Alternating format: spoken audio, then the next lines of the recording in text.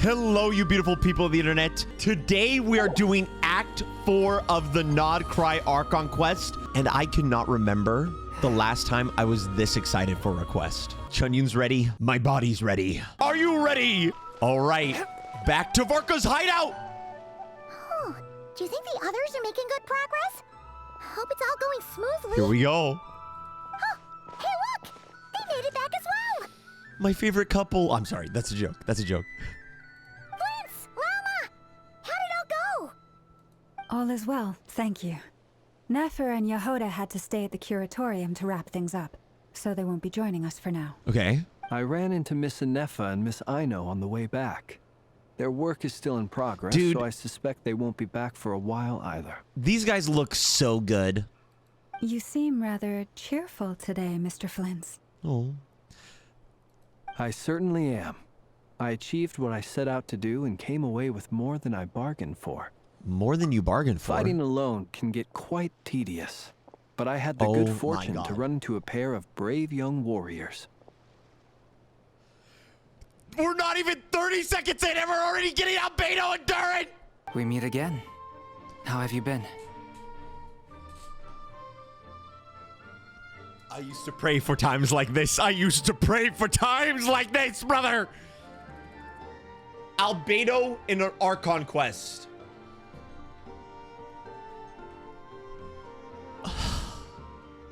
And there's Durin right behind him. You have to be pooping my pants. This is... Albedo! What are you doing here? It's been too long. I'm guessing you're here to see Varka. That would be a natural assumption to make. It's also the correct one. These two courageously lent me a hand while I was fighting the wild hunt. Dude, we're about to see When they Durin. told me they we're were about to see Varka's Durin. colleagues, it all made sense. And given how people of outstanding talent tend to cross paths, it's no wonder you're already acquainted. Yo, Flynn's slyly complimenting us. Thank you. I needed that. Thank you.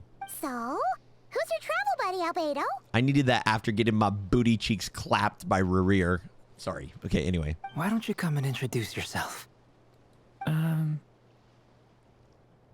Oh my god. Dude, he looks sick. He looks sick. A gentleman of few words, I see. And a rather stern countenance. He looks good. I presumed you were acquainted with him. Is that not the case? Wait, those horns, you must be. It's nice to meet you again. We've technically met before. Wait a sec! You're Mini Durin! Oh, this song is working so well. That's right. It's me. I'm glad to see you again. Bro. By the way, he says it's okay if you drop the mini. Yeah, I'm not as mini as I used to be. Interesting, isn't it? The first step towards blending into human society appears to be reflecting on whether one's name really reflects who they are. Wow! You look so different! In a good way, of course. It's great to see you looking so healthy. Thank you. Dude, he looks like a Paimon. heartless.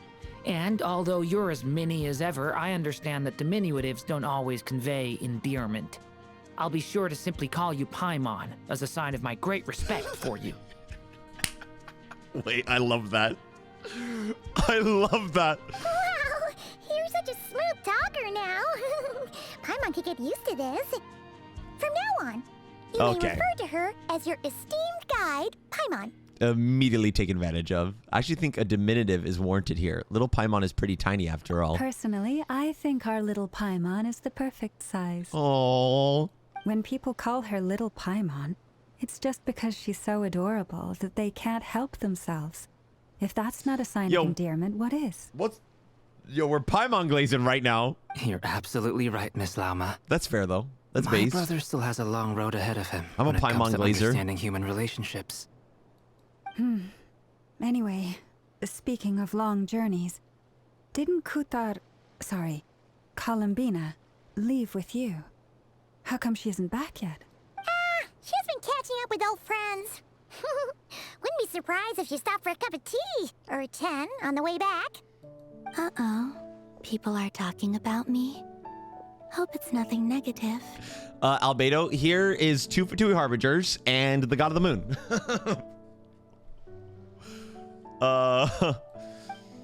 Also, your mom is probably responsible for imprisoning her sister, the Crimson Moon goddess, so... Judging from your expressions, I'm guessing it all went well? This is... Chat, the roster we are looking at in this conversation alone would make a 1.0 person combust. It's getting crowded here. This is crazy. I'll go grab some chairs. No need. This is a job for an alchemist. I'm blooming. I'll whip some up momentarily. Thank you for your hospitality, ladies and gentlemen, but I was merely escorting my friends back. And she can summon her own blood chair. I'll be meeting Sandrone shortly, as we still have some things to discuss. It's been a pleasure, everyone. But this is where I'll say goodbye. We really appreciate your help. Thanks for standing by us. Wait, is that it for Arlecchino? That better not be. Spare the formalities. I'm just glad I could help out some true friends. I understand. Well, bye for now, Arlecchino. Dude, the fact that we got Arlecchino being such a main character in Act 3. Oh, this place is hopping. It's probably a good thing one of us left. Otherwise, we might not fit all these people in. Okay, Varga. Are you saying we're about to run out of chairs? As a matter of fact, I am. Come on in and see for yourself. Varka.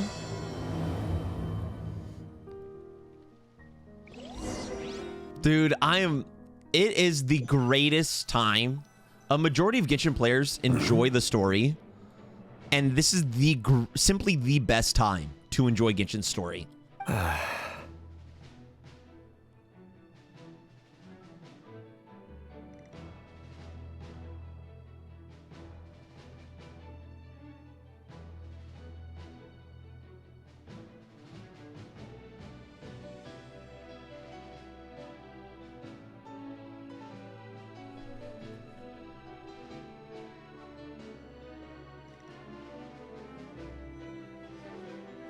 Dainsleif! What were you saying, John? Not the Dane jump scare. You can't just do that. Okay, I'm sorry. I'm yelling a little too much. Oh my God. Dainsleif hasn't been in a main Archon quest. Actually, wait. Ever? He's only been in interludes. He has never been in one. This is insane. This is peak. The tie-in of the main story elements we care about with the Archon quest of the nation.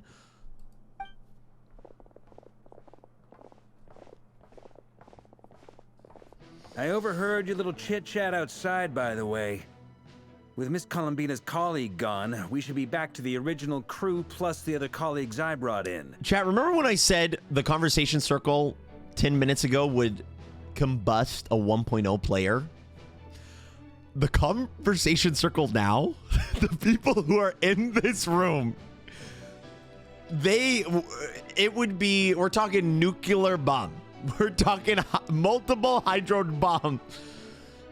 Though it looks like we have another new face. Varka. Someone else managed to rope in a colleague too? Sorry, he's probably here for us. Frankly, you and Paimon are the only people I know here. Lamau, this is insane. This is like Super Smash Bros. They're all here. This here is Dainsleif, colleague of Tibet's greatest guide, Paimon, and greatest adventurer, the Traveler. Well, not exactly colleagues, more sort of friends. When someone else jumps in to do the announcing, you know you're speaking to someone important. Let's hear what he has to say. This is insane. This is insane, chat. I am gonna lose my mind. Note to self: once Paimon knows your name, the rest of the world will soon follow. How do you not already know this? When he comes looking for us, it's usually something important. Paimon's guessing you've heard about the Wild Hunt, then. From the looks of it, you're about to hold a meeting. If I were to say that the Wild Hunt is our Mutual enemy. Would that earn me a seat at the table? As the saying goes, the enemy of my enemy is my friend. Varka Mr. Dainsleif is talking to there's a seat with your Dainsleif name right on in front it. of me right now. What is happening? What is happening? This is crazy. This is I didn't. Is this allowed? Is this allowed? Though, I can't promise the same for everyone else. Hey, Albedo, think you can rustle up a couple more chairs? Dude, I'm gonna need like 30 minutes of filler where we go and talk to random shopkeepers and toy makers, all right? To just reorient me that I'm still playing Genshin Impact. You feel me, boys? After all this time apart, Grandmaster Varka's first order is to rustle up a couple more chairs. I've missed this. Is he being sarcastic? Hey, he's your brother. Why are you asking us? I've still got a lot to learn about the nuances of human conversation. Dude, Dern looks good. Trying to decipher Albedo's way of speaking has been like jumping in at the deep end. That's true. That's fair. Oh, good point. Paimon gets you now. Don't sweat it. There are people who go their whole lives without getting the hang of it. You're ahead of the game already. Also, imagine learning how to socialize with people by Albedo. That's you're cooked. I wonder what's taking me for so long. Perhaps you should go and check in with her. If anyone can hurry her along, it's you. I just got back from the curatorium.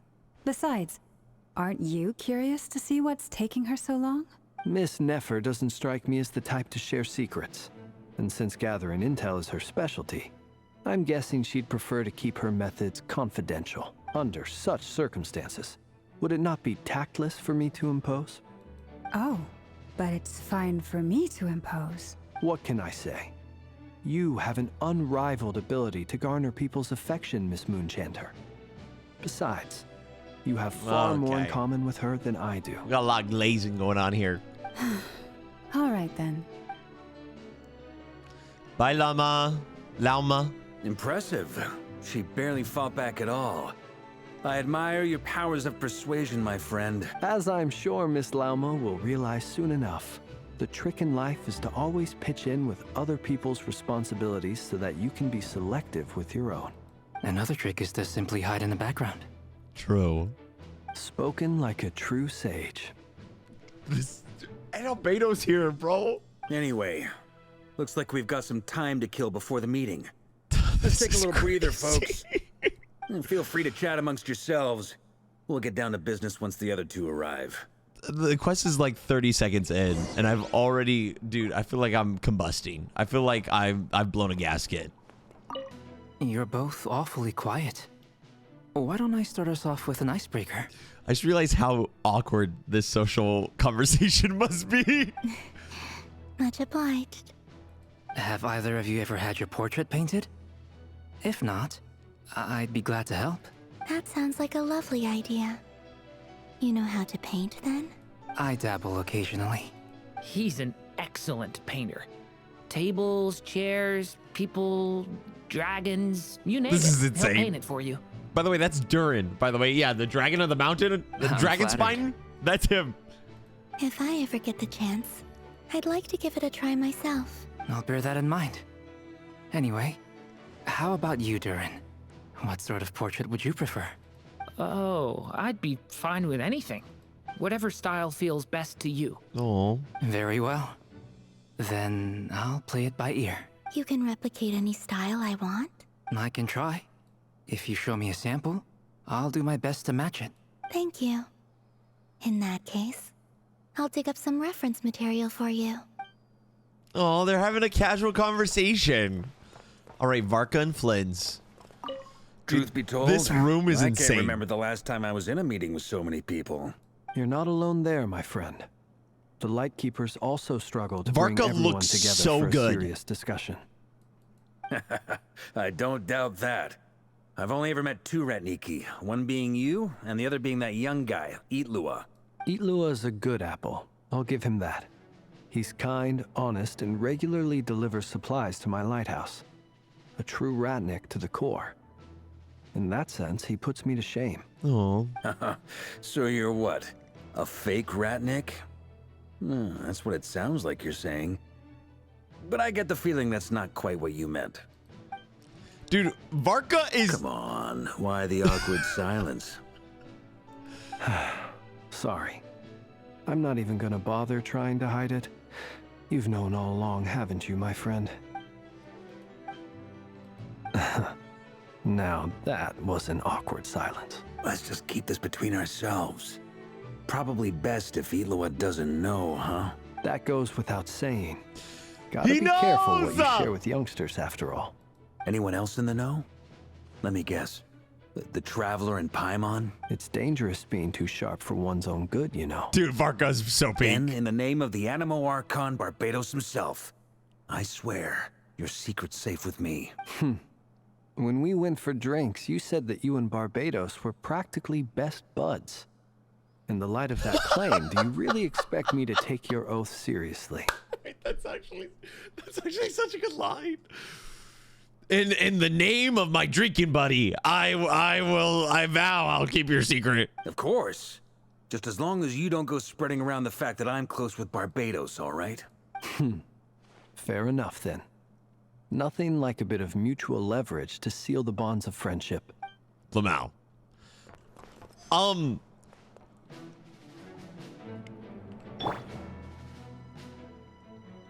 Why is Varka so tall? Dude, his design turned out so well. I'm so happy with it. And ladies and gentlemen, now this is we're eating so good. Is there something you'd like to say to me? Yeah. For starters, why'd you just show up here without even giving us a heads up? If you think back to our previous interactions, you may recall that that's hardly out of character for me. Dude, he's literally Batman. You do have a point there. Sort out your accommodation yet? Oh yeah, you'll need to find somewhere to stay the night too, right? Want to tag along with us? You never know. We might get a group discount. Is he gonna sleep on our floor? Sure. Let's do that. Pink! Yes! Great! Paimon will handle it. And in return, we can get Dainsleif to be our very own personal bodyguard. Paimon, you're thinking out loud again. If that's what you had in mind, you should have said so sooner. I'd be happy to help. Okay, we need to ask Dainsleif about Rerir. Hey, buddy. Fun fact, one of your 7-5 deadly best buds are tormenting us. Oh, okay then. Paimon was only kidding, but good to know. Anyway, since we're all here together, we might as well watch each other's backs. That's just what friends do, right? Indeed. Thank you. Okay, we talked to everyone. Not long after. She doesn't like that there's this many people here. Oh, did they get in a fight? The mummies are fighting. Mummy is fighting. Mama eat papa. Miss Nefer, you made it after all. But what about Yehoda? I'm here to give you an update on how things are going on our end. Once this is over, I'll be heading straight back to continue my work. I left... Oh, whoops, sorry. So much for just this once. Shh! Not so loud! We're on a roll here. What if she remembers and suddenly decides to back out? Did you say something, Mr. Varka? Huh? I didn't say anything. Right, Flints? Must have been a frog. They get so noisy around here at nighttime. It's like they're putting on a concert in the background. Okay, all right. Anyway, before we begin, there's a few introductions to make. Let me start by saying that it's an honor to be speaking before so many distinguished colleagues and collaborators. Dude, I love that Varka's our leader this entire time. Miss Lauma. As Moon Chanter, she's the leader of the Frost Moon Scions, a local religious community in Krai. Then there's Miss Nefer, boss of the Curatorium of Secrets, an intel gatherer extraordinaire. Nefer is leading the investigation into Rerir's background, assisted by Yehoda and Lauma. From the little I've heard, they're making some great progress. Over here, we have Mr. Flints, a Ratnik and guardian of the abandoned lighthouse.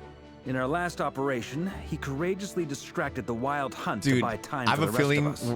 something crazy is about to For happen. those of you who've never met, this is Mr. Albedo, a renowned alchemist and captain of the Knights of Favonius investigation team. By his side is a new face for us all, myself included, Mr. Durin, who has come to lend his aid. Next up, we have the Moon Maiden and former Fatui Harbinger, Miss Columbina. Then we have the Traveler, who's earned more titles than I could possibly hope to list out, so I'll spare you the rundown. And Paimon, the ultimate travel companion and quite possibly the best guide in all of Teyvat. Okay, the Paimon glaze is off the charts. Wow! That's a lot of people! Great turnout! We love it, though. Miss Nefer, it looks like you might have another job coming your way, so, congratulations on the booming business, I guess. You think I haven't got enough on my hands as it is? Who's looking for me now? That would be me, Miss Nefer. I have a commission for you. To go into Dainsleif's memory? And you are? Who I am doesn't matter right now. What does matter is that I'd like you to gather more intelligence about the Rerir of Solnari. Well, it's not as if we never take on anonymous commissions. But in your case, I'll have to decline. I'm gonna take a wild guess and say your job's probably more hassle than it's worth. Damn! Something about you seems like bad news. He's got them Khaenri'ah eyes. It's my eyes, isn't it? Khaenri'ah, I assume. And what's with the mask? Are you trying to hide your identity? In any case, the fact that you're even still alive raises an awful lot of questions for me. True. My name is Dainsleif. And yes, I am from Khaenri'ah. As I'm sure you're aware, the Rerir of Solnari's real name is Rerir. He was once an acquaintance of mine. Awkward. I'm sorry. Really? Then you must have been quite an influential figure yourself. You flatter me, but none of that matters anymore. My point was simply to clarify why I have asked Miss Nefer to investigate Rerir's background. So you're both from Khaenri'ah, and it sounds like you used to be friends? What am I missing here? Surely you already know how he became one of the Five Sinners. Oh! I'll tell you everything I know. The history of Khaenri'ah, the names and identities of the Five Sinners. I remember it all like it was yesterday. Okay, I swear if this cuts to black. I have never spoken openly of this before. Oh but my the truth gosh. was exactly as people say. The Five Sinners were each driven by their own desires, and it was by playing upon these that the Abyss tempted them to their fall, tearing Khaenri'ah apart in the process. The visionary, Vedifenir, who wished to foretell the future. The wise, Haroptatir, who sought limitless knowledge. Gold, Rhindaughter, who desired to create life. The foul, Sertologi. Oh, this is so sick. Who pursued This is so supreme sick. strength. And last, I wish it was a but cutscene not though. least, Rerir of Solnari, Rerir, Ravager of the Moon. Ravager of the Moon. Of the five, Rerir is the only one who remains a mystery to me. He never harbored grand ambitions. So what changed in the space of a single night? How did he come to fall like the others? Love.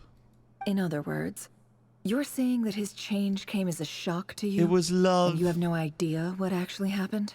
That's right. You mentioned how the Abyss tempted them, which led to their fall. But what did that look like in practice? And what other context can you give me about the events of that time? The more detail you can give me, the better. Strangely, now that it comes to it, I hardly know where to begin. If this goes into a cutscene, I will drive to Hoyoverse and give every Hoyoverse dev a big old smooch on their forehead. The fateful night took place during the era of the Eclipse Dynasty. It's okay, too. One day, my elder brother, the visionary, Vedifenir, was summoned to the palace by the Vinster King, only for the king to gouge out his eyes and cast him into the dungeons.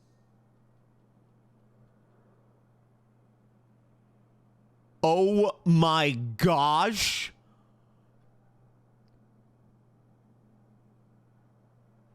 That's insane. That's crazy. So he cuts out the person who can see the future's eyes. When I came to hear what a of good this, tone setter. my fury knew no bounds. I gathered together every ally I thought I had, and together we set a night to storm the palace and free Ved. Valid crash out, bro. If my brother got his eyes gouged out, you know I'd be rolling up. Centuries on, the memories of that night still haunt me like a never-ending nightmare. We broke through the palace gates, just like we had planned. Dude, so quiet. Each striking towards our separate targets. But then, I was betrayed. Even Vedafenir, the very person I had come to rescue, abandoned me and partook of the Abyss's power. This would have been really cool as a cutscene, but that's okay. So, it's personal after all. Then tell me, Mr. Dainsleif, what price are you willing to pay? You, of all people, must know that nothing comes for free. I cannot say what price would be worthy of such a commission. But know this. Rerir was not always a madman. Believe it or not, there was a time when he was just an ordinary man. She knows working for this. the Khaenri'ah intelligence service. Uncovering the truth of Rerir's past is the only way to unravel this mystery. But before you decide if you will accept my commission, I will tell you more about him. Enough, I hope, to help you plan your next move. Sounds pretty good to me. Feels like we just flagged down a random passerby, only to discover he's actually a master strategist who has a score to settle with our enemy. Must be all that good karma I've been building. Can I borrow your halo? It could be useful in the lighthouse. Lamau. Hey, enough with the wisecracks. Besides, isn't that lamp of yours bright enough already? Yo, Flynn's is kind of funny. Relax. It was meant to be a compliment. If that was a little over the top for your liking, I'll make sure to tone it down. No, it's next perfect. time. She's just soft. I'll give your proposal some serious thought, Mr. Dainsleif. Let's speak in private once the meeting is over. No? Let's... Before that, there's a few things I'd like to share. I forgot they allow him to speak! I'm so happy. I'm so happy, bro. I'm in heaven. I'm in heaven right now. You recount the meeting with the knave and how the iridescent moon marrow was retrieved from the crimson moon space. Oh, I'm not sure if Daddy Dainsleif is going to like this very much. You make it clear the knave chose to help you of her own accord, then conclude by reporting how the hearts of the three moons are finally in your hands. Now that we've united the hearts of the three moons, your power should be greatly enhanced. But it seems like that hasn't happened yet. I believe it will take a little longer. You've done so much for me, so I want to be completely honest with you all. Even though I'm doing a lot better now, the truth is, my recovery will likely be an ongoing process. Was there no music for you guys too during this cutscene? From the moment I was born, my power has been slowly ebbing away. And that is because Teyvat has never accepted me. Even with the moons united as one, it seems my rejection cannot be undone. Damn.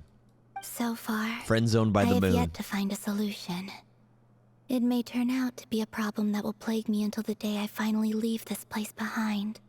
Even so, This table is I will stacked. do everything in my power to help you drive out the Rerir of Solnari. As Arlecchino put it, this is not about chasing the spoils of victory. It's just a gesture of heartfelt gratitude. Kutar.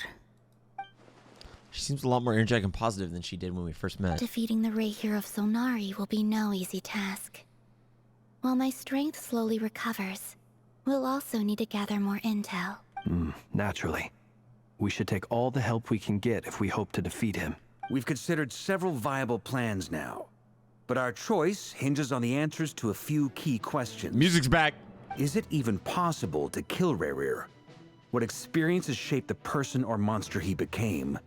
And what's he really after? So I'm going to mention, like, can we turn him Given instead of Albedo's kill him? expertise in alchemy, I think we should leave him to try and answer the first of these questions. Oh, shoot. Albedo, figure out how to kill him. Understood.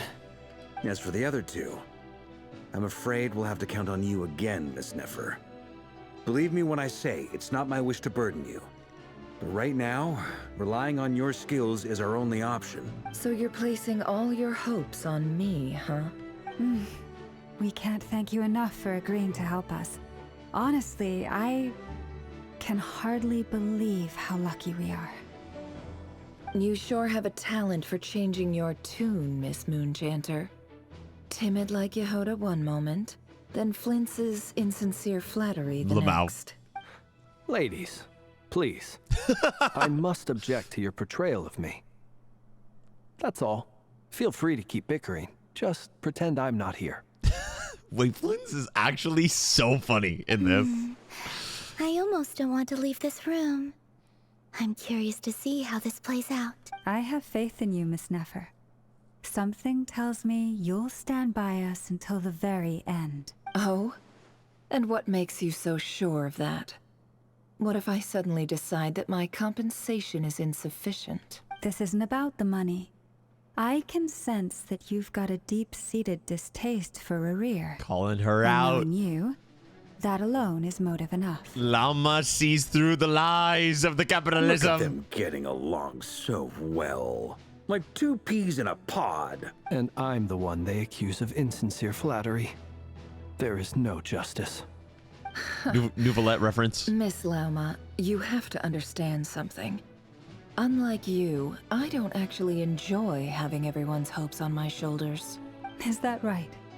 Well, maybe the fact that I'm willing to put my hopes in other people says more about me than you. But the fact is, I also trust you. And that's because I know that you're someone we can count on. Anyway, we've got our plan, so let's get moving. Is he going to do the 3-person split Mr. again? Dainsleif, let's talk. And Traveler, once we're finished, if you've nothing else planned, I'd like you to come with me. We're going to the past? This whole experience is teaching me a lot. For instance, I now know that when other issues come up in the future, I'll have far more luck getting Lauma to convince Miss Nefer than trying to do it myself. Oh. Hate to say it, friend, but that's one of the funniest things I've heard in a while. Why? You think I've got it wrong? Quite the opposite. But what makes it so hilarious is how long it's taken you to realize. Lol. Nefer and Dainsleif converse intently for quite some time. From the gravity of their expressions, you could tell how heavily the next stage of the plan weighs upon them. After a short chat, Albedo and Durin head off with Varka on what they describe as a sample-finding mission. Llama steps out for a while, then comes back loaded up with emergency medicine. She tells you that while people are rarely expected to get hurt, it's her duty to be ready when they do. You and Paimon wait patiently for Nefer, content to see how well everyone is working together. Once she's finished, you follow them back to the Curatorium. Lord TP? Lord TP? TP! Oh, wait, there's... What? Why was the sparkles taking me in a loop? We're going memory diving, boys! Thank you for waiting. I think. It's okay. We actually used the time to help Dainsleif get a room at the hotel. That's very considerate of you. Now, I trust you share my curiosity about Rerir's past, and you seem fairly familiar with Mr. Dainsleif already. That's right, we've known each other for quite some time now. We spoke at some length after the meeting. He was the one who suggested I should invite you to join this operation. He feels confident that these secrets will be safe with you. Dane has a lot of faith in us, that's for sure. Thanks for your trust too, Nefer. Likewise. I appreciate that you got right on board without interrogating me about why I invited you. It shows that True. you trust me to explain everything in due course. That's because we know what you're capable of. We appreciate you too, Nefer. You might have been forced to help in the beginning, but this time, it was your choice. That's one way to put it. Another is this, that once a decision's been made, it's set in stone. After that, my only goal is to see it through. Okay. Alright, so here's how it is. I'm going to access Rerir's thoughts again using my confidential method. Now, I'm sure you've seen things like this before on your travels, so you're surely well aware of how dangerous Here we go it can be. again. The reason I've gathered you all here is to ensure my safety during the proceedings. I plan for us to enter the fragment of his consciousness together, and once inside, I will focus on searching for information. Think of this as a diving expedition into someone's brain. If I'm the diver, you are my safety equipment. Okay. Tasked with keeping me alive while I'm under the surface. Once the ceremony begins, we will all be spying on privileged information. But in the interests of safety, you must remain absolutely silent at all times. We will discuss our observations after the ceremony has concluded. Lastly, any individuals of a weaker constitution are advised not to partake in the ceremony. In any case, boom roasted. Paimon has her own job to do, which requires staying in the room, but not joining the ceremony.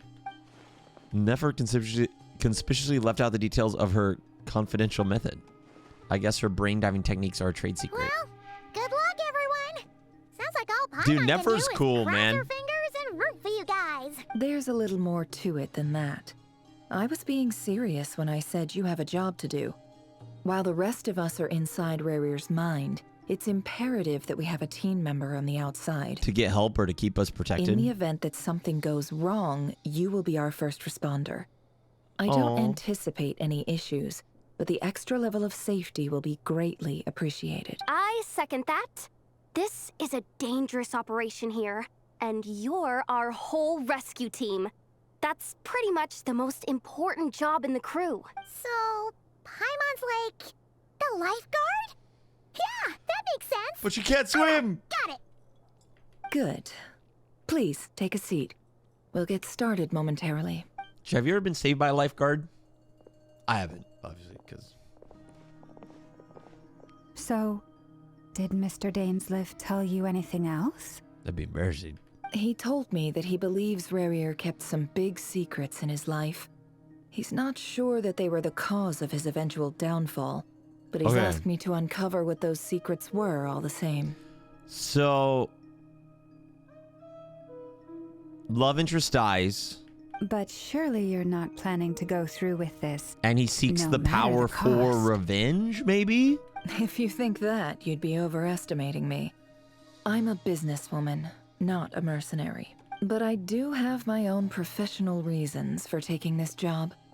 You think I'd turn down the opportunity to get a first-hand glimpse into Khaenri'ah history? Kind of based. No chance. Kind of based. Me too, Nefer, me too. Well, as long as you don't let morbid curiosity get in the way of safety concerns, we're good. We'll do whatever we can to help you. You're such a killjoy. Oh my gosh. She's got incense candles, almost feels like a summoning ritual. Seems like Nefer still has no intention of sharing her trade secrets, but now's not exactly the moment to pry. I see there's a chest on the set on the table. Could that have something to do with her intel gathering methods? I'm good to go. All set over here too. I'm ready as well. I like that Traveler's trying to figure out how she's doing it, because Traveler has his own reasons to peer into his past. All right. Let your whole body relax. We're about to begin. Close your eyes. Here we go! And play the Genshin Invocation Genius TCG. Phew. Could this be his office? Pretty standard setup. Bookshelves, paperwork, files. According to Dainsleif, Rerir used to be an intelligence operative. Chances Please are tell me we there's get to read all plenty of these. top secret intel stashed away in this room. Is this where you keep your secrets, Rerir? Can't say I'm not looking forward to this. Wait. A file tucked inside a folder. The title reads, Dear Breakfast Shop Owner. It's a list of names, but at this stage I have no idea who any of them even are. Okay, hunting for the Crimson Moon descendants, I presume? Wonder what kind of encryption technique this is. Seems like it has to be inserted into that camouflage device nearby. Aha! It's an audio recording. Please, hear me out. I can't shake this feeling that someone's been spying on our house.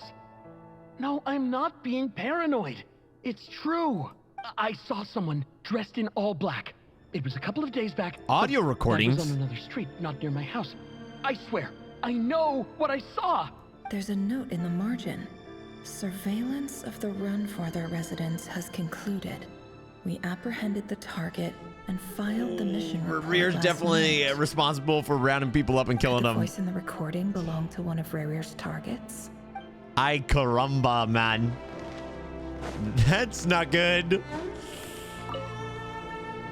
Bookshelves full of documents. I love that we're getting VO for this. Looks like these are all files, packed with the personal details of individual Khaenri'ahs. The Crimson Moon dynasty preceded the eclipse.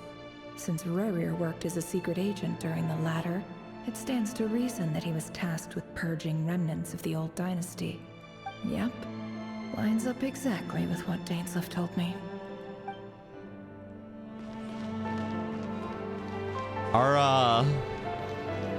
Yeah, hold up. A box containing a ring inlaid with a precious gem. Must be for his girlfriend.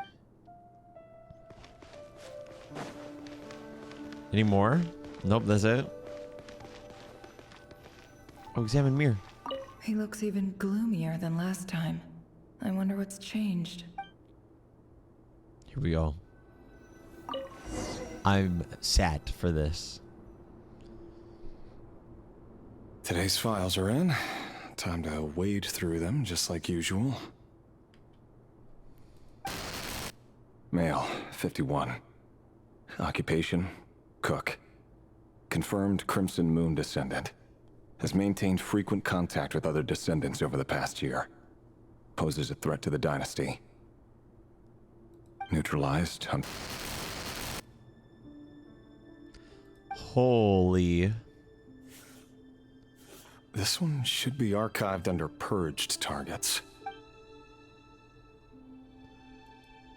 Bruh. This is a female, 23. Occupation, office clerk. Confirmed Crimson Moon descendant. Has maintained frequent contact with other descendants over the past year. Poses a threat to the dynasty. Neutralized. Another one for purged targets. Man, I wanted Rerir to be like redeemable, but it ain't looking too good. Sounds like she was that other man's daughter. Never mind. What's it got to do with me? I mean, I'm sure. Male, 40. Occupation, teacher. Confirmed Crimson Moon descendant. Has been observed making contact with other descendants during the past year. Poses a threat to the dynasty. Neutralized on... It's a long list of files, bro. Just another dang, for man. The archive. Come to think of it, I remember surveilling this man. A case like his never would have been considered a priority in the past. Huh. He barely even interacted with other Crimson Moon descendants. Is you slowly gonna start to lose it? Female, 16. Occupation, none. Orphan and confirmed Crimson Moon descendant. Has been observed making contact with other descendants during the past year. Poses a threat to the dynasty. Neutralized on... Filed. I have no recollection of this girl. None whatsoever. She doesn't seem to be anyone important, but then again, how many of them really are?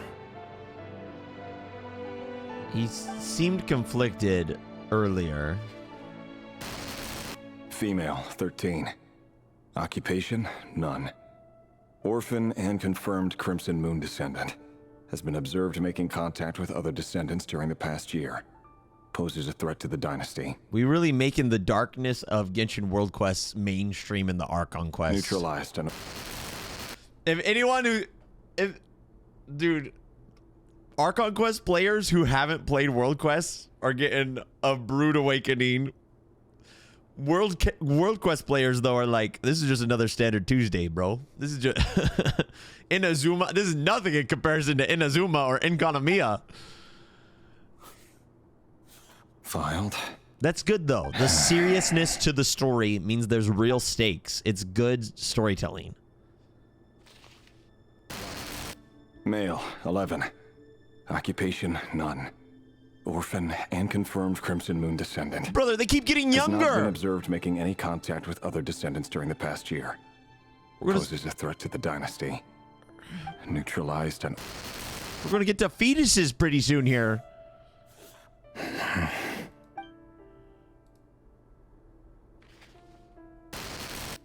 Male, 6. Occupation, none. Dude, listen to his voice change. Confirmed Crimson Moon descendant. Listen to how his voice changes. Poses a threat to the dynasty.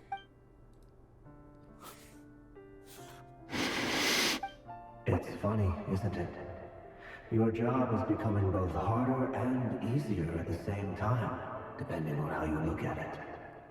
Who? Sooner or later, the Crimson Moon descendants will be completely wiped out. But as their numbers dwindle, dude, the they voice become harder and harder to track down. That's not how it is. Fortunately, however, most of the able-bodied adults have already been taken care of. The remaining weaklings will be increasingly easy to deal with. Who? No! No. I'm sorry? My job is to ensure the survival of the Eclipse Dynasty. And the only way to do that is by eliminating any and all potential he's threats. Struggling, bro. It's a perfectly legitimate line of work. Every single one of my colleagues can attest to my fairness. And if my friends were aware of the facts, I knew they'd back me up cracking! too. Assuming, of course, that they were aware of all the facts.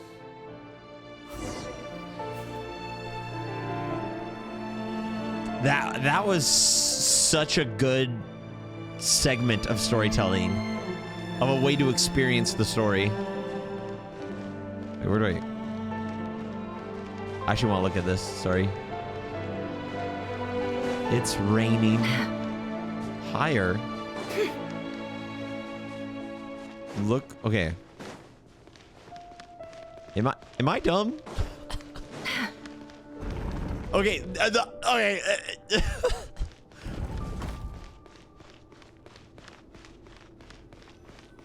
Oh, is he looking for the visionary? Mr. Vedifalnir? It's been quite some time since we last met. Rerir, I trust you're here because you have something important to discuss. His marriage. Forgive me. I wasn't tuning out. It's just, I noticed you didn't even phrase that as a question. The vision, as dude. If you knew I was coming. I like the visionary a lot. Tell me, does someone in your position ever feel the need to ask questions at all? It is indeed within my power to foresee certain things. Things like your arrival. I was just thinking. It won't be long before I'll be inviting both you and Dane to my wedding.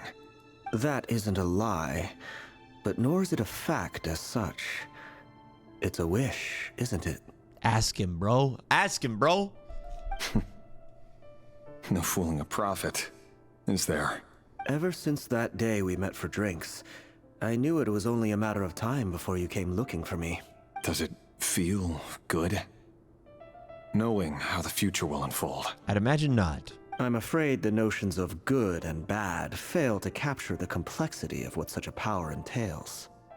Once you've seen what will come to pass, it can be all too easy to succumb to fear and melancholy. Unless, of course, you learn to abandon these feelings. I like the way he talks. You fear my silence, and long to hear the words I left unspoken that day. That's right. You must have noticed my reluctance to broach the subject. And the reason is simple. Because the truth could never have lived up to your hopes. For both our sakes, such words are better left unsaid. The burden of prophecy was never meant for your shoulders. He's sparing him the truth that his girl is gonna die. At, like, his hands or something, So bro. who exactly do you deem worthy to hear your prophecies?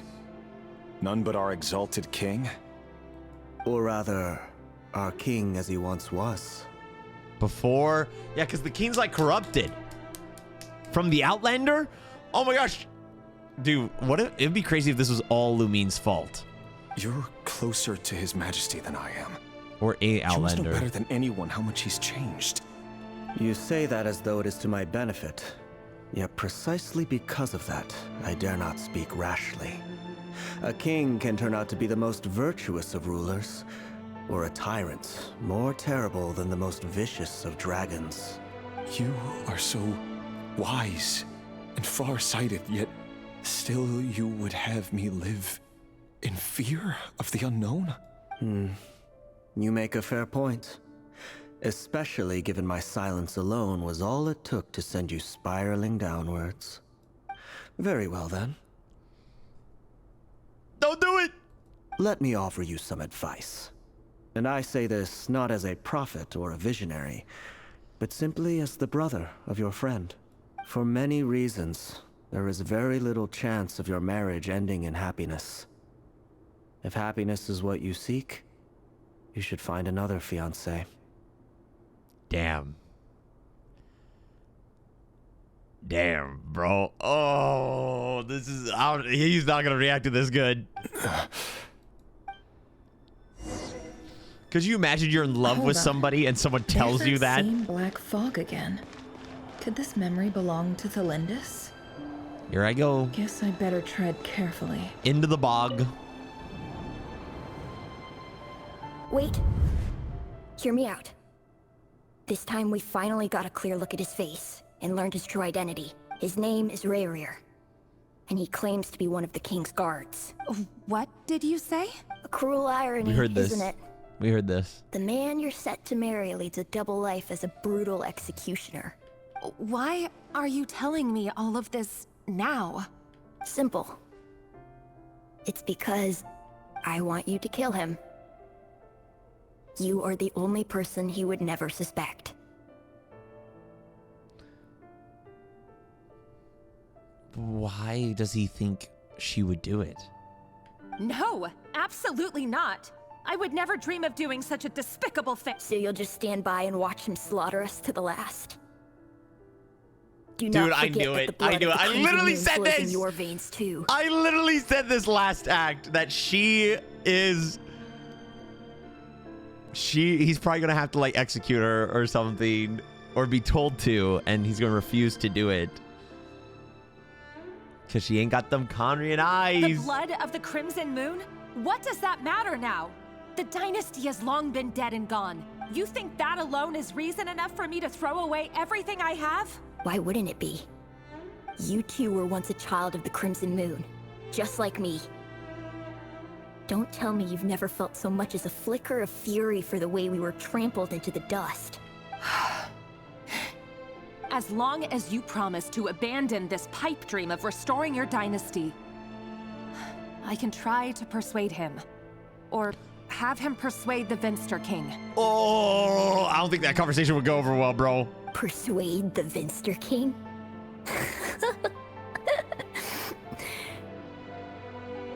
Do you even know why he's so obsessed with hunting us down? Why he keeps trying to force us to hand over our secrets? Over and over again? Or why we refuse to give up on restoring the dynasty? The Vinster King. A blind fool. His eyes clouded by powers from beyond this world. A petty little man with a miser's heart. And he dares to sit upon the throne? Mark my words. Sooner or later, Khaenri'ah will fall. And it will be his doing. Yo, this kid's a prophet, bro. If you can't bring yourself to do it, so be it. Just you watch.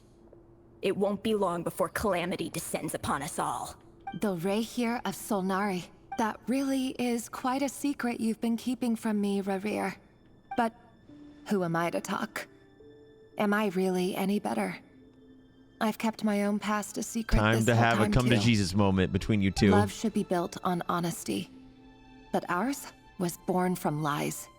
And yet, is it really so wrong to hide things that would only make life harder? If we don't cover up the parts that no one else should see, how can we go on pretending to be normal? Vedifulnir must have known all this. And that's why he made his prophecy. In the end, nothing stays hidden forever. But I won't just sit by and watch this disaster unfold. I'll do everything in my power to protect what I cannot afford to lose. Dude, I like her. No matter who I have to face. She's gonna face the king. She's gonna face the king. The king's gonna kill her. And our bud Rerir is going to lose it. Was that Rerir who just walked past the window? Doesn't it give you the chills that he still takes the same road to work every day? As if nothing ever happened. Those people at the deli. Enough already. They're clearly pretty taken by their own disguises, so just smile and play along. Pull the rug from under beasts like that, and you'll risk having your throat torn out. Deli. Oh. They're talking about those people from the opposition. Right. I'd almost forgotten they used to run a deli. People of no consequence always vanish so easily. Damn, Rerir. And no one even remembers them. Dude, we're in Khaenri'ah right now. This is, oh my gosh. I'm losing it. I'm drowning it. You can see he's not the man he pretends to be. So many have died already, and they say that the king's madness grows with each passing day. We're not going to survive this, are we? But why does it have to be this way?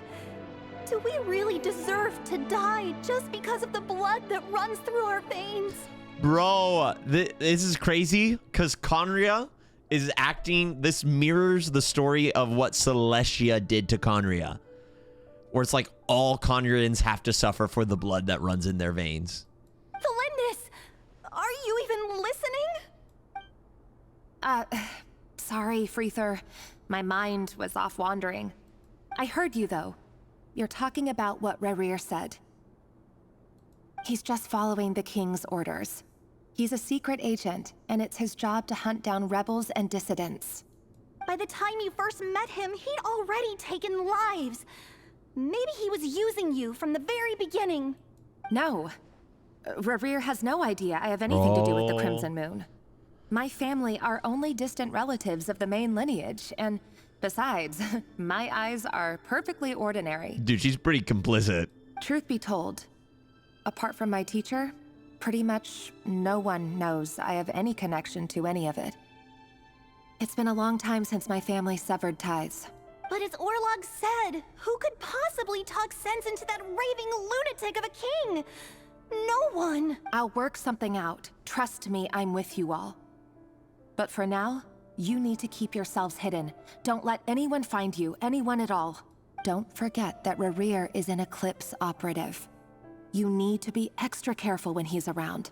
And when I am too. For now, don't come looking for me.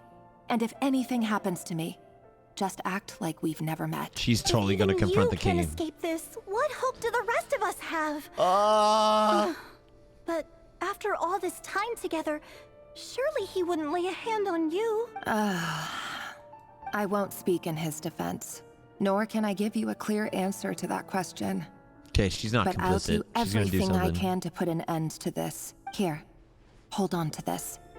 If an opportunity to escape presents itself, take it. You'll be glad you took some spare change. You call that change? But what about you? I've got a job, and there's still money coming in. But you can't go anywhere right now. Please think about yourself for once.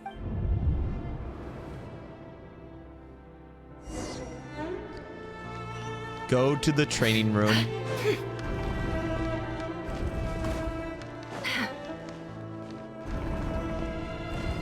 Another day, another round of assassination training. Training ground is just beyond this hidden passageway. When you kill a person, doesn't it bother you when you end up covered in their blood? Why would it? Aren't we all just walking blood bags? But not everyone is accustomed to hunting down others like prey. You've been a hunter for so long now. Is that just like the Abyss? What's talking to him? People don't just go around killing one another. Leave me alone. All right. Dormammu, I've come to bargain. Oh. It all adds up. Make sure you have a firm grip on the handle. Oh, this is cool. And choose your angle well. Keep your movements light and brisk. And the prey won't sense a thing. I'll bet no one's ever died a quiet death in your hands. Is that like... I work clean. Dude, it's like the devil on his shoulders. Stop healing. Hoo-ha! Be a man, you must be swift as a coursing river. The king just happens to need you right now. What if someday he doesn't? The voices! It won't happen. Ever since he fell under the spell of that power, he only had you take out a handful of them. But now, It's like the devil and his conscience, bro. The ones I've dealt with have always been guilty. And I've carried out my work flawlessly. Whatever you say, buddy.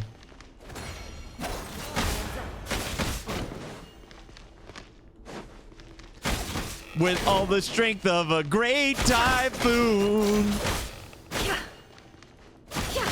Be Rerir.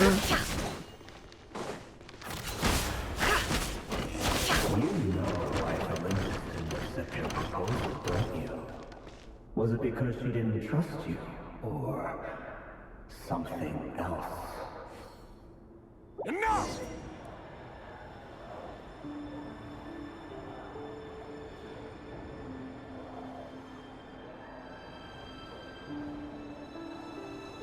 Damn.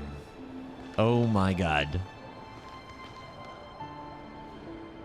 Dude, it's all the kids he's murdered or had sentenced to death.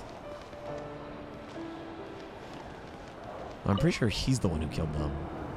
Or like the team. Do you still remember Orlog? Good training, Anakin. Okay. Oh. Orlog. He's dead, isn't he? The kid. The boy who was pretending to sell flowers. You spoke for quite a while, didn't you? Yes, Is he gone? we did. Is he gone? What about him? He was arrested 2 days ago. Chances are he's already dead. This is crazy, man. This is the darkest Archon quest we've gotten. I just don't get it.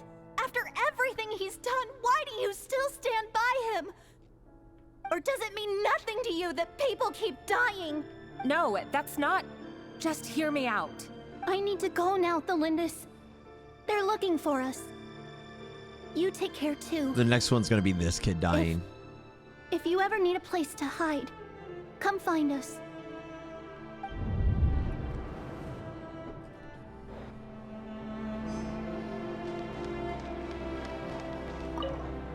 I guess Natlan War on paper was pretty dark because there's like thousands of people died. Theindis. Over the course of this week, the research object was subjected to interference for a total of 47 hours for experimental purposes. Abyssal interference. All subjects of observation that were sent inside have now... The situation within is proving more problematic than anticipated. No progress whatsoever. What now?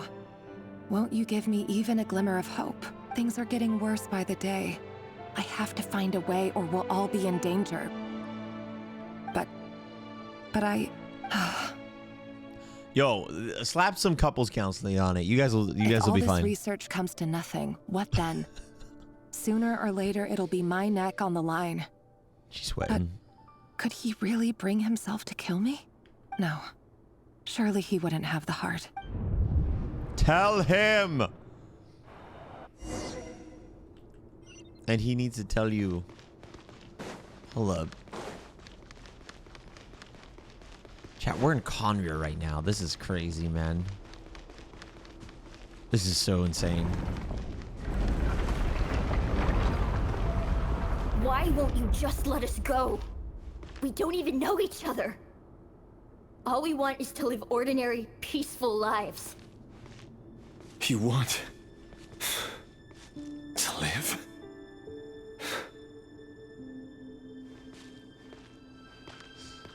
Dude, the walls, the visuals. Yes. I just want to go on living. Is that really such an unforgivable crime?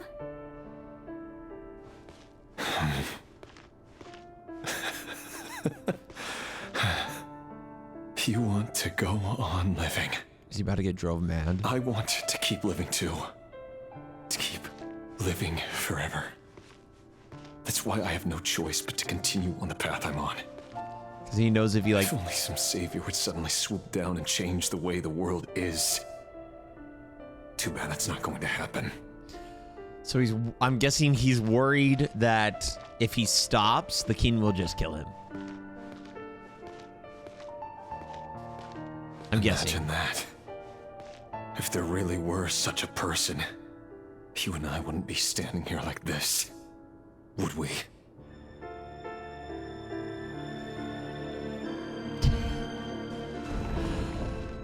Oofa! Big oof! So these files are in.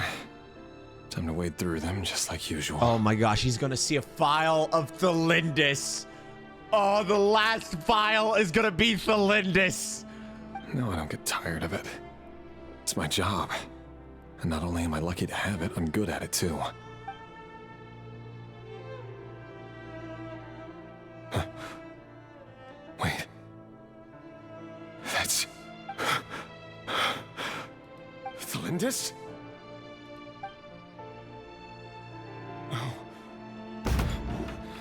No. No!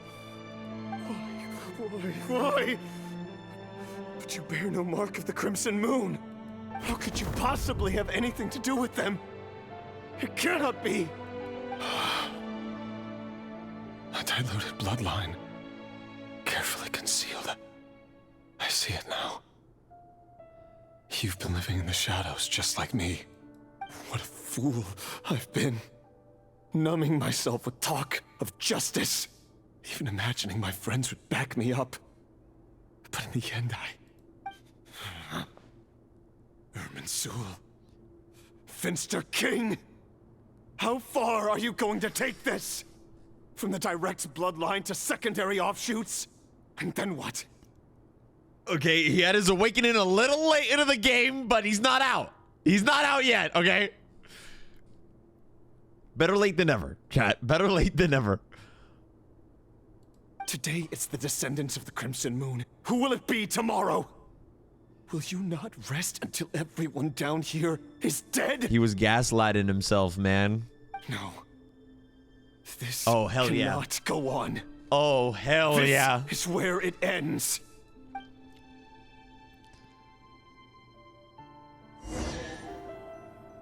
Someone said bro is blaming a tree. Here we go.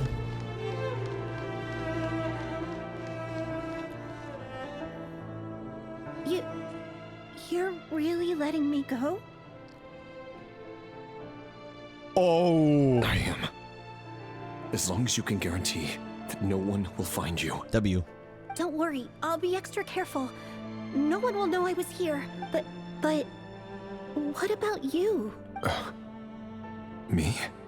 If you let me go, you won't be able to complete your mission, will you? Good point. In that case, maybe you should stay. No, please! I just want to see the outside world again. To... Go on living? Yes. I know you're a man of your word. So please, just let me go. If I let you leave, what will become of me? Just kidding. Go, now. Rerir, listen, buddy. Listen, buddy. You gotta work on your joke timing, man. When you're about to execute a child, maybe not the best time to be like, oh, I'm saving you. Nope. You can live. Just kidding. No, just kidding. Really, you can live. You can live. Oh. But remember, don't let anyone know you were caught. We'll be seeing each other again very soon if you do. Even shadows in the dark must live by a code. But you can't save everyone. But You've been whispering in my ear for days now, Vedifalnir. What are you trying to do? Break me down? Wait, it was the Visionary's voice the entire time? Am I dumb? I did not recognize his voice. Now that he says that, though, I totally do. I only say this because you long for an answer to your problems. Let her go, Rerir, or you risk losing everything. I will not abandon Theindis. Is it actually him? Then you'll need a little more vigilance and a lot more power. Or is it just like what he's telling himself? Changing, Rerir. Keep your eyes peeled for your moment of opportunity. That voice used to be so unclear, but now I know exactly whose it is. It's Vedifalnir. Okay, yo, Loki. Same, same, man. Glad we're on the same page. Not entirely though. Not with the whole killing kids stuff. Just on the voices. He won't tell me how to actually resolve any of this, but he keeps trying to manipulate me like a puppet. What's his game here? Tell me then. What will this moment of opportunity look like? And no answer. But is it actually He's like a ghost. him? Always disturbing me when I'm on edge, but never answering when I need him most. So, the Eclipse dynasty was purging, well, massacring the descendants of the Crimson Moon. And it seems like it was all connected to the Vinster King's research. The King's obsession with abyssal power left the future of Khaenri'ah hanging in the balance. No wonder every Don't pull me out aspect now. of Rerir's life was so unstable. Don't pull me out!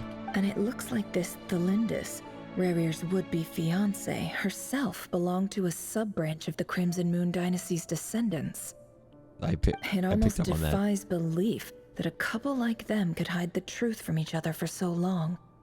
If the Vinster King hadn't intervened in such a drastic way, they might have gone on deceiving each other for the rest of their lives. And why does Vedifalnir, Dainsleif's older brother, keep talking in Rerir's head?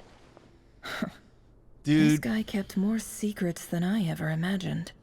The Vedifalnir. human mind is like a vast desert of shifting sands.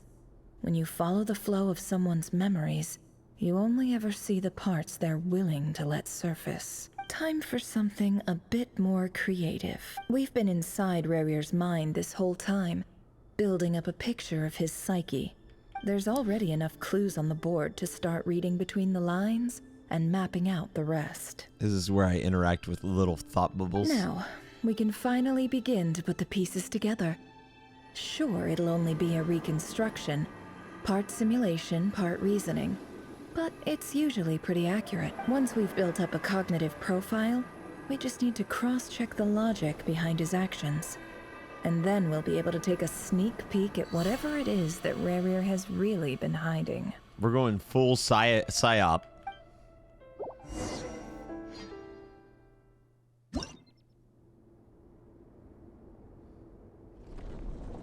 Ah. Gameplay. Cutscene. Rerir, are you there? Moving pieces consumes action points.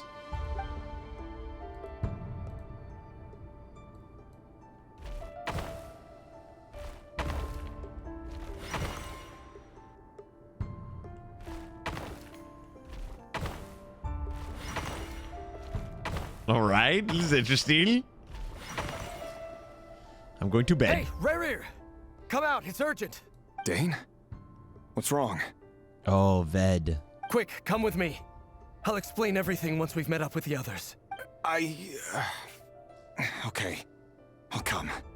But Theindis is still over at the Universitas. I'll need to leave her a note. All right then, but make it quick. I've never seen Dane so worked up before.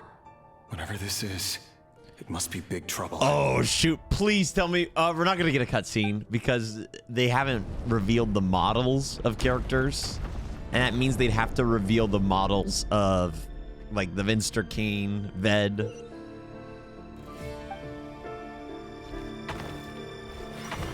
Bruh, hey! Oh, thank you. Whee!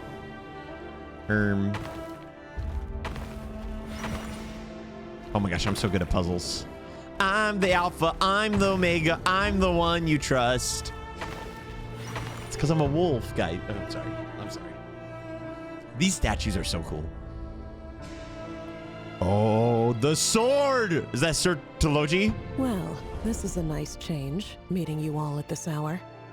When men and women of ambition can speak face to face in broad daylight, I say that's a big step forward for our dear Khaenri'ah. Full 5-sinner lore! Oh my gosh. Oh my gosh. Dude, I love Rhine-Daughter so much. Don't be ridiculous. We do not fear the day. Why would we seek refuge in the night? You might ask your blade that same question. I'm told it prefers the cover of darkness. The word on the street is that Sir Theology only strikes when he has an unfair advantage. But that is patently false. I see you're missing an arm and a leg. Surely only a fair fight could explain that. If this is your way of offering me replacement limbs, believe me, I'll take them. Oh, we can certainly discuss that. With bioalchemy, anything is possible. Assuming I have your full support in my research. Lunatic. Robtatir, what brings you here? Why, Dainsleif, of course. He invited me. This one we haven't heard, right? This is our first time hearing this guy. Please, cast aside your apprehensions, Miss Rhine-Daughter. Whatever the rumors may say, I am but a humble servant of the king. Oh, and I can assure you he affords me no greater convenience than he does you. What's his title? Dude, that mask thing. Well, the Universitas Magistrorum won't stop fawning over you. So at least some of the rumors must be true. You're clearly doing well for yourself. So drop the humble servant act. It endears you to no one. You're president of the Universitas Magistrorum, the chief royal mage known as the Wise by royal appointment. Yo, thanks, and bro. by far the most favored among the 4 pillars of Khaenri'ah. Thanks for the assist on that one, Rhine-Daughter. Vice President Veit doesn't even try to hide his envy when he sees you. My success is the product of hard work and good luck. It's as simple as that. Were the king not such an extremist, I hardly think I would have received a senior post at my age. Of course, no job is without its gripes. Serving a king like ours can be a challenging task, as I'm sure you can imagine. And as for Veit, in missing out on the presidency, he's dodged a mountain of stress. Dude, this is like crazy. Everything else in life. This is it so comes good. with pros and cons. You're all here. I apologize for the short notice, but it was an emergency. Oh! Sorry. You must be Rerir. Mr. Sertologi. Yes, I handled your case file during your sentencing. Nothing personal, of course. I'm pleasantly surprised that you remember me. You're clearly a person of substance if you've been invited here. But Dainsleif, you'd better have a very good reason for convening this little gathering. It's my brother, Vedofenir. After he spoke at the court this morning, the king was so infuriated by his words that he had him blinded in both eyes and thrown in prison. Vedofenir in prison? Strange. I thought the king trusted him and Horoptatir more than anyone else in the world. Does this mean the king's circle of trust just got even smaller? It has nothing to do with trust. It's about what the king wants, which is as clear as day to anyone paying attention. Please talk about it. Please! I simply appease him, because it's in the best interests of the Universitas Magistrorum. And also because you're slimy. Vedofenir, perhaps less so. But still, a visionless visionary? It rather inclines me to think that qualifications are not what get you ahead in Khaenri'ah. Dude, Rhine-Daughter, I love her, bro. True. Do you honestly think this is an important discussion to be having right now? Based. Dane, What are you planning to do? Rescue Vedifenir, I assume.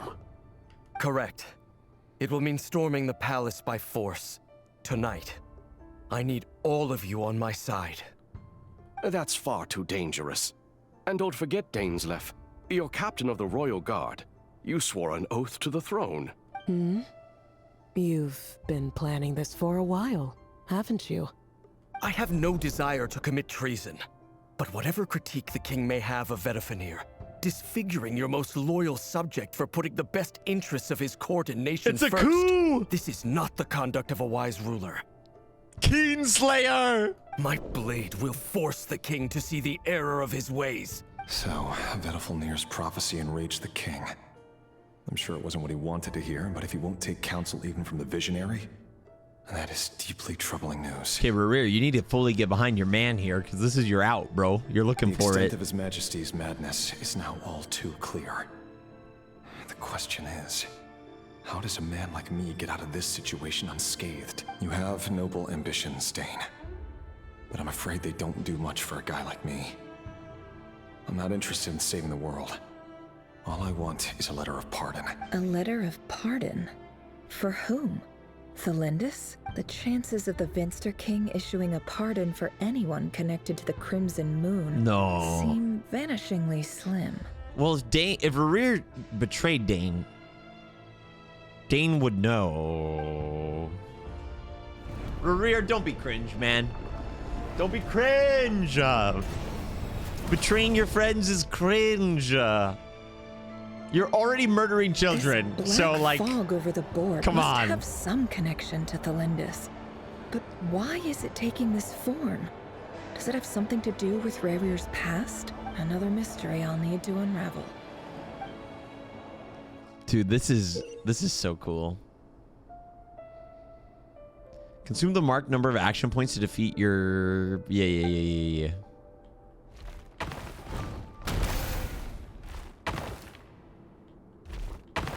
Oh, a little puzzling.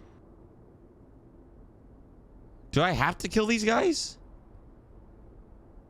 Seems like I do.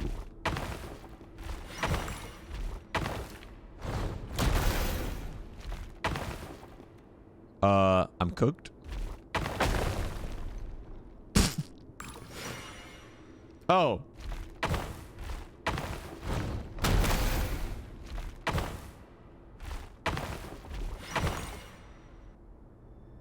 I mean, I just assumed I had to kill those guys. It really, like, didn't seem like I had to.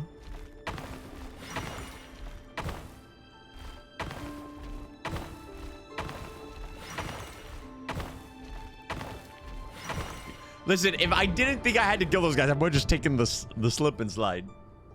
Author Theindis. Over the course of this week, the research object was subjected to interference for a total of 60 hours for experimental the moon fragment purposes.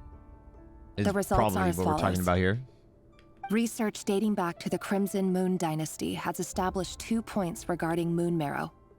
Firstly, its origins have something to do with a god's power. Secondly, it serves as a portal to an as-yet indeterminate location. Moon marrow can thus be defined as a spatial gateway. However, there are a number of hurdles to overcome before we can answer the question of where it leads to.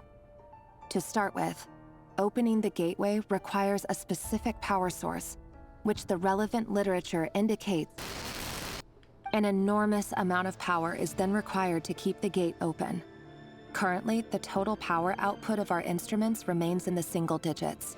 To make matters worse, I am now the only staff member remaining in the Moon Marrow lab. Is she talking The about... Universitas Magistrorum recently decided to move most of its personnel into abyssal energy research, which has stymied all Crimson Moon-related projects. How'd that turn out for you guys? Oh, sorry. This is not a wise move. I've always maintained that placing all our hopes in a single source of power is risky, especially one as poorly understood as this, as well as making ourselves overly reliant on a single resource. Okay. We are neglecting other promising technologies. So Arlecchino took us to that crazy realm, right? To get the moon marrow. But what she's saying is the moon marrow or the moon stuff is a portal to a different realm or to that realm we were in? I'm assuming to a different realm. It's like a gateway to somewhere else. Disrespectful. But as a moon marrow researcher, I desperately want to see the world beyond the gateway. Yeah. If we really made it there one day, what would we find? And how would we go about taming the unknown? My imagination is endlessly fueled by questions such as these. We should think about that.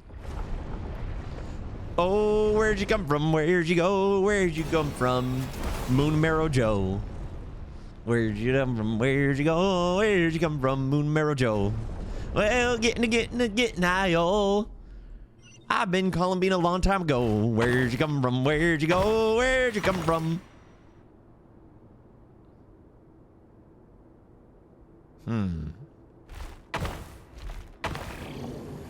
Pacifist run.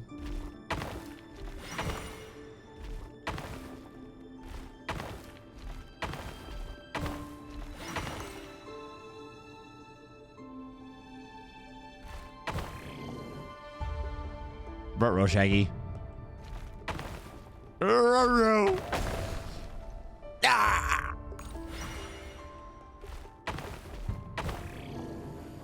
I don't want to fight. Wait.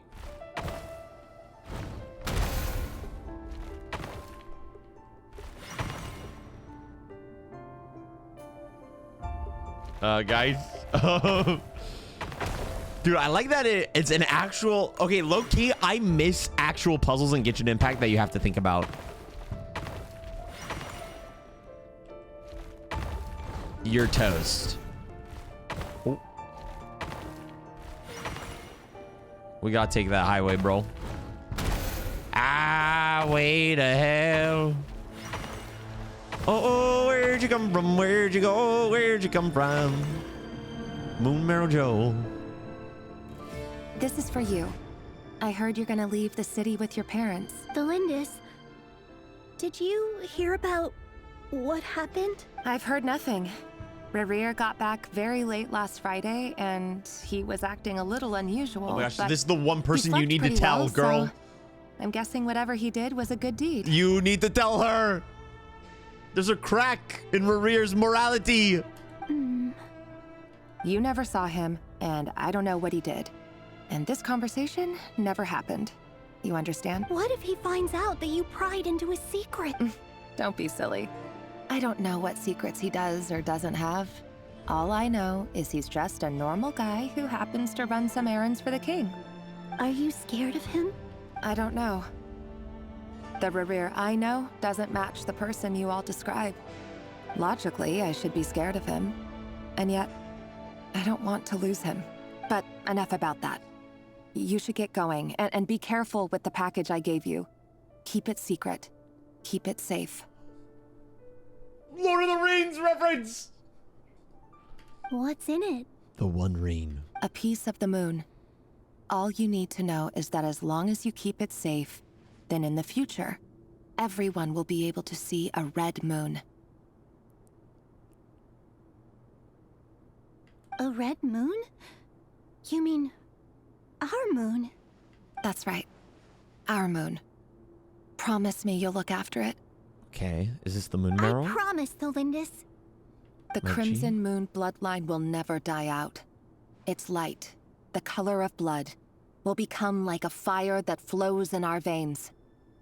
Dude, is one of these people like Arlecchino's grandma or something? No matter how long it takes. She looks like she would, like, the orphanage. The pink-haired girl.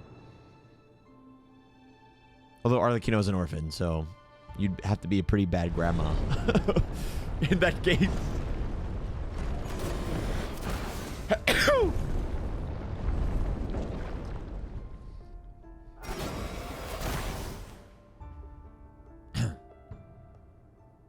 Well, here I go stomping again. Who said I was bad at puzzles for taking one wrong route? Who said that? Mods, invert that guy's kneecaps.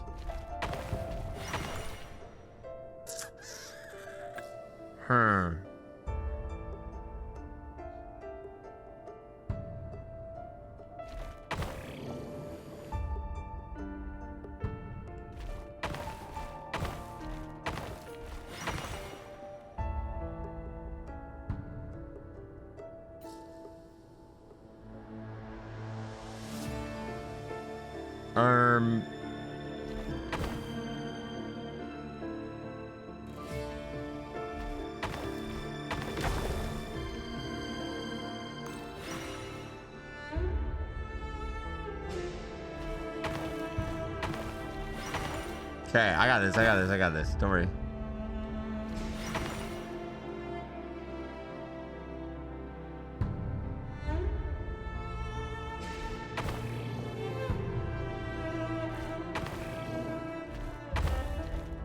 Okay. I'm locked in, boys. We're locked in. We're so unbelievably locked in right now. I will say it again, though. It is actually fun to play actual puzzles in this game.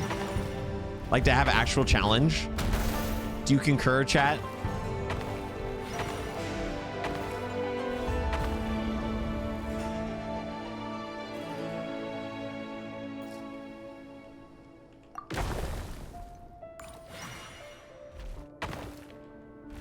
Shut up. Shut up. I don't want to hear it. I don't want to hear it. The important thing is the results. Who's hiding?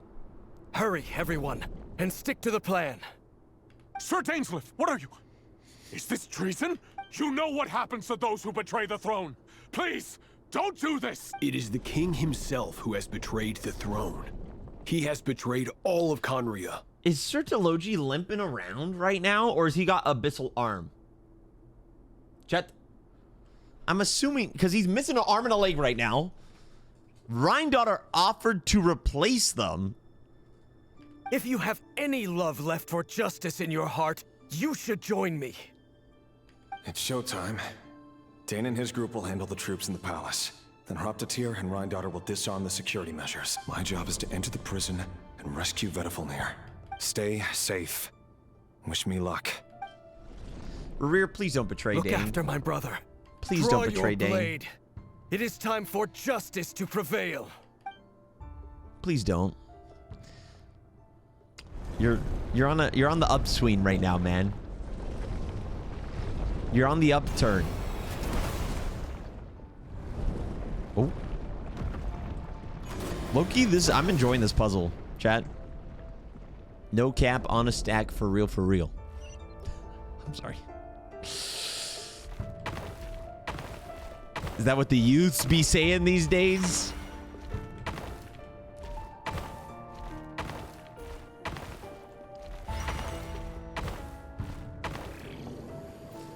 I got this, boys. Let me cook. Let him cook. I'm going to do that for the freebie, just in case. I didn't have to do that at all. Straight up. Wait, it lowers it? Okay, okay, that was not my fault. Actually, wait.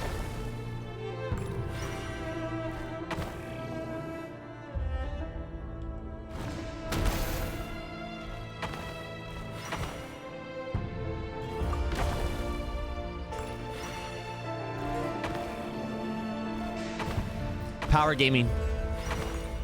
Power gaming.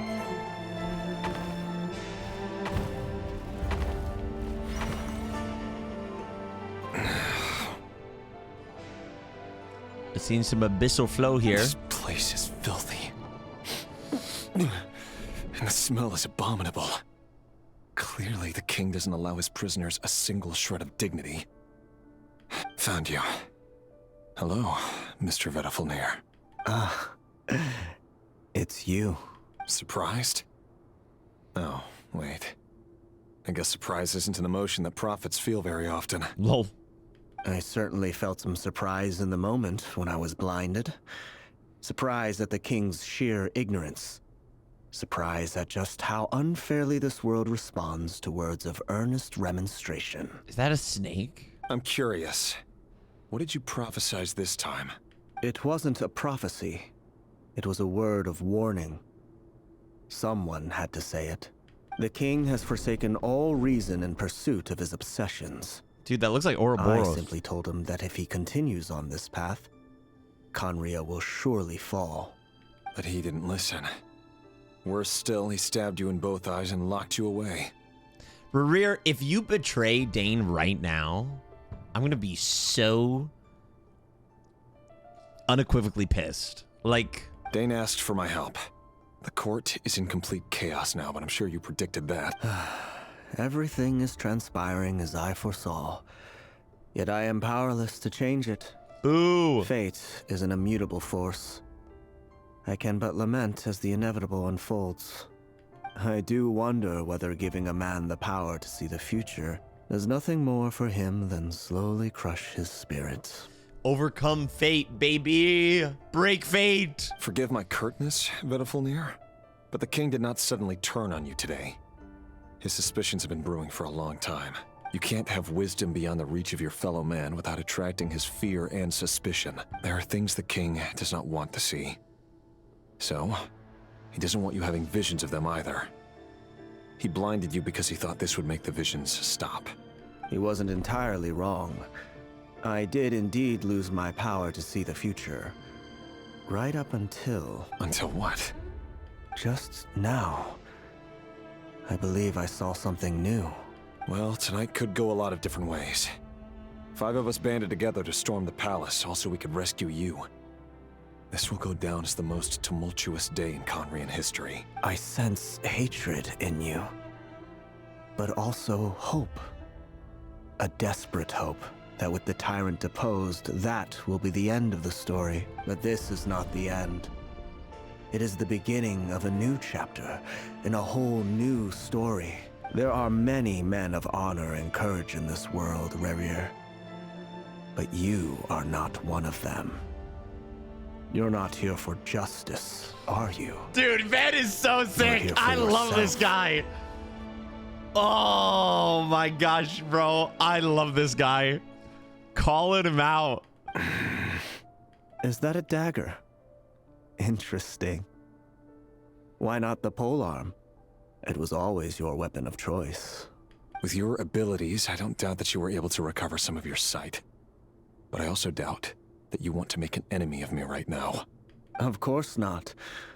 We're on the same side, aren't we? We could be.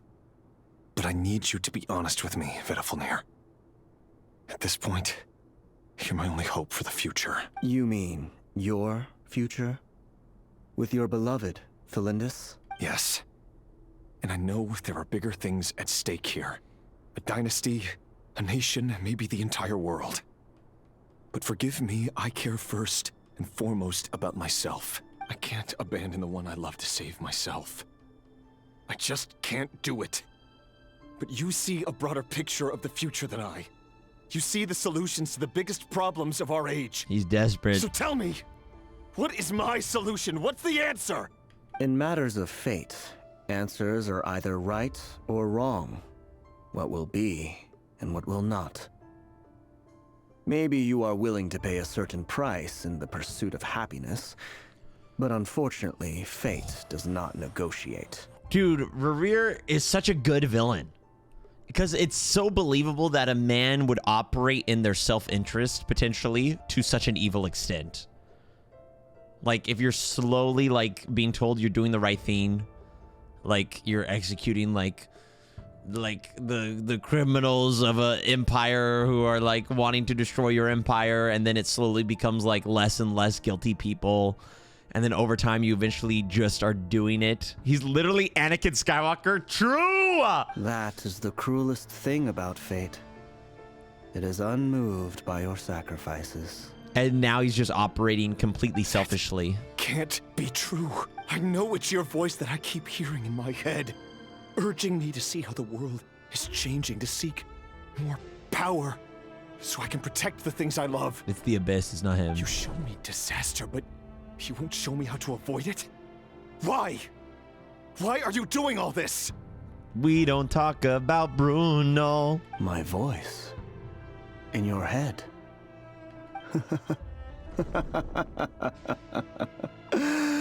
So, you hear it too? The voice that steals your mind, gains your trust, and drives you crazy. The Abyss. It turns out that we are not so different, you and I. Vedifilnir just broke into the strangest smile I've ever seen in my life. As if he'd discovered some monumental secret. But then he suddenly switched to looking extremely weary. Very well then. My advice to you is as follows. You must persevere. Whatever trials and tribulations you may face, be steadfast in the belief that they are your path to the future. For as long as you live, your story with Theindis shall not come to an end.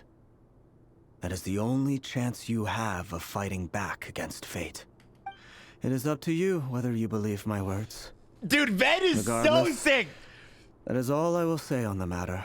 Oh, what a cool character. Right to intervene any further. And he's one of the 5 sinners, baby. Let's mother flipping go, which means we're going to see more of him. I will hold you to your word. Thank you for setting me free. In return, I will tell you one more thing that you cannot afford to ignore. Just then, a strange wave of energy rippled through the city. We had no idea what it could mean. Something happened. If I were you, I would head to the Universitas Magistrorum. The Universitas? Oh no!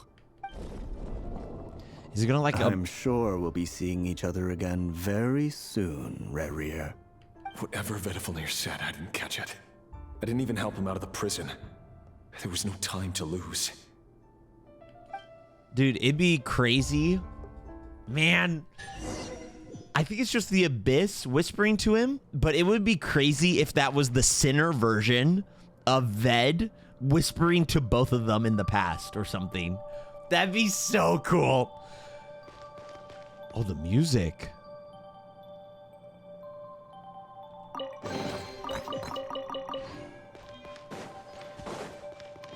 The music. Monsters? Oh, the whole game's here! What's Rheindarter's doing? At the Universitas Magistrorum. The dude. Out of my way! The wolves.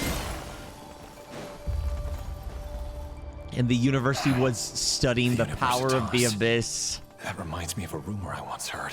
Allegedly, the king installed secret mechanisms in the palace and around the city. No one knows where they are or what kind of power they hold. But if they were ever going to activate, it would probably be on a night like tonight. Help! Help! Hold on! Don't let them anywhere near you! Save me! I can't! Ah! That sounded like an explosion. That voice. So, the rumor is true? The king really went through with it. What other means does the king have at his disposal? They must run on power from the Abyss. And given it's a major center of Abyss research, anyone over at the Universitas will be in grave danger. I have to hurry. Dude, the king's nuking the city to save himself? Here, Wolfie, Wolfie, Wolfie. Chat, look around. We're in Khaenri'ah right now, brothers. Or the memory of Khaenri'ah. This is so cool. This is so cool.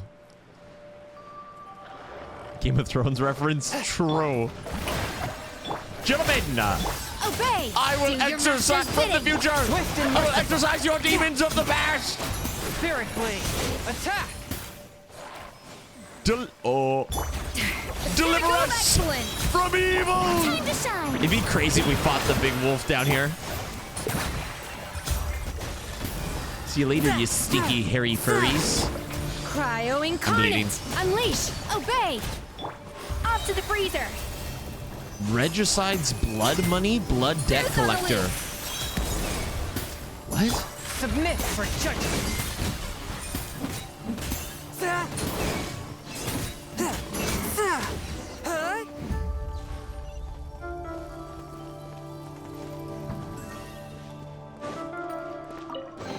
Huh?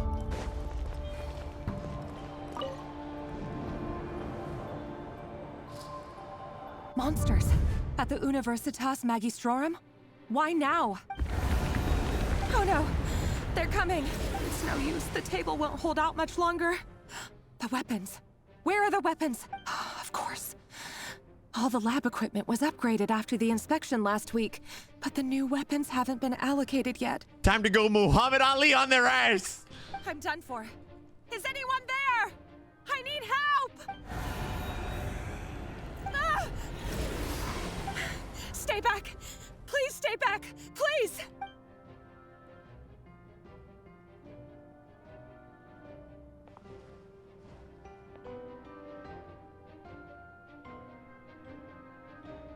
Something shiny?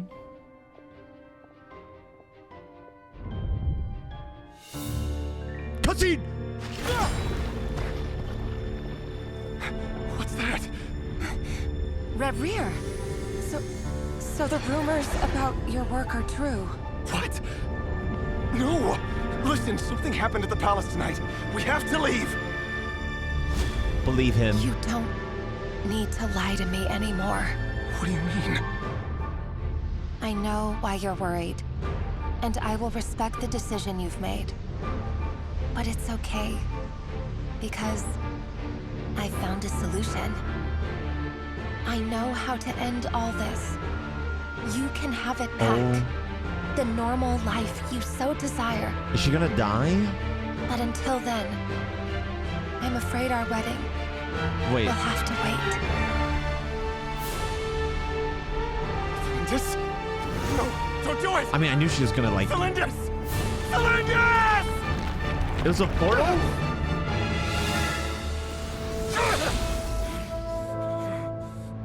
I told you, Rerir. Let her go. Dude, look at the images. This is so sick. No, I won't do it. I have to save her. By what means exactly? A lowly pawn. You lack the power. Dude, the music. The music. The dialogue. Tell me. Come to the palace. Join us. They're all getting tempted. Join us. Rerir, thank goodness we... Step forth and take your share. Oh my god, this is so sick! You made it. Not you too.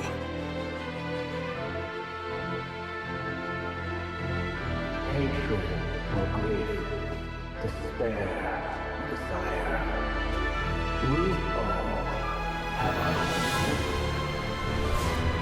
Dainsleif was the only one.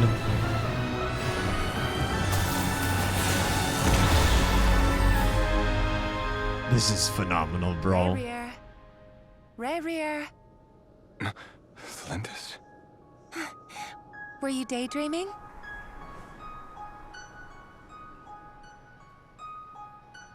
You still remember, Rerir? That question you asked me a couple of weeks ago? Oh. You mean the proposal? Yeah. I'm wondering, where do you think would be a good place to discuss it? Maybe in the garden? Or were you thinking a fancy restaurant? It's your choice.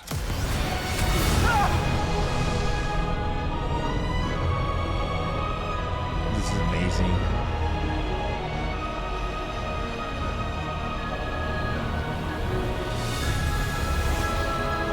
This is why he wants the moon stuff.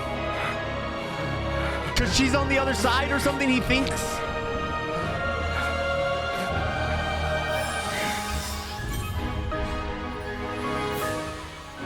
Dude, his hair changing. The portal. Oh my gosh, he looks so sick in this. Oh.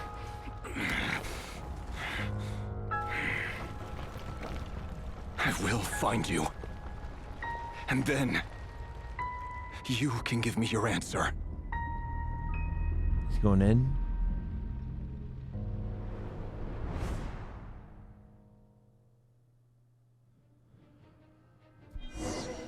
He became a sinner because of love, chat. I told you. So that's how the Raker of Solnari was born.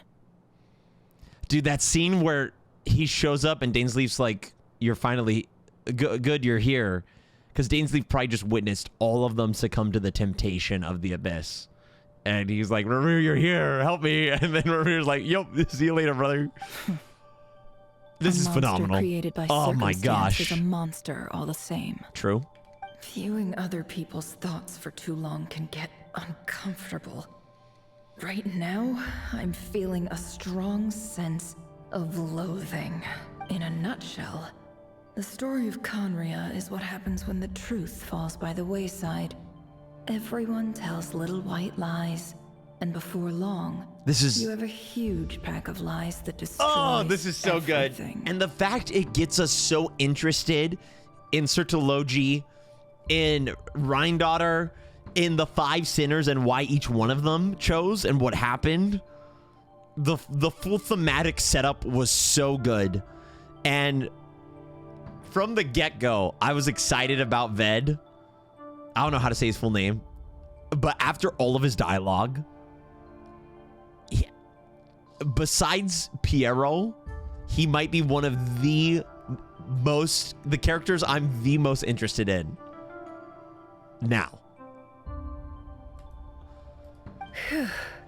Oh my gosh, bro. His past is filled with sorrow, but the tale of any fallen civilization is one of endless tragedy. Cruel as it may be, that was Khaenri'ah's fate. True.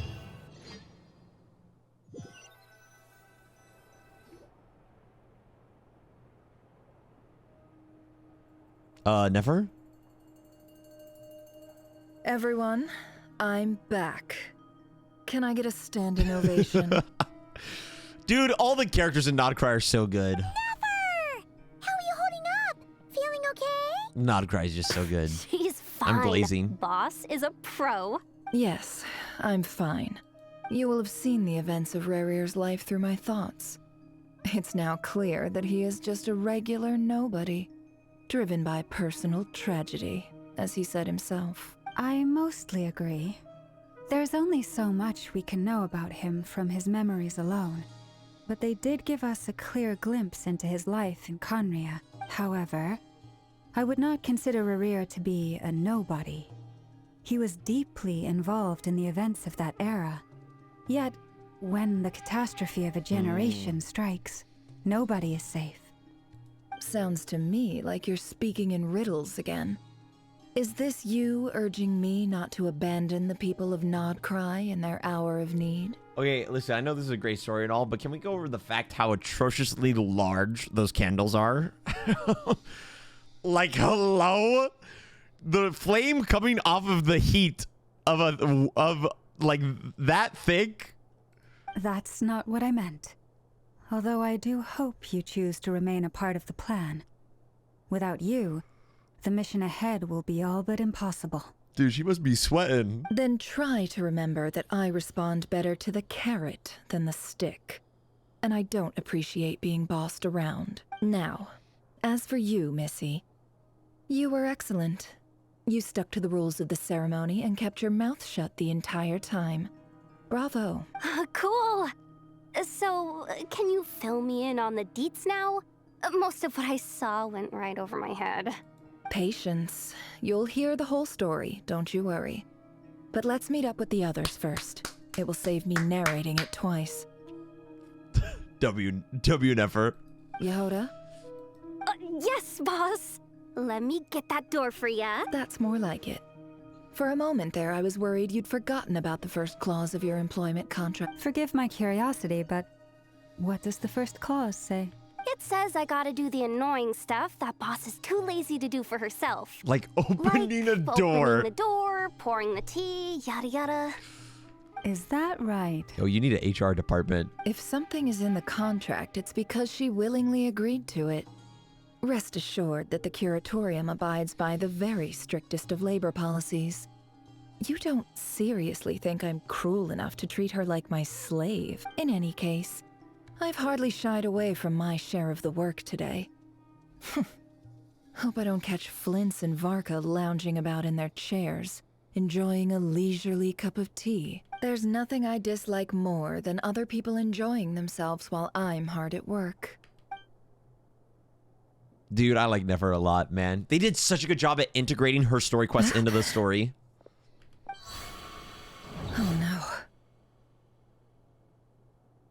Is she getting sucked back into the past? Is someone at the door, or did she never leave? That'd be so cool if she never left. Sorry to disturb you, but we seem to have run into some trouble.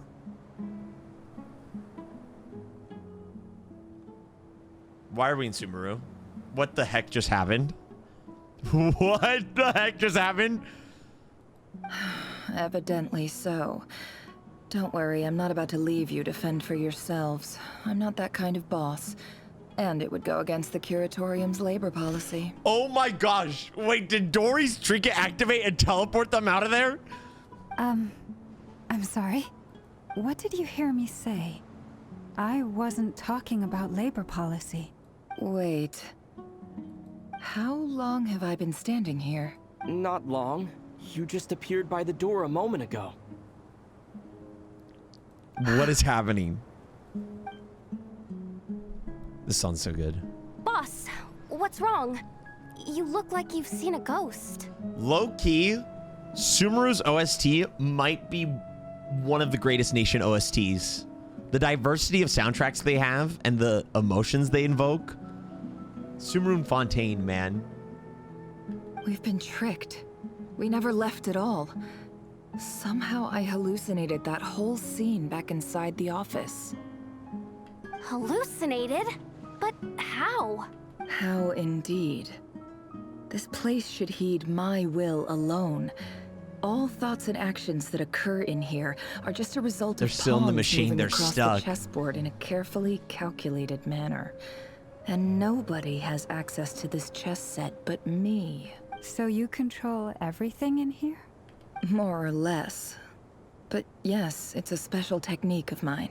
Has anything like this ever happened before? Are we going into her past? Only once. It was the first time I used the chess set. Is there any similarity between what happened then An emotional and response? what's happening now? I suppose my thoughts are a little turbulent, which was also the case my first time. Is there anything I can do to help? The first clause of your contract clearly states that I only need your help with things that I'm too lazy to do myself. Meaning, you're not feeling lazy right now? Meaning, this is not something Yehoda can help with. The chess set is a personal treasure that I alone understand. I must be the one to find our way out of here. Boss, it's fine. Story really, quest time. Let me do something useful. Oh, listen to you. Whatever would I do without you, Yehoda? What? Really? Yes, really.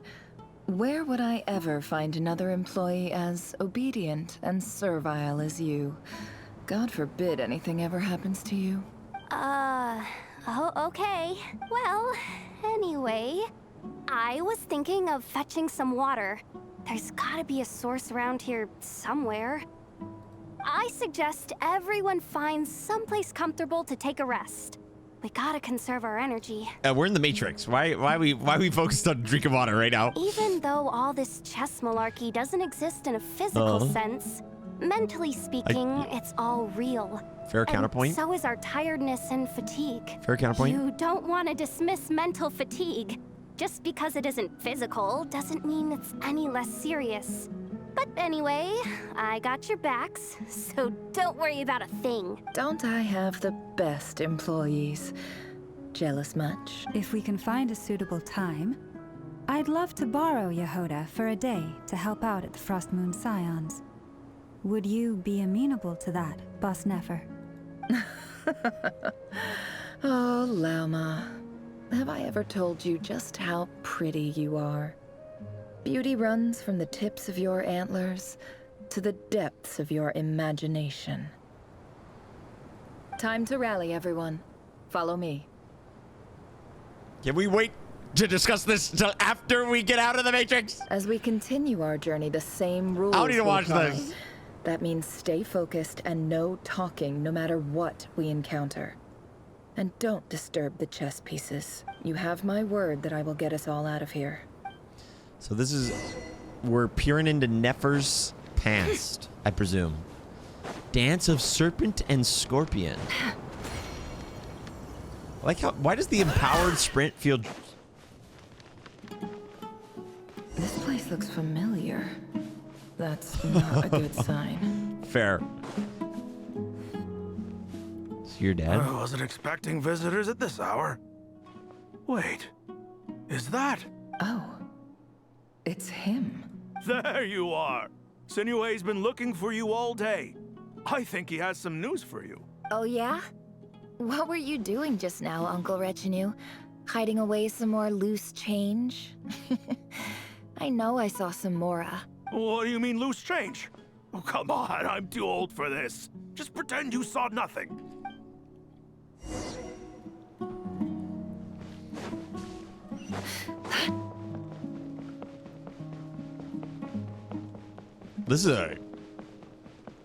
Yeah. Hey, kid. I'm happy. Mind telling me what Sinuhe's been up to recently? I'm trying to get in his good books and I need a way in. Get in his good books? Why? What do you want with my dad, Uncle Apepi? I've written a new song. I was hoping to showcase it at the next festival, but I'll need his approval. We did this with Llama last, or was it Quest 1? A new song, huh?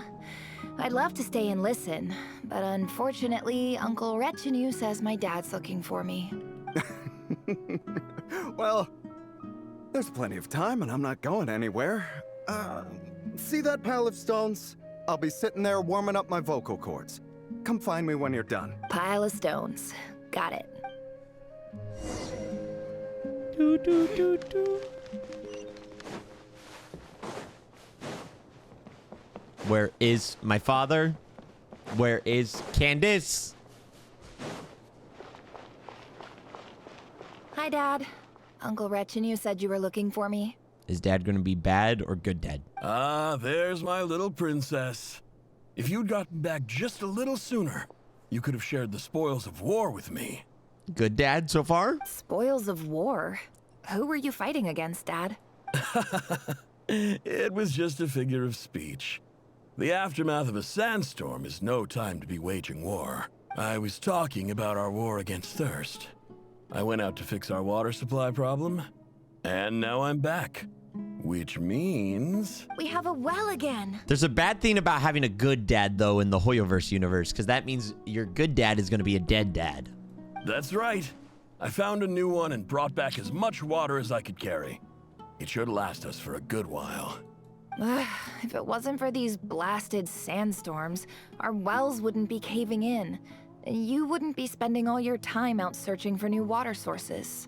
Someone just type pre-played. As the chief of our tribe, I'm supposed to be leading us out of hardship and poverty, onto better things. Chat, statistically, I'm just going off of 90% of good fatherly figures are dead in this game. You know how prosperous our ancestors were. I've told you all the stories.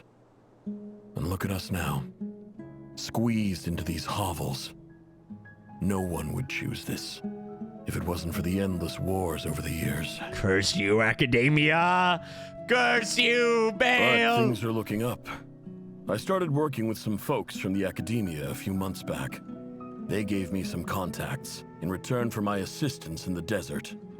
Seems I So you're the fired the gun academia's too early helper there. now? Special ambassador, they call it. Think of it as a partnership. It's nothing bad, okay?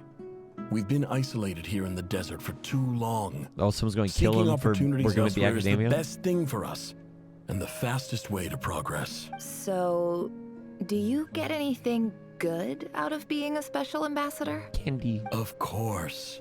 My luck's improving all the time. One day, I swear I'm gonna lead us out of this place. We'll find somewhere new. Somewhere better. Chat, everyone say goodbye to Sinu. Everyone say bye-bye, Dad. Bye-bye, Dad.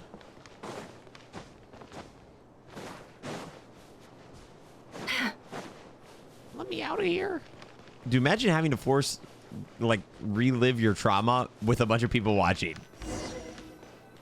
like watching your trauma with you. Awkward.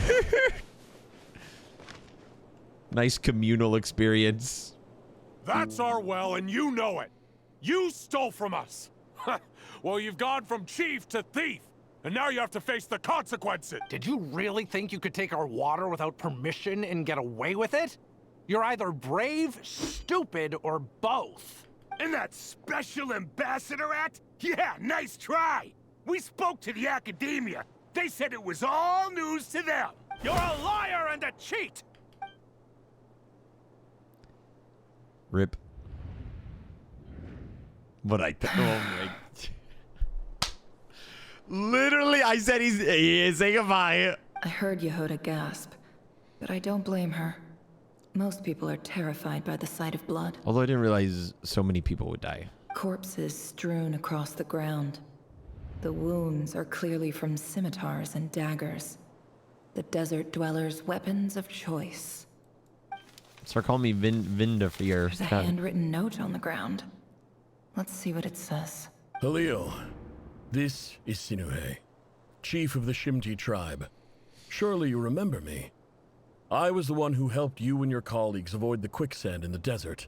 This is my second time writing to you. I assume my last letter must have gotten lost in the mail, as I didn't receive a reply. I hope this one makes it to you safely. I'm writing to you because I need some help. That sandstorm the other day completely blocked up our well, forcing me to look for another water source in Iab and Unut territory. It was a matter of survival. Praise the gods. The well of the Iab tribe was intact. It was my last resort. I drew what water I could and left, but not without being spotted. I fear they will retaliate. You told me to write to you if I ever needed help. You said you'd be my ally in the academia. I urgently need you to formally recognize my title of Special Ambassador and send some of your people to assist me for a few days. It's the only way I can convince them that this was the academia's decision and prevent them from retaliating. This is an emergency. Please send help as soon as possible.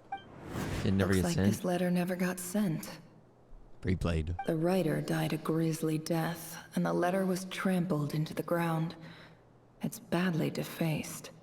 Some parts are barely legible. What a ridiculous lie the surviving Shimti tell. Their whole village was butchered over a sip of water.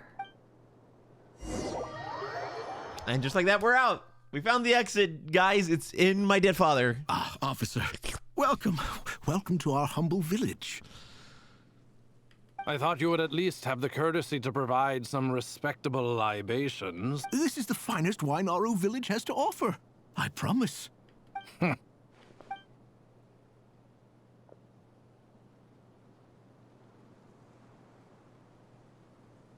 The Academia has agreed to reserve a single space for a candidate from your village. But I remain skeptical of this entire endeavor. I highly doubt anyone in this desert possesses serious academic potential. Please, have faith. If not in us, then in our god. The child we found shows great promise. I beg you, take her away from this place. Give her a chance. Don't let her talent go to waste. I don't recognize her. New arrival? She showed up here a few days ago and we took her in. She's a really bright kid. Please help. I'm begging you. So, where are you from? Nowhere special. Just a sand dune. What about the rest of your family? How many of you are there? Just the one. It's only you? Correct. So, no brothers, no sisters, no mother or father? Any who have slept on a bed of sand, I call my brothers and my sisters. Oh, that's a Apart cool from line. that, That's a cool line. I have no family. I hate the sand. It's coarse and gets everywhere. All right. Get over here. Sign your name on the form. Yeah, you better be careful, though. Academia... If Academia catches you with no living relatives, they're gonna ship you off to the Dory. You gotta watch out with these guys. Science experiment time.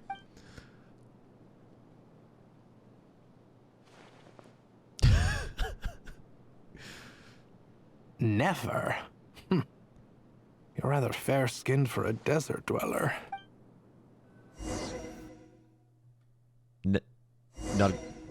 Sumeru reference. Wait, do they respawn the chests? Dang it. Never hurts to check. Racism? Chat, fun fact about the Sumeru Archon quest.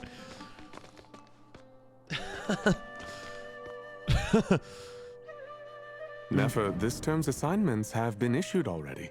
Please read through the materials thoroughly, conduct your own additional research, and then write an essay on the topic. The racism was... They did not like the desert people. They did not like the desert people. Yes, Professor, I'm aware. I just had a couple more questions I wanted to get your perspective on. Oh? Please ask away. Well, I saw the other students' problem sheets, and I couldn't help but notice that my assignment is much easier than theirs. Is it because she started Do you later? really think I'm a weak student?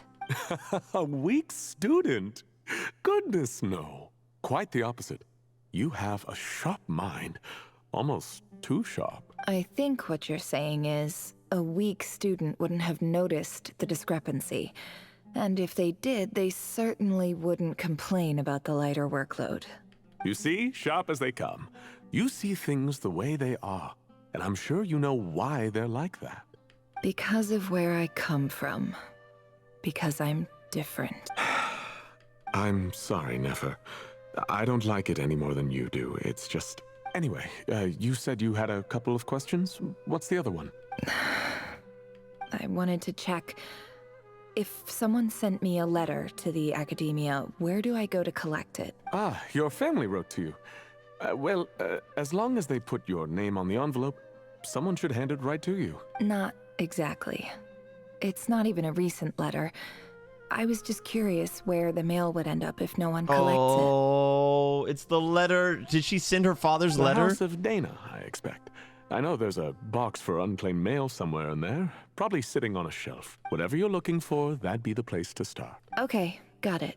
Thank you, Professor. Oh, don't mention it. Honestly, I feel like I failed you. I'm supposed to be your teacher, but I haven't taught you anything. Hey, don't say that. You're a great teacher, and you do your best for all your students. But the rules are the rules. You're not allowed to teach students like me. It's not just the academia either. The whole world bends over backwards for the successful and leaves the losers to suffer and die. Damn. Oh, my dear child. Don't tell me you've given up on life already. I haven't. I just think that if you want to make it in this world, you have to find a way to become successful. This is very sensical lore for why she became the way she is. Also, a story quest that actually goes into the character's past and focuses on the character's story rather than the story of a random NPC. Oh, we're eating so good, bro. And the fact that probably every story quest going forward is going to have this same level of storytelling. Let's mother flipping go, chat. We should be so stinking grateful for just the level up. And there is some good Genshin story quests, but that's been the large complaint I've had with them is like, I want to care about, like, I want to learn about the character's past, why they became the way they are. And it's so rare that it happens. This must be it. A big cardboard box full of unclaimed mail. And probably some letters that ended up here by mistake, too. Let's take a look. Take a look inside the box of letters.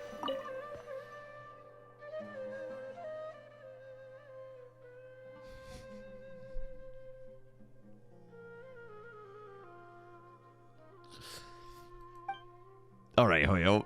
All right, Hoyo. A dilapidation survey from Port Ormos. Looks like it's from a Core of 30 representative. What a strange thought.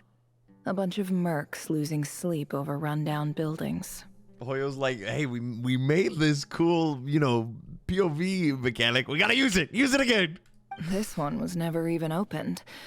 I guess the recipient didn't care what the Core of 30 had to say about anything.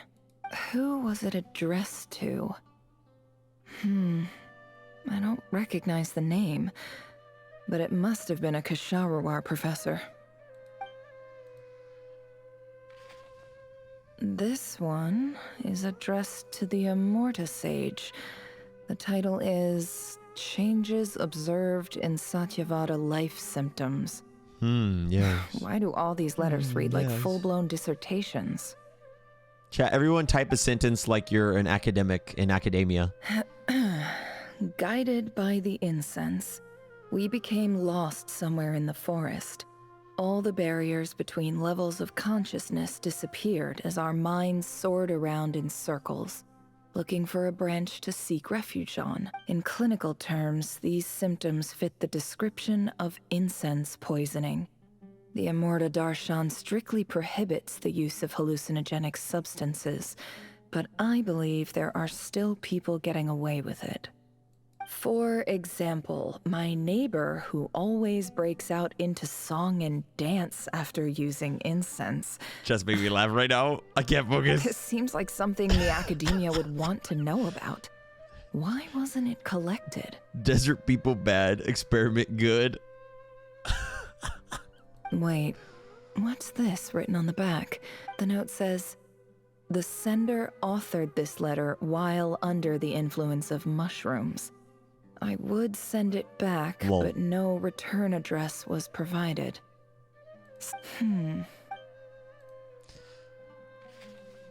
Oh, that's her dad's letter. I see it.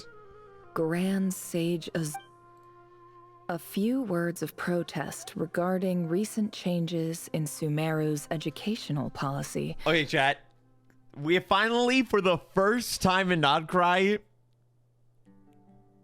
have hit a point of like it feels a little fillery. It isn't. It feels a little fillery.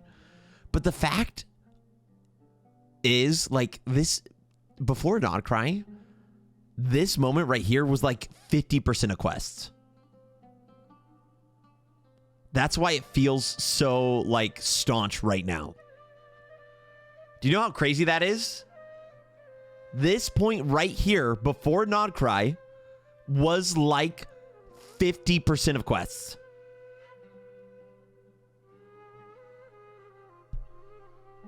In recent years, the academia has taken on a small number of students from the desert region, as per the policy to this effect. I'm fine having this. I'm not complaining about it. I'm just saying that's a testament to how good Nodcry's pacing and storytelling has been, where like nothing has felt like filler.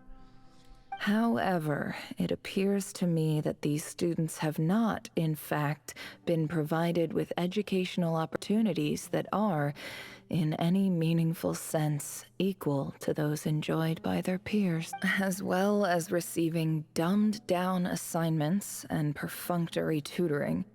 They do not even have full access to the Akasha system. Education is the fundamental purpose of this institution, which should go without saying in a nation whose founding virtues are knowledge and wisdom. I ask you, is the lip service we pay to the policy of education for desert students truly the standard of pedagogy to which the academia aspires? As Grand Sage, policy decisions are your prerogative, but do not forget your roots. You and I were once students too, as was everyone else in this institution. I do hope you will give some serious attention to this matter. I encourage you to discuss issues like this with myself and others, and listen to some alternative opinions. Okay. Great letter. Shame it didn't get to where it needed to go. And the sender is... Huh? Sage Cyrus of Spontamod. I didn't realize anyone else even knew how bad students like me have it in this place. So this is where letters from the Sage of Spontamod end up? Nice one, Grand Sage. Really enlightened Cyrus, baby! leadership. Whatever. This isn't what I came here for. Moving on. I'm not exactly holding out hope that a letter sent from the desert would even make it here. But I can't believe how much discarded mail there is. Must have been years since someone last went through it all. And this is just one box.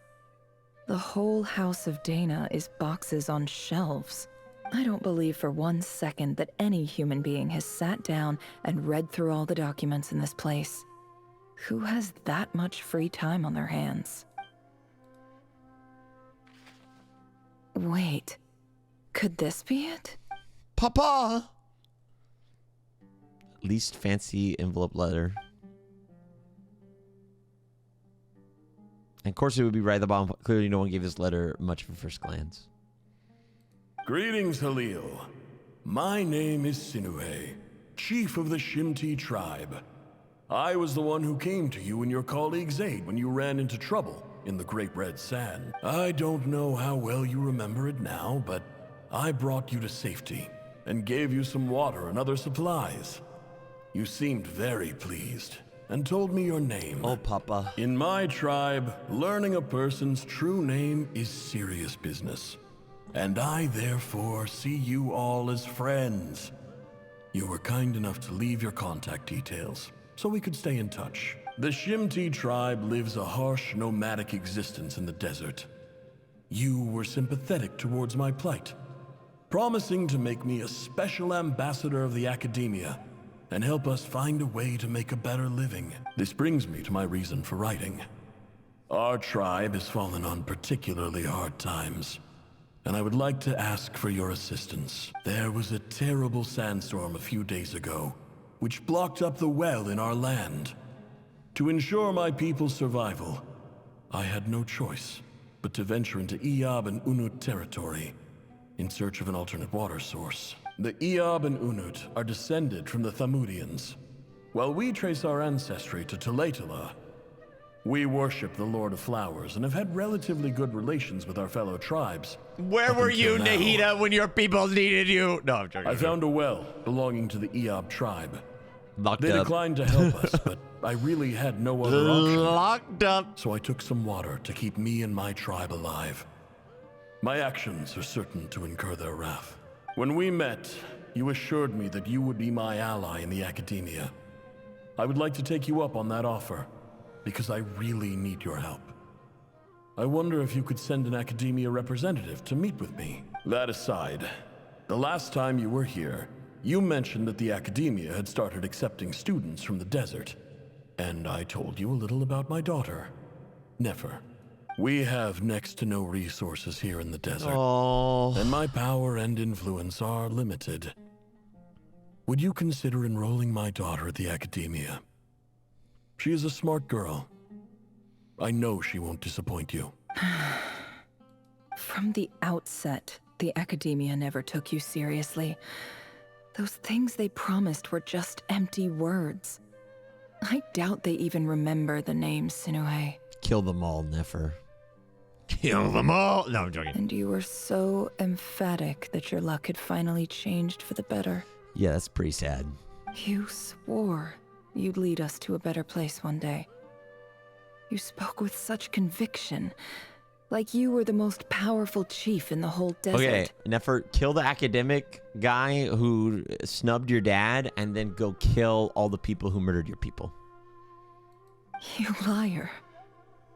You lied about everything. Girl, you're not this dumb. Stop. You promised the world and delivered on none of it. Stop. You know he was being a good dad and he was trying to be hopeful. Stop this. And who fell for it? Just me, by the looks of it. Despite your best efforts. Which makes you a pathetic liar. Girl! You weren't even any good at it. I think I'll take over from here. Let me show you how it's done. That's pretty sick. That was a pretty sick line, bro. Dude, this does such a good job at showing why she was crafted into the person she is. I'm trying to think of another story quest that goes this far back to the person's past. I just came to say goodbye. Thanks for everything you've done for me in my time here. Low-key golden apple? Going into Shalonen's past? Skirk. Nefer? Skirk. Nouvelette.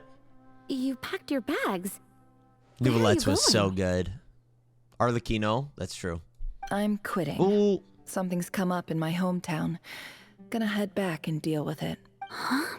But this was a hard-won opportunity for you. You know that better than I do. It was. But it doesn't matter.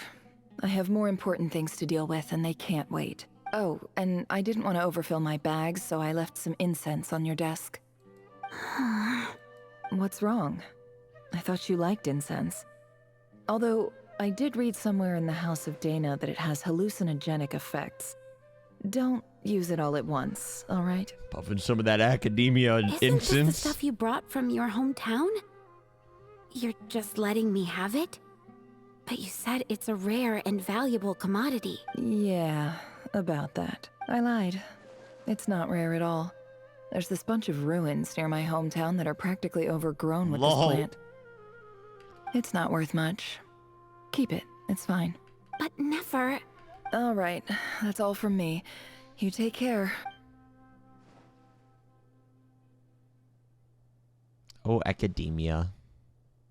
Don't forget me, okay? I mean, we're more than just classmates, right? We're friends. Yeah. I'll remember you. She's lying. I lied again. That incense is worth a fortune, and it's a rare find even in those ruins. And as for remembering her, I have far too much to do when I get back. No time to reminisce. I'll be lucky if I even make it through this alive. But either way, I expect I'll forget you pretty quickly. Any more familiar trauma? Please tell me I'm about to go on a revenge rampage. Oh, I totally am, aren't I? I totally am. Oh my gosh. Oh, y'all are cooked.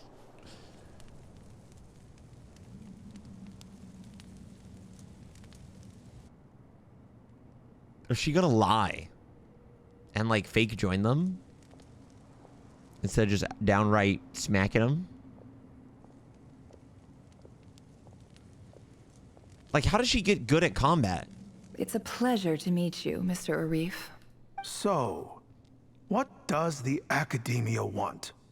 Since they've sent their special ambassador, I assume there's a big business deal to be made. If not, I'd be very disappointed. She's just gonna lie. Please, sir, lower your blade. You're lucky I'm the one they sent. Not all special ambassadors share my admiration for the Iab people. The ever-shifting balance of power in the desert reduced the once great civilizations of this region to rubble and sand. She's gonna send them to their deaths or something. The story of the Iab That'd be has so a sick. very different trajectory. Others grew weak, but you grew strong, beginning in obscurity and moving to prosperity. You're the only ones who defied the trend. Huh. So, you do know who you're dealing with? This well is the perfect symbol of your strength, is it not? Oh, is she gonna poison it? It used to belong to the Unut, but it looks like you have control over it now. You're not wrong. But I'm sure you didn't come all this way just to flatter us. Of course not. I came to bring you some very good news. Some information that recently came to light, which might just be your ticket to freedom. Records uncovered by the Vahumana Darshan show that a certain well currently under Iab control is built on top of some ancient ruins. These ruins are of great archaeological interest to the Academia.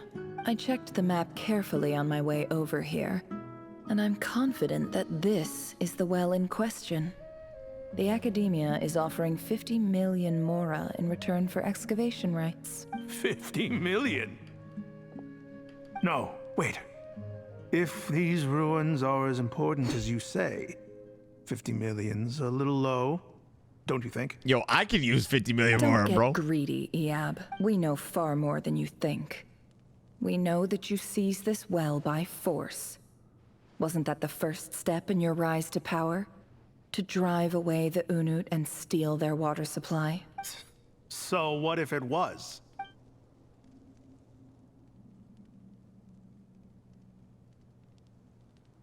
Don't worry. As unscrupulous as it was, it's something we're willing to overlook. The Academia is only interested in dealing with the de facto power holders in the region. I hope I am making myself clear. And I hope your words are the truth.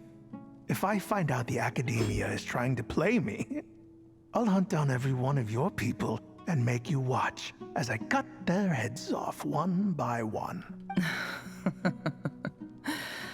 I assure you, Chief, that would not be in your long-term interests. You don't want to make an enemy of the Academia. You see how I'm dressed, don't you? I appreciate that you've never been to the rainforest, but surely even you recognize an ambassador's attire when you see it. And what does a barbarian like you have to lose anyway? You really think the Sumeru Academia would bother to come all this way just to lie to you? We have more important things to worry about. All right, I take your point. The Academia is the highest authority in the land.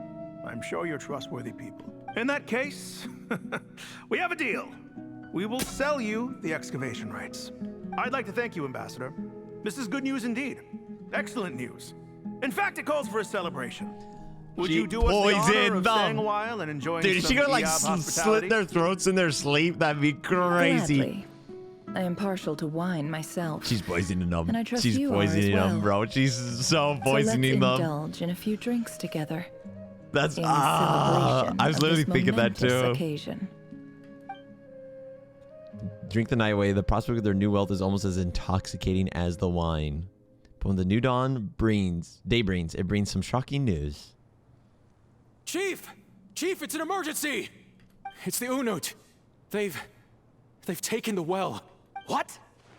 Well, don't just stand there. But Take she it doesn't. back. She didn't poison them. Yes, Chief. I have every confidence in the Eab's military superiority. And yet... Well, what is it? The Unut's response was alarmingly fast. The day after we reach a deal, they seize the well. She's sowing discourse in his own ranks.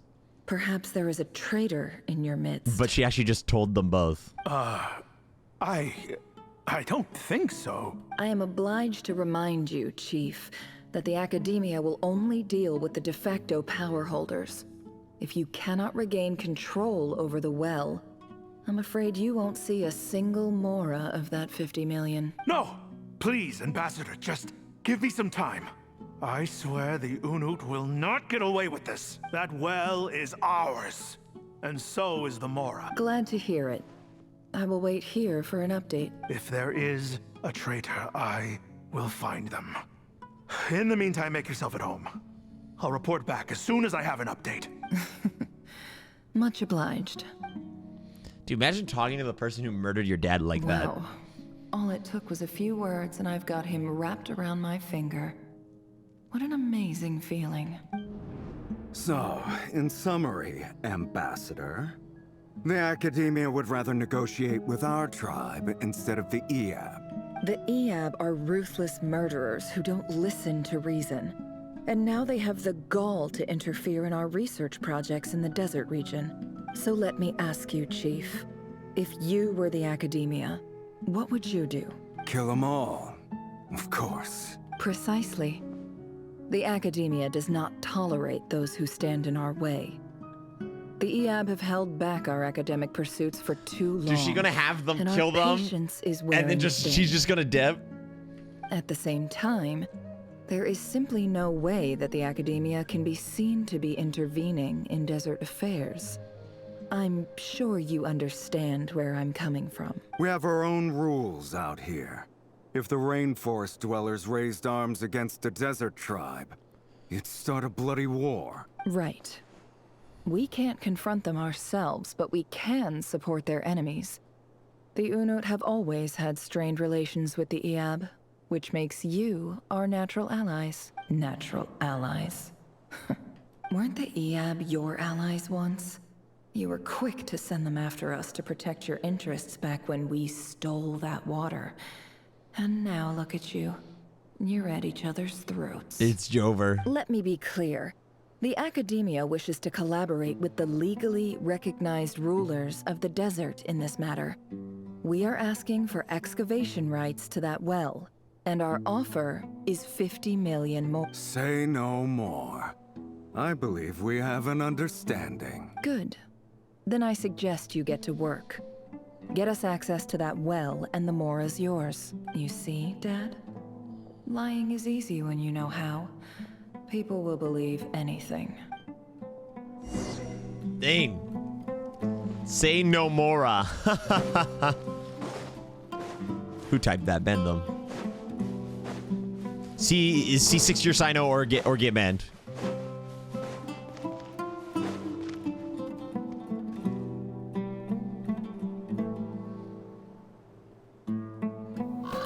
A crow.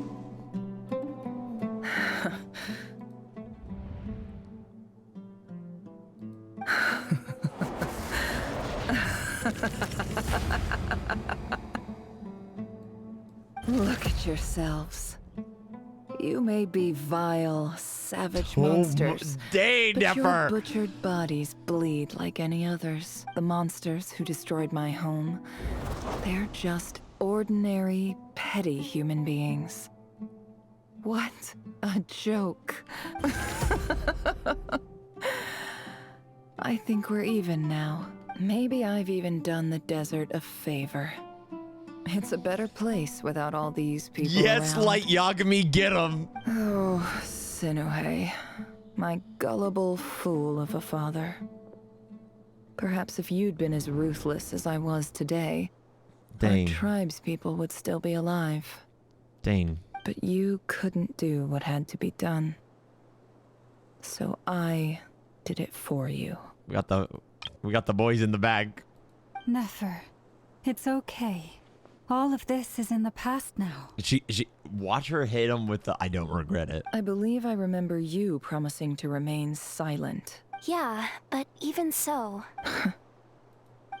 Yehoda, is there anything you can do to ease the tension? You got this, Yehoda. It's your time to shine. All right, time for a sharp turn onto a completely different topic. So, anyway, that's enough of that. When are we getting out of this place? Feels like we've been walking forever. I'm getting pretty tired. Oh, Alma, you tired? Yes. If we can find somewhere to sit down, I could certainly do with a rest. It's not far now. There should be a temple just up ahead. Is this situation about to reach a conclusion? Yes. Really? A temple? That's where this story ends? Yehoda is me. I guess that's how True. things go in the desert. I've been to a place with a Desert friend. dwellers can never escape their destiny. Or so everyone says. Fate believer. I never wanted to believe it, but looking back now, I'm as desert as they come. You mentioned a temple. What's waiting for us there? My biggest trade secret of all. Ah. Then I'm guessing it's where you got your power from. The power to peer into other people's minds. I didn't know you were clued up on any other religions. I'm no expert in the history of Sumeru, but since you come from the desert, I would imagine it has something to do with King Deshret. Sounds impressive. Ah, I know who you mean. General Mahamatra Sino. The spirit of Hermanubis dwells within him. That's Boss Neff for ya. She knows everything. Sino's hardly a figure of obscurity, but I know about Sethos too. Dude, this is so cool. Getting all What about the him? story Is connections. he a big deal or something? Well, he's not a small deal, let's put it that way. You should know your stuff. Please, this is the bare bone basics. Save the flattery. Thanks for your patience, everyone. I'm sure it's been a lot to take in. With any luck, that's our exit just up ahead. Dane, man. Cold-blooded, calculated Nefer. Dude, I'm trying to think of any other... If any other story quests had, like, from essentially like, POV from when the character was a child to how they are now. Wanderer? Although he was never really like a... I mean, he was kind of a child. Skirk? All right, here we go. Any Golf Niner, we got Nefer flying in. Permission to land.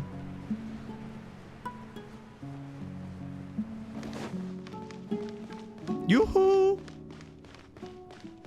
Anyone home?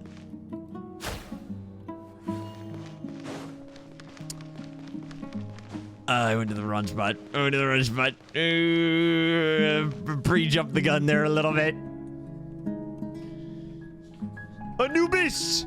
We have come to bargain! Uh-oh. Deshret! Uh-oh. Wake up! Uh-oh. I'm totally out of my depth here. I don't have anything to add about any of this stuff. Like, look at that statue, for instance. I want to do the whole name-dropping, this girl knows her stuff thing too, but I've never seen anything like it before. A statue with the head of a bird. Looks like something out of King Deshret's mausoleum. That's Thoth, the Ibis King. One of the 7 pillars of King Deshret. The legends say that he, the Crocodile King, and the Goat King were the 3 retainers of King Deshret. Let's take a look. Wait, are we about to get a full... Just as I speak! Cutscene!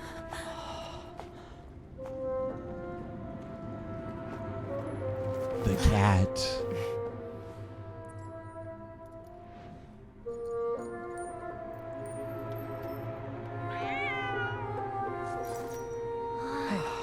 It's just Ashru. So, all is well? Not yet.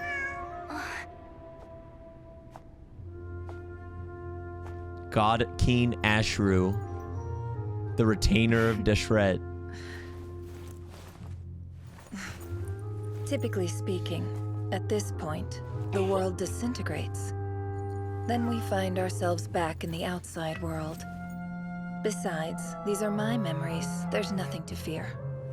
You're sure? Then why are we in a cutscene right now, girl? Of course. Then why are we in a cutscene right now, girl? Rerir!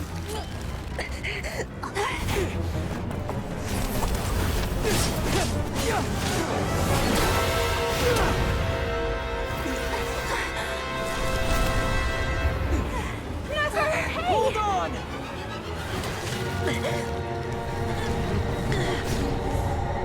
I see you. Oh my god, this is so sick! Knowing too much is always a death sentence. Speak for yourself.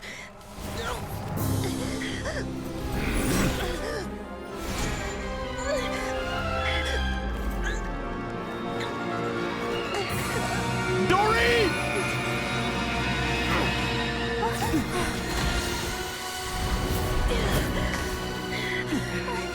Who's it summoned? Wait, how to get her out?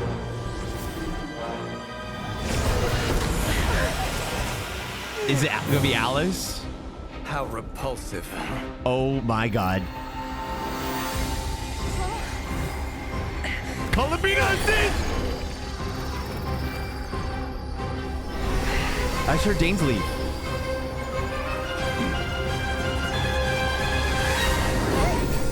That was Dainsleif's voice, right? Paimon went and got help.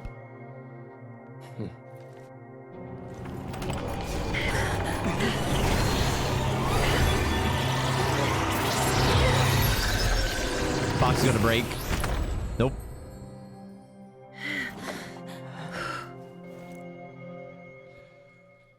When do we spin the top, guys?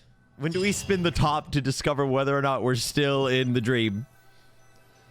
Does everyone have a safe word? Timed that pretty well, didn't I? Inception. You certainly did. It's okay. I'm just glad no one was hurt. Paimon noticed you doing something too, Dainsleif. Were you helping get them out? Of course. When I asked Nefer to conduct this investigation, I was not naive to the dangers involved. I had a duty to ensure your safety. Good to know your sense of justice is still intact after all these years. I take that to mean that you saw the truth. That comes as a great relief. Oh. I certainly did. And thanks to your help, I also managed to trap Rerir inside the chess set. Whoa, really? What? How'd you manage that?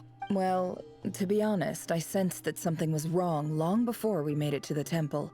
By using this fragment to probe into Rerir's past, well, the monster formerly known as Rerir, it seems I alerted him. I was tracking him, then he caught on and started tracking me too.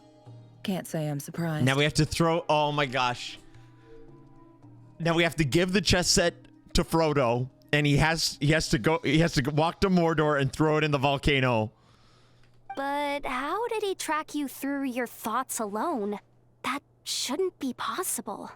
Rerir was a secret agent who reported directly to the Vinster King. He is an expert at finding a trail and hunting down his pursuers. We're going to Mordor, boys. No wonder. He infiltrated the chess set, read my thoughts, and built a new virtual chess set inside of it. That's why we weren't able to leave at first. Speaking of your chess set, it's quite a remarkable item. Would I be right in thinking you have some connection to King Deshret? You overestimate me. I only have a connection with one of his underlings, the Ibis King. Which is the cat? You all saw how this came to be. A long time ago, the Eab massacred my tribe, the Shimti, in our home village. A few years later, I enrolled in the academia, where some new information came to light. The Unut and the Eab fought a bitter battle over the rights to a well, all for the sake of a non-existent 50 million mora. The Eab ultimately won that confrontation, but their victory came at the cost of almost every warrior in the Ibis is a tribe. bird. That is true. The final blow to the Eab came at the victory feast, when an Unut assassin beheaded their chief right before my eyes. The remaining Eab fled and have been scattered to the winds ever since. Having gotten my revenge, I returned to my hometown, where to my surprise, the nearby temple was still standing. There it was, seemingly immune to the relentless hostility of the desert, while my tribal home lay in ruins. As I stood Dang. there gazing at the temple, I noticed a cat just outside. This cat, as it turned out, was home to the spirit of the Ibis King. He led me to a That's gate what I deep was inside saying. the temple. This chess set is my gift from the Ibis King. The chessboard within is made to the same specifications as the one in the mausoleum of King Deshret, and represents Look his at the- power of piercing analysis. With this chessboard in its container, I gained a certain ability to perceive hidden secrets. Now, you could conclude that the Ibis King simply wanted to give the people of this world the power to seek the truth. But I don't believe that's the full story. Every god plays favorites. Their hearts are as fickle as any humans. Dang. Full of secrets, perversions, egotistical tendencies. But precious few gods are willing to admit this. It is the same with all powerful forces, including fate itself. Their gaze falls preferentially upon a select few. As you rightly point out, this is an act of favoritism. Dainsleif's like, oh, sorry, I had an aneurysm. Dainsleif's like, oh, you're talking smack about the gods? Yeah. Let me tell you about it, bro. If you're alluding Let me join to the in. Abyss, then yes, I agree. Gather the others. It's time to share everything I've learned. Before long, the group is gathered in the office. Those too busy to attend. Oh. That is a huge play set. Thank you all for being here. As promised, I did some further investigating into the Rerir of Solnari's background. I am pleased to report that the investigation has been most fruitful indeed. Are we going to try to use the moon teleportation to grab Theindis? The Rerir of Solnari, real name Rerir, was once a Khaenri'ah subject who served the Vinster King. I will now share the important details of his story. Please save any questions or comments for the end. Okay. never narrates Rerir's backstory to the group. At the Vinster King's behest, he gathered intelligence and assassinated descendants of the Crimson Moon dynasty, unwilling to take down his beloved Theindis, who was secretly a Crimson Moon heritage. He then got dragged into court politics. Then Fulnir's voice, which spoke to him of his fate, was likely a reflection of the moon. Though he could disturb the waters to gain some temporary relief, he was powerless to erase it entirely. In contrast, Rerir's own life was like a reflection of a broken moon. Once the stormy winds of fate blew across the water's surface, it was utterly destroyed. Theindis smuggled away a piece of the moon before disappearing through that mysterious portal. It was passed down the ages, finally falling into the hands of the knave. But what lies on the other side of that portal? Is it really a whole another world? Theindis never had the chance to share what she found. Neither did Rerir, who followed her. And dude, I'm so happy the VAs are back, because if I had to narrate this entire quest, bro, I'd be cooked. I'd be cooked. I'm having an aneurysm just saying a couple of sentences. So that's why he's so obsessed with the moon. A tragic tale, to be sure. But it does not excuse his many transgressions. No matter how much Rerir suffered in the past, the fact remains that he is what we know today as the Wild Hunt, wreaking havoc upon innocent lives in Krai. He becomes more dangerous with each passing day. If left unchecked, it is simply a matter of time before all of Teyvat suffers the consequences. This is a threat that the Knights of Favonius cannot ignore. Just give him what he wants, so he goes away. For Miss Columbina. Forgive me if this is presumptuous, but have you ever seen the spatial gateway that appeared in Rerir's memory? Albedo looks so short right now. Never. But I have heard stories of something called the Moon Gate, and this seems to fit the description. Miss Lauma, any thoughts on this? In the lore of the Frost Moon Scions, the moon is believed to hold many secrets. Some sources speak of ancient knowledge, others of a gateway to the unknown. The term Moon Gate is one I have heard before. But as is the case with all of our legends, there are no records of any first-hand witnesses. The moon hunts you. We cannot know whether it truly exists. Then back to Miss Columbina.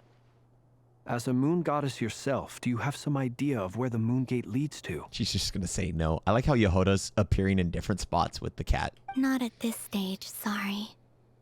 I do hold the power of the Frost Moon, and my strength is recovering well. I can sense that the gate would open at my command, but... That the gate would open... But there's more to the power of the Frost Moon than that? Yes. A moon goddess has the right to open the Moon Gate, since it is a path to the moon. But as Nefer mentioned, holding open a spatial gateway takes a huge amount of power. Which you can just do it. And right now, I need to conserve my energy to fight the Rerir of Solnari. I'm afraid this is one mystery we may have to leave unsolved for now. Okay, open the moon. We go into the gateway. We pick up Theindis. We steal her back. We throw her at Rerir. Problem solved. I agree. Better to save your strength. Or not. But if you'll humor me for a moment, I have a bold conjecture of my own regarding the world beyond the gateway. He is a fairy spirit, after all. I highly suspect that neither Theindis nor Rerir made it through unscathed. The evidence pointing to this is the fact that the Rerir of Solnari exists in the form of countless fragments. With the abyssal power he wields, no ordinary foe can touch him, let alone tear him to shreds. And yet, the Wild Hunt proliferates wherever his scattered fragments lie, drawing hordes of monsters to many different locations across the land. So your theory is that Rerir was physically torn to shreds by some powerful force? Hence, why the Wild Hunt is a distributed phenomenon, rather than a unified one? Makes sense to me. Explains why the Wild Hunt is so pervasive, and why he's been trying to piece himself back together. He was whole to begin with. This all makes sense. To be whole again. Without the power of the Abyss on his side, he almost certainly would have perished the moment he was torn apart. But the Abyss, much like a curse, has kept him alive. I could not agree more. The power of the Abyss is most surely a curse. It is a compelling explanation. Yeah, we gotta... And one that accords with my present understanding of Abyss creatures. whether the life form in question is primitive or advanced. If a curse has extended its lifespan unnaturally, it will continue to survive in spite of everything. This raises some interesting questions. I will run some experiments and see if there is any validity to my suspicions. That being said, regardless of whether my research bears fruit, I would like to thank Miss Nefer for conducting such a thorough investigation. Normally, already it has greatly enriched my understanding of the entity we face. That the quest is going to end right around here. But this being Nod Cry, I have no idea. Because normally getting a cutscene like we did would be like the end of the quest. Like, and they would just cut it off here. My pleasure, Mr. Albedo. I too hope that the information I have shared This is today Nod Cry, proves bro. useful as we look to formulate the next stage of our plan. You're getting multiple. Hey, what is it, Dainsleif? You look really upset. It's just... when I think of the man I once knew as Rerir, I struggle to understand why things had to turn out like this. Can we get a little pixel update on Dainsleif's shirt, man? It's like 360p, bro. Meanwhile, Nod Cry people's shirts are like 4K Ultra HD. He still holds up. The two of you just a texture update would be great. I don't know if these words will bring any comfort, but my heart goes out to you. Mine too. Oh. We can never know all the hows and whys of the way things are. The moon and stars are full of untold secrets and lies. And the skies are host to many more mysteries than these alone. Yet, none of that can begin to compare with the complexity of human life. Those are the first comforting words I've heard in a long time. Thank you, both. Well, I think this is a good place to end today's meeting. I'm sure Nefer needs some time to recover. She's been through an awful lot today. That's very thoughtful of you, Llama. Of course. Sounds good to me. Take some time to rest and digest before we reconvene to nail down a plan. Back at the hotel, you sit with Paimon for a while and discuss what lies ahead. See, normally, the quest would end here. Hey, if this was a different region. Is this a bad time? Hope I didn't kill the conversation. It's fine, come on. In. No need. Come on, let's talk outside. Dude, come on. Give us some juice, Varka. One-on-one convo. Nefer went back to the curatorium to get some rest. But before she left, she shared some things with me that I thought you should be aware of. Firstly, although she managed to trap the Rerir of Solnari inside her chest set, there's no guarantee that the power of the Ibis King is any match for one of the 5 sinners. Their powers are beyond our comprehension. It's only a matter of time before he finds a way to break out. We have to come up with a plan and take care of him before please tell that me happens. we're doing this right now. Honestly, Paimon figured that might be the case. So, how long have we got? Well, I asked her that same question. She talked for a long time, but for the most part, it seemed like she was trying to convince me how precious her chess set is. What a long and storied history it has. It felt like some kind of sales pitch, you know? The kind where you end up handing over Mora against your will. Anyway, after all that, she finally answered the question. 2 days, at most. 2 days? Holy moly! Can we even recruit enough help in that time? That remains to be seen. Which brings me to the second issue. Dainsleif is obviously conflicted about this whole thing. But given how little time we have, there's no way we can pull this off without his help. You have some history with him, right? Do you think maybe you could talk to him for us? I'll see what I can do. Great. I appreciate it. All right, on to item 3. So, Albedo, Durin, and I put our heads together and came up with a plan. Can't promise it's gonna work yet, but at least it's a start. We figured we'd bounce the idea off you first. We'll explore it further once everyone's recovered. Oh, please ask away. Oh, Paimon's dying to hear this. All right, so here's what we're thinking. In a hushed voice, Varka lays out the current plan. It's a shocking plan, but nothing can faze the greatest traveler and trustiest travel guide in Teyvat. It doesn't take you long to get behind it. We felt a little uneasy about roping you into this. I mean, firstly, you're not locals, and secondly, none of us are your boss.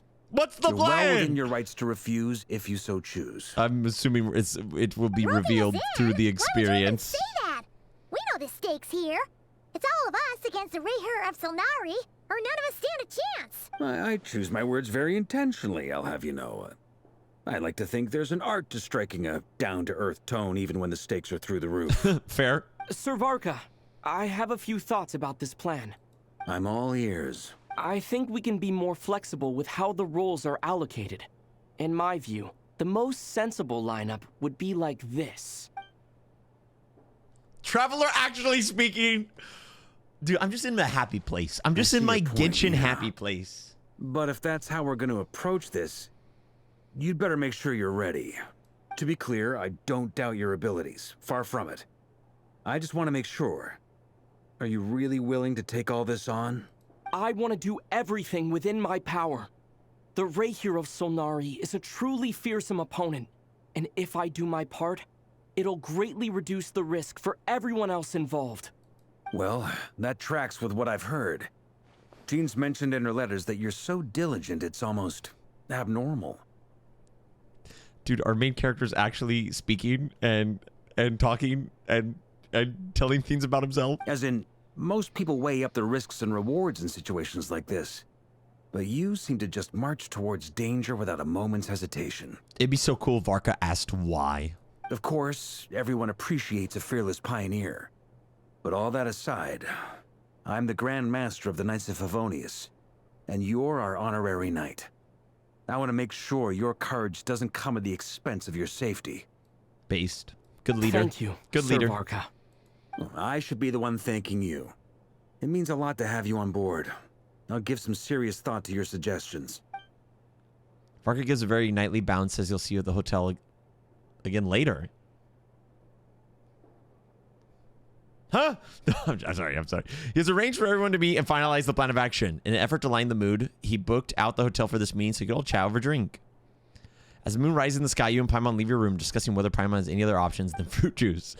Everyone is already there waiting for you. They're chatting and smiling clearly. The rest has done them good. As well as the existing crew, some unexpected help has arrived. Still, you remain conscientious of the fact that the future of Darkrai rests on what is decided tonight. So many lives are at stake. You may never meet most of them. But whether they know it or not, all of them are counting on you. Game of Blood and Sand. This is... Chat, have I told you that I like the Krai Archon Quest series?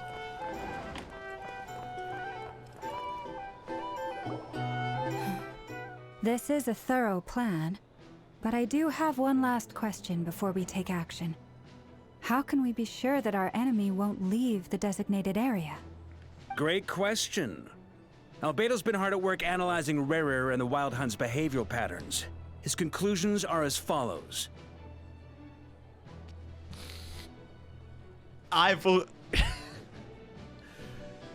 There's a Hoyoverse dev who's like, yo, what if it was a funny bit if we just included Dory in the most important quest lines forever? Dude, we're gonna be interested as Naya meeting the Saritsa, and Dory's gonna be there chilling like pyramid schemes. Firstly, from the earliest known confrontation until now, Rerir has never displayed any ability to manipulate the dimension of space. So it's unlikely he has any power in that domain. Secondly, he seems to have a particularly strong vendetta against our group. If we put him in a fight-or-flight situation, he'll choose to fight every time. Thirdly, finally, and most importantly, he is consumed by hatred. Dude, I love both that for the Varka's moon our leader and this for his entire enemies. time. Turns They do his out, character we such tick justice. both of those boxes. We have a reincarnated moon in our ranks, and a spy who accessed his private memories without permission. He'll be baying for blood, not looking to escape. As someone who's had their fair share of interactions with the Wild Hunt, those all seem like valid observations to me. Understood. Then I will defer to the verdict of the group. Well, everyone, that's the plan in full detail. Albedo and Durin are carrying out their part as we speak. Time to hop into the Plan thing. approved. Scheduling. Okay. Any firepower you need, I got you covered. Let's light this baby up. I know, Heimer. The Frost Moon Scions are behind you as well. And the rest of you? No objections? All right. Then it's settled. This is the plan we're going with. Dory takes me Next out. up, I'm sorry, guys. An I'm old sorry. tradition of mine. Anyone who wants to back out, now's your chance. Drinking time? Wait, we can still back out of this? Everyone says things they regret, right? I don't want anyone feeling trapped because their mouth said yes before their brain had time to think things through. A very people-first approach. I hear that's common practice in the Knights of Favonius. That's based. Based leader. Who'd you hear it from? D-Luke? We don't use people's real names at work. This contact will be known only as Owl, please and thank you. This plan can only work Batman if and everyone does their Catwoman. part. Flint's and I will absolutely support it. We shall indeed. You'll be glad you accepted our help. Also, you are the last person I expected to see here, Miss Dory. That's what I was saying! It's not often I get called Dory in a work context. My peers usually call me Lord Sangama Bay. Okay. So, the longer your name, the higher your net worth. Is that the idea here? In that case, Mr. Flint's here must be worth a fortune. Lamau. That's right. I know your full name. It's... The walls are thin here. I'd appreciate you keeping that a secret. Okay, fine. I'm actually only here as a favor for someone else. Do you have any idea how much it would cost to hire me otherwise? Oh, does this mean someone out there actually has the power to boss Dory around? Alice? It most certainly does not. We have a long-standing and mutually beneficial business partnership. She's actually the mom of a friend of yours. Alice. Said mom supplied me with a great little trinket, but now that lady's ruined everything. If I don't start building a little goodwill now, my whole business in Krai is gonna go down the drain. Okay. So what exactly is so special about this pendant? It's a lucky charm that a great mage made for me.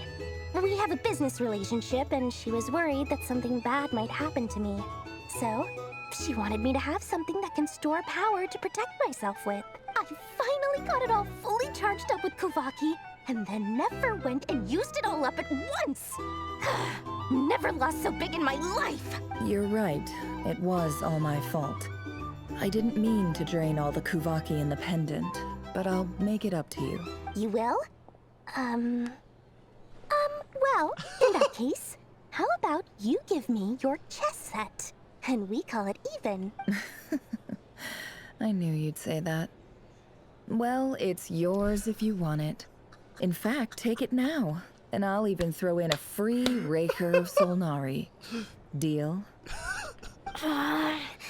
You're putting me in a difficult position here. It's a very useful thing to have around, but I have a funny feeling it won't be around much longer.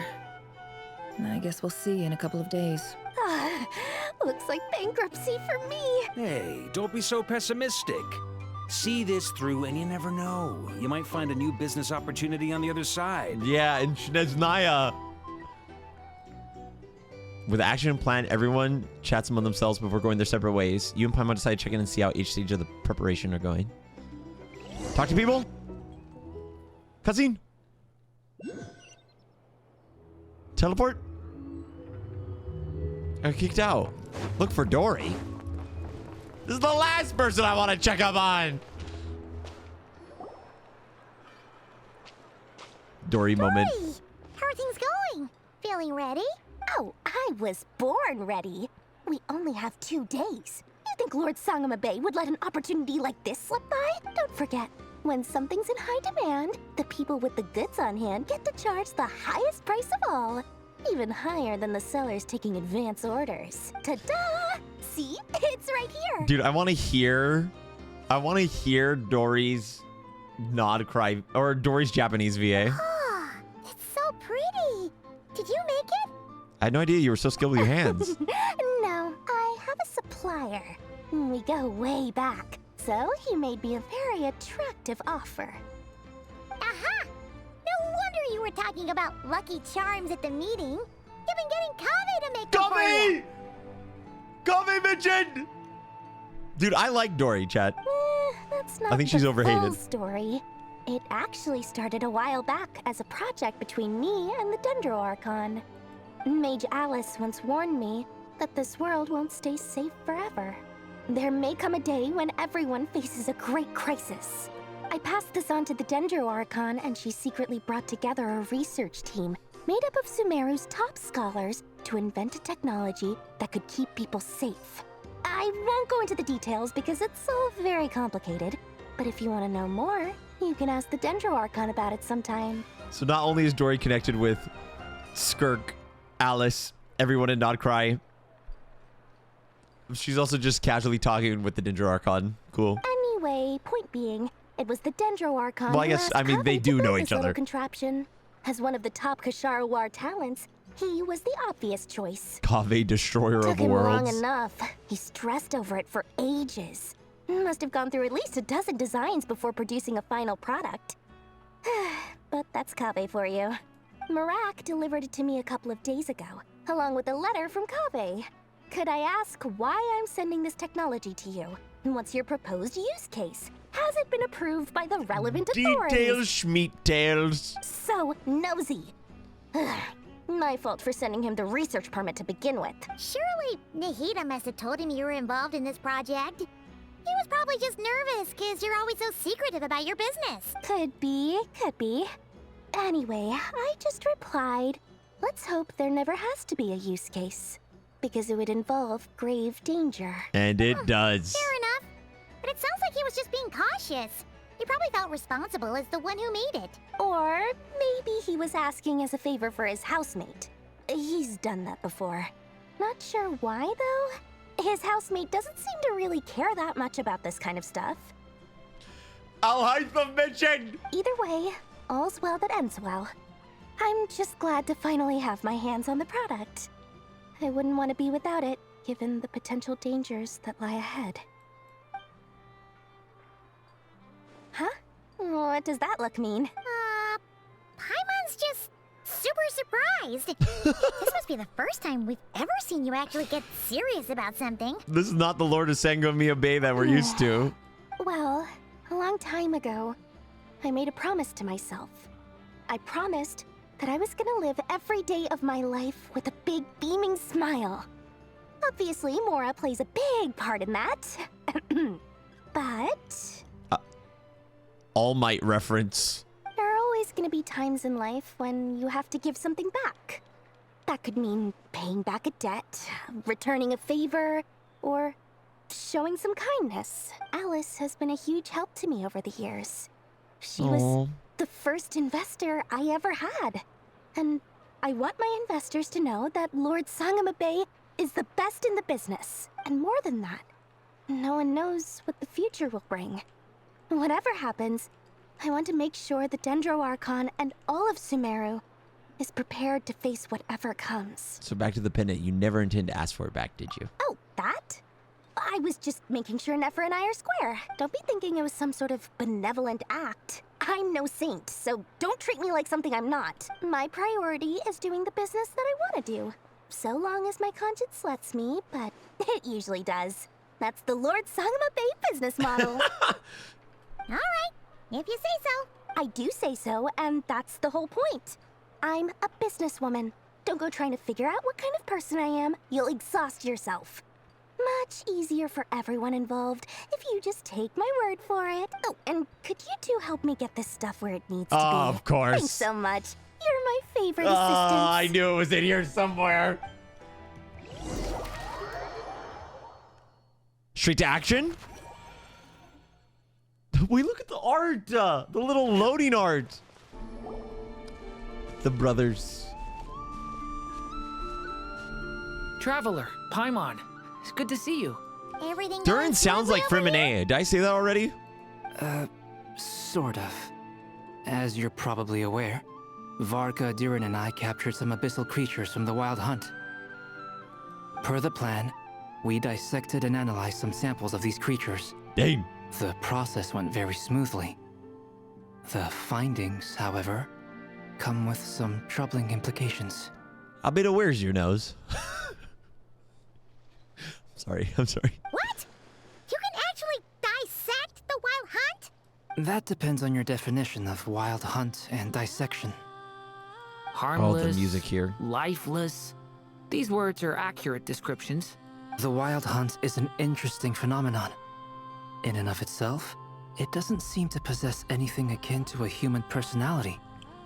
But taken as a collective, the medium through which the wild hunt is summoned does appear to have a soul. Rerir's? Master griped a lot about the wise Horoptotyr, and seemed somewhat fascinated with the foul Certology. But she barely mentioned Rerir at all. I don't think that was because of his lower social standing, though. Anyway, it's a pity. I should like to hear her thoughts on the nature of the life form he has become today. Because he's like a collective, so essentially, is all the wild hunt like him? It's a strange mix. The furious energy of an abyssal being channeled through a fractured physical existence. A consequence of being torn apart by an unknown power. Perhaps the only explanation for his survival in this state is that he sacrificed a degree of individuality Dang. in exchange for a continued existence. It's like the flood. Oh, sorry. Once I get talking about interesting research, I have a tendency to go on indefinitely. Back to our research findings. Essentially, they confirm my hypothesis. Rerir's corpse is completely contaminated by the Abyss, and the effects are irreversible. So if I was to suck up his abyss energy, he would fall apart. You like could think of this as Rerir in mutated form. But in my view, even that would be inaccurate. In reality, his whole being has been consumed by the Abyss. In other words, he is now nothing more than a manifestation of abyssal power. No, he still has his individuality, though. I said that word so weird. Unfortunately, at present, we have no means of completely eradicating abyssal power. Hence, we cannot fundamentally destroy the Rerir of Solnari either. Oh, that's terrible news. So, that's it? We can't defeat him? Not even if we get the power of the Three Moons? Miss Columbina's situation is a difficult one. She can never achieve wholeness when the world does not accept her presence. It's as if her creator banished her to a place she can never be accepted. It means she spends most of her energy just on her own survival. Given the circumstances, it's only natural to despair. But we must see this plan through to the end. Time to kick off the backup plan. Oh, Paimon almost forgot. This is for you. Dory asked us to bring it. Ah, how wonderful. Well, thank you for making the trip. Durin and I will be heading off shortly. Oh! I'm sorry I won't be there to protect you in person this time. Please be careful. We will. All right then. Stay safe. We're checking in with everybody before we all die.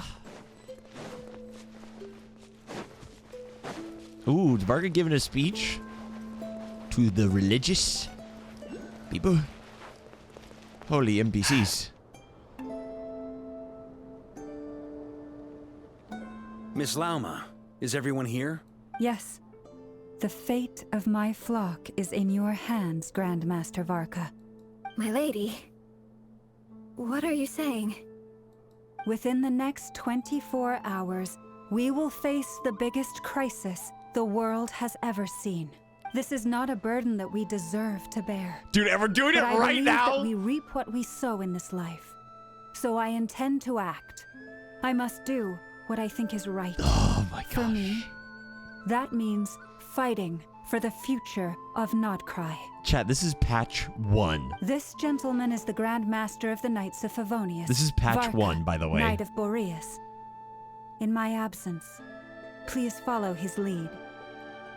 Hey, everyone. Boreas. Guess I should introduce myself. Well, to start with, I know my way around a battlefield. And a drink. Biggest strengths are honesty and hard workingness. Okay. Anyway, all right, point buddy. is, We're not... I don't intend to let Lauma down. I'm gonna do everything in my power to keep every last one of you safe and sound. I might die. This big, strong man is your leader now. Dude, the drawings are so cool. I wish someone made a screenshot of all of them. Oh. something on your mind? Dainsleif and Columbina! Brother. If you would have showed me this, that we're getting a cutscene like this or conversation like this a year ago, I would have called you a liar, and would have set you on fire for false hope and treason. Fast forward to today, I apologize. I apologize. Miss Columbina, was it? I believe that's how the others addressed you. That's right. Names are funny things. Have you always been called Dainsleif? Yes. I take it your own name has a more complicated history. I have a different relationship with names than other people. To be honest, I'm not even sure that Columbina is my name. At least, not in the same way that Dainsleif is yours. But it's what everyone calls me, and I go along with it. A lot of my life has been that way. I get so used to things that I forget to question why they are so. I never used to think much about where names come from, or what they mean to people. Maybe something's wrong with me. You're different from other people. I sensed it the first time we met. You're more perceptive than most. I'm sure your long life and rich range of experience explains that. Do you ever find yourself missing Khaenri'ah, Mr. Dainsleif? I'm sorry, look at the screen right now.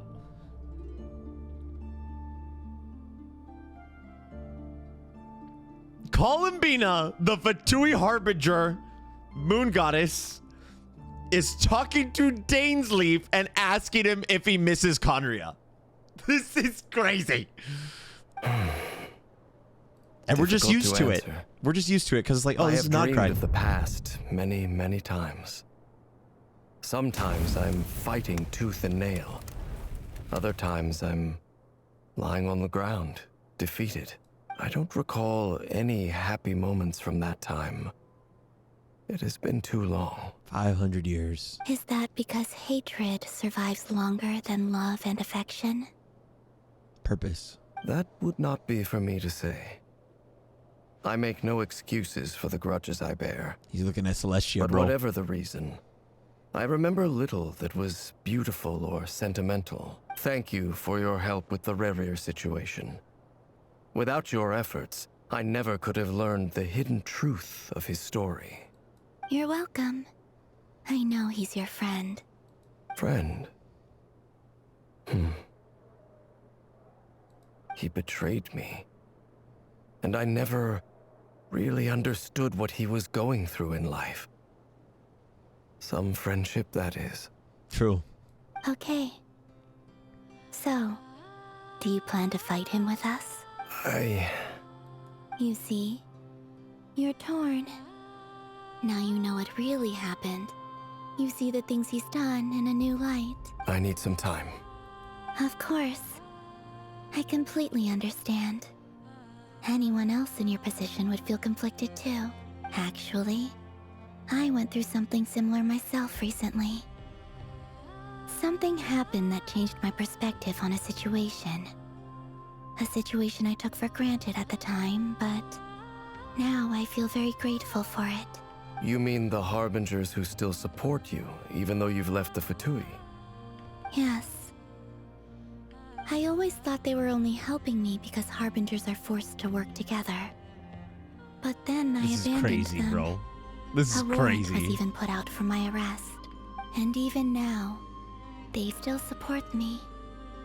Which means I was wrong about them all along. Clearly, they view you as a friend. I feel a little guilty now. I regret not seeing her help for what it was, and not treasuring it.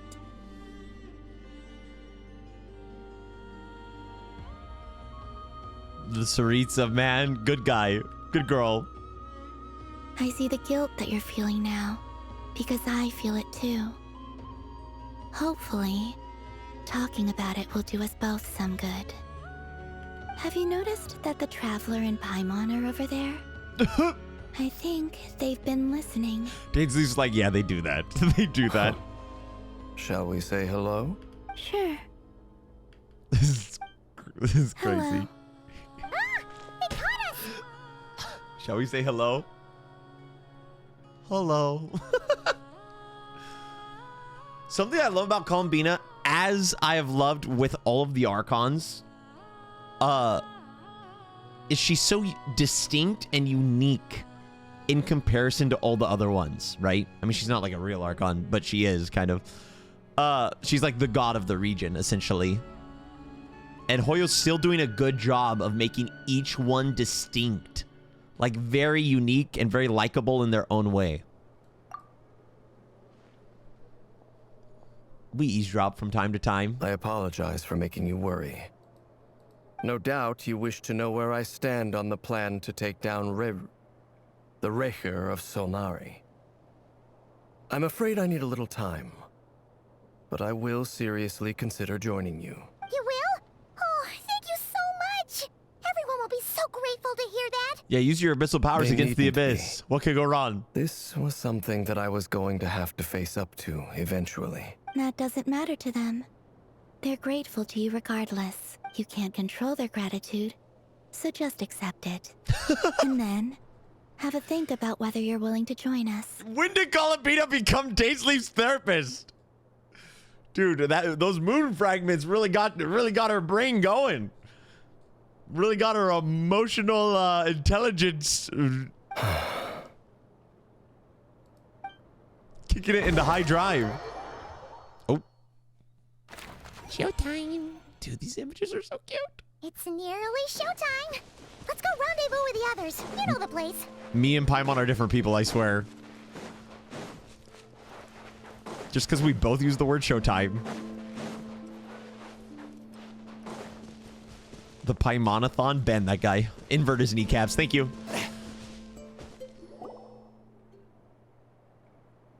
Ah, you're earlier than I expected. Hey, Flint's! Been waiting here long? Not too long. I came a little early so I'd have some time to think. Are you nervous about the battle? Quite the opposite. I'm reminiscing on my past battles. Is he kind of using it as information? When I was awakened by the motivation? Raniki, I had not touched a weapon in many years. I felt like the battlefield was not where I belonged. But after waging war against the Wild Hunt for so long, I came to realize something.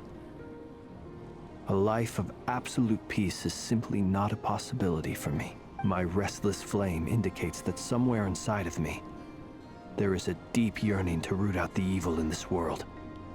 Okay, Flynn is so cool, bro. Can you leave some aura for the rest of us, man? You can't be dropping lines like this. That's just greedy. That's just selfish. That's so sick. Oh, that doesn't sound like such a bad thing. I agree. Well, in the past, when I was a Fae whose primary concern was hibernation, it was hardly ideal. But it certainly serves me well here in the present. And I am delighted to be able to join forces with you in this endeavor. Looks like I'm not the first to arrive. Ah, Miss Lauma. Did you sleep okay last night? I struggled to settle down at first. The OGs, boys. But don't worry. I got enough sleep in the end. I'll be just fine. Thanks for everything. Please. I'm just doing my part. Nefer! Over here! Dude, and it's playing the song. The goods have been delivered and the backup plan is underway. Aino asked me to relay a message. She said Nefer will be on high alert and keep a close watch over all secondary districts where defense is required, providing support as necessary. Meanwhile, Aino herself will provide range support to us directly, using her latest invention. The Barrett 50 caliber sniper rifle. Excellent. My thanks to all involved. The chest set's looking a little unstable. It won't hold him much longer. We should be prepared to engage at a moment's notice. No sense sitting around waiting. Let's make the first move while we still have the option. I agree. Paimon, find a safe hiding place. Here we go, boys. Here we go, boys! Be careful, traveler! I will. Oh. Sick line. Everyone, take your positions as soon as the battle starts.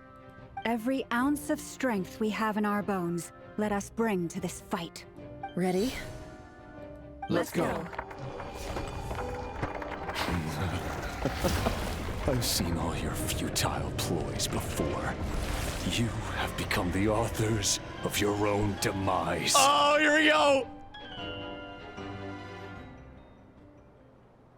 My internet just went out. Anyway. I've seen all your futile ploys before. You have become the authors of your own demise. I wouldn't be so sure about that.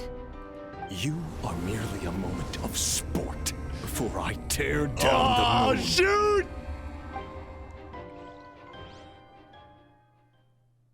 Oh, the loading screen. Oh, that is so sick. Stay on your toes. Oh, Yep, you too. My gosh. Can't hide the truth. Leave this place. Wait, I know. Help you guys. I'm blooming. I'm doing no damage. Oh. Wait, we're actually fighting them. Protect. We're actually. Okay, it's because we needed hydro. The mystery unravels. Futile. With one heart, we pray. Dude, I want to see all of his moves. Oh my gosh, I'm getting. Hey! A grave transgression. The moonlight betrays you. Oh my gosh! Okay, we'll admire the moon later. It all adds up. Hello? Yo, stop going to the wall! Water check! Oh, wait, they gave me water too. That's a nice little detail. Let's see what you're made of. Okay, sweet me. Sweet me. Okay. I'm probably using these characters, Ron. Everlasting. Observed. Be silent to dust. Pathetic. Are you quite finished? Can we? Get a man, get a healer. It all adds up. Can we get away from the wall, please? Can't hide the truth. It all falls into place. Moonlight. Oh, come here. Come here. Yeah, there we go. There we go, boy. Close your eyes. Guys, I'm so sorry. I do not know how to use these guys optimally. Moonlight betrays Bombs you. away! No more lies. I should have used that. Oh. Moon, and so shall it end. The moon will protect you. Follow Llama's hymn of hunting. It all adds up. The moon haunts you! Absurd. To use the Lightkeeper's lantern. Do you see now? Oh, shoot! No more lies. Thejonathon here. When will it be Oh as you my gosh. foretold? Is he, maybe Rerir was talking about him being reunited in death or something.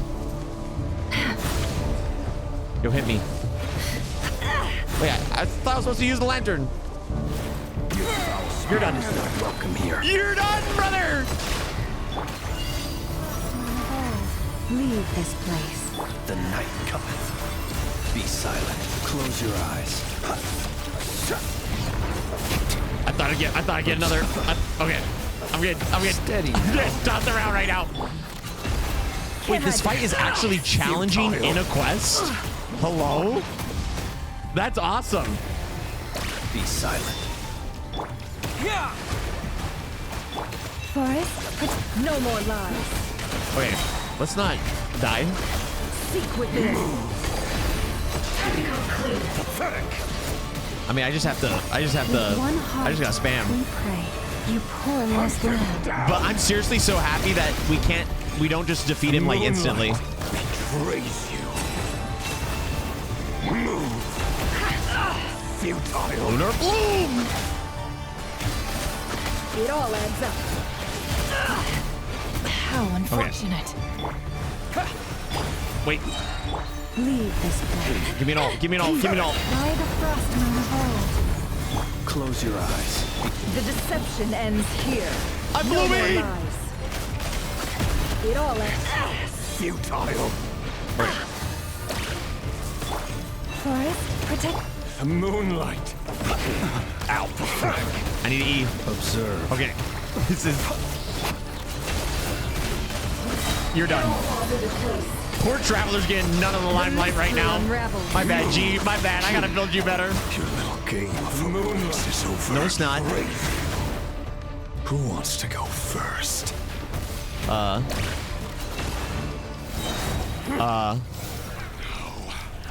Get out of my sight!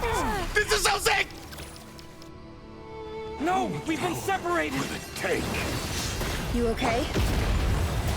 Nefer, where are the others? Stuck outside the barrier. Oh my gosh, bro, this is so sick!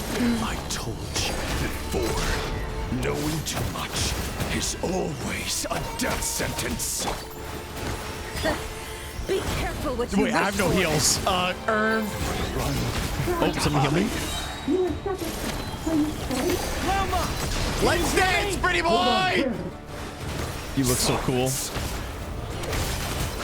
My voices are gone. Destroyed.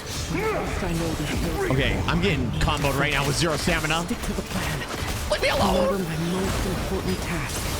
Just keep stalling him. If I can stall him for long enough, Keep stalling. the moment will come. I'm stalling him. I'm doing more than stalling. We're gonna win. Bombs away! We're gonna win, right, boys? Can't hide the truth. The deception. Am I just gonna suck him up? Using my hand powers? Okay. Here, Pookie. Oh my gosh. Oh my gosh. Oh! Wait, this is an actual full boss battle. Hello? I've got this. I thought this was just gonna be like a quest boss battle.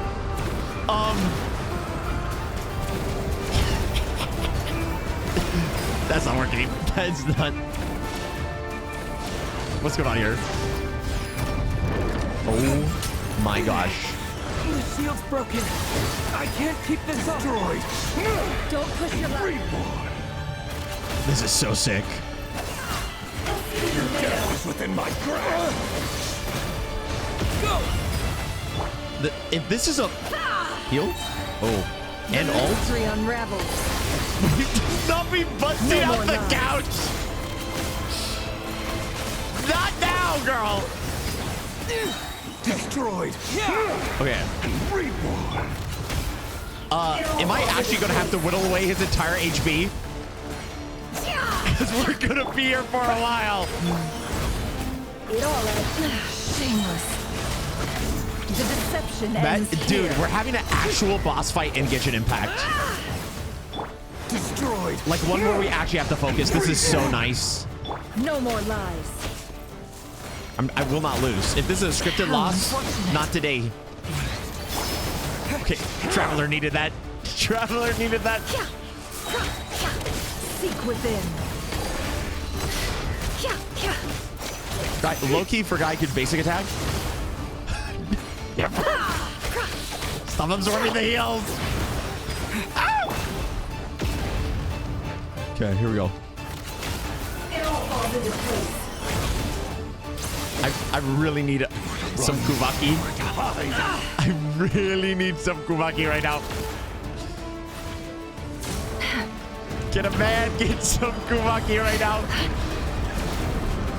Surely this will heal me. Okay, here we go, here we go. Can't switch. No, I can't switch characters. Curses. There's no other way.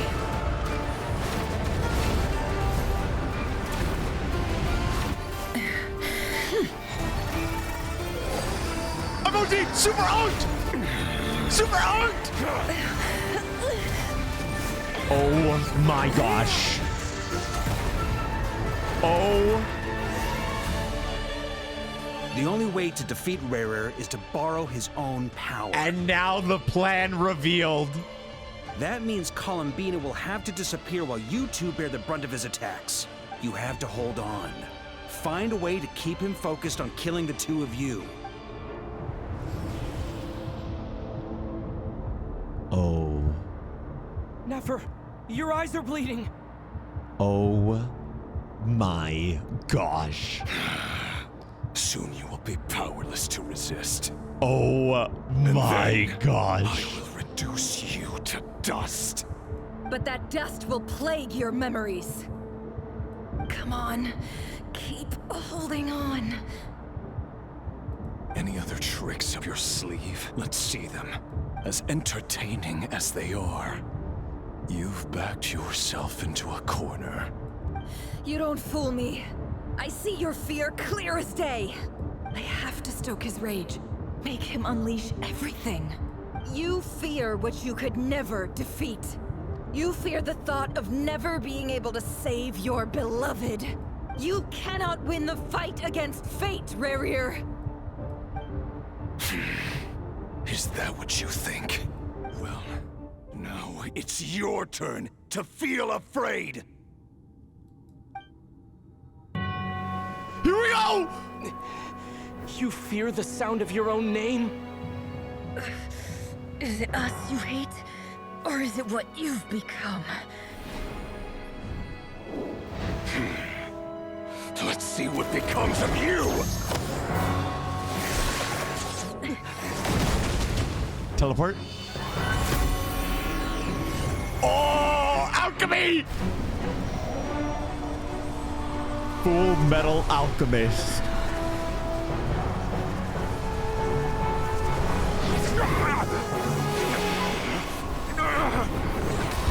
What's happening? We're suckling up this power. That power. I've seen it before. Gold. Rhine-daughter.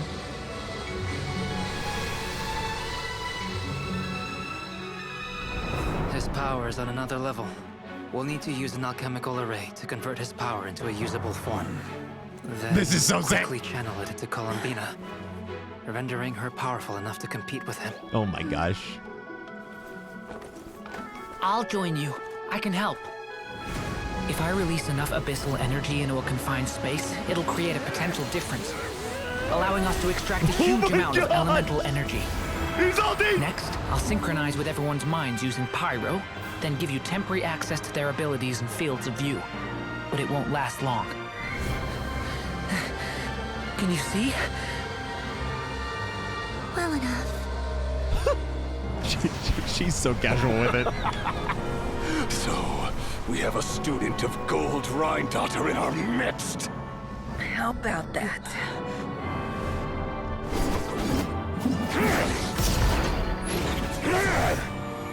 Oh my gosh, brother!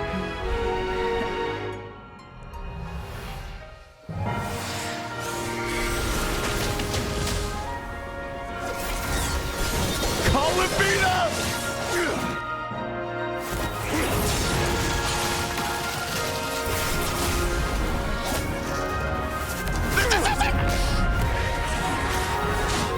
It's just like it was in the beginning. You use my own power against me? Just like how you stole Kuvaki. A reflection of the moon.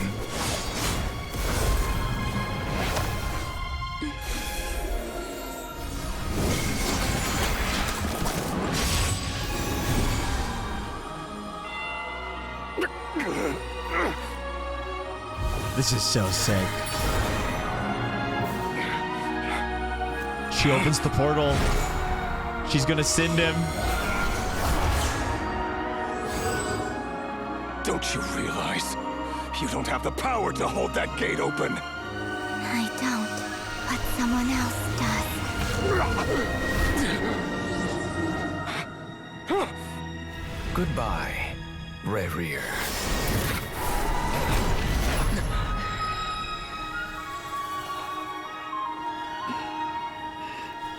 We won.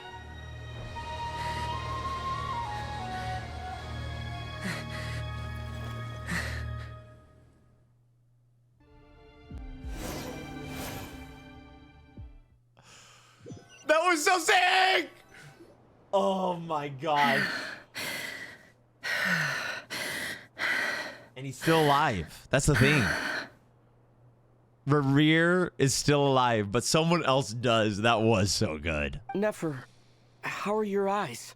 And having an actual boss battle They're fine. Apart from the blindness, of course. It's not too late. Let me handle it.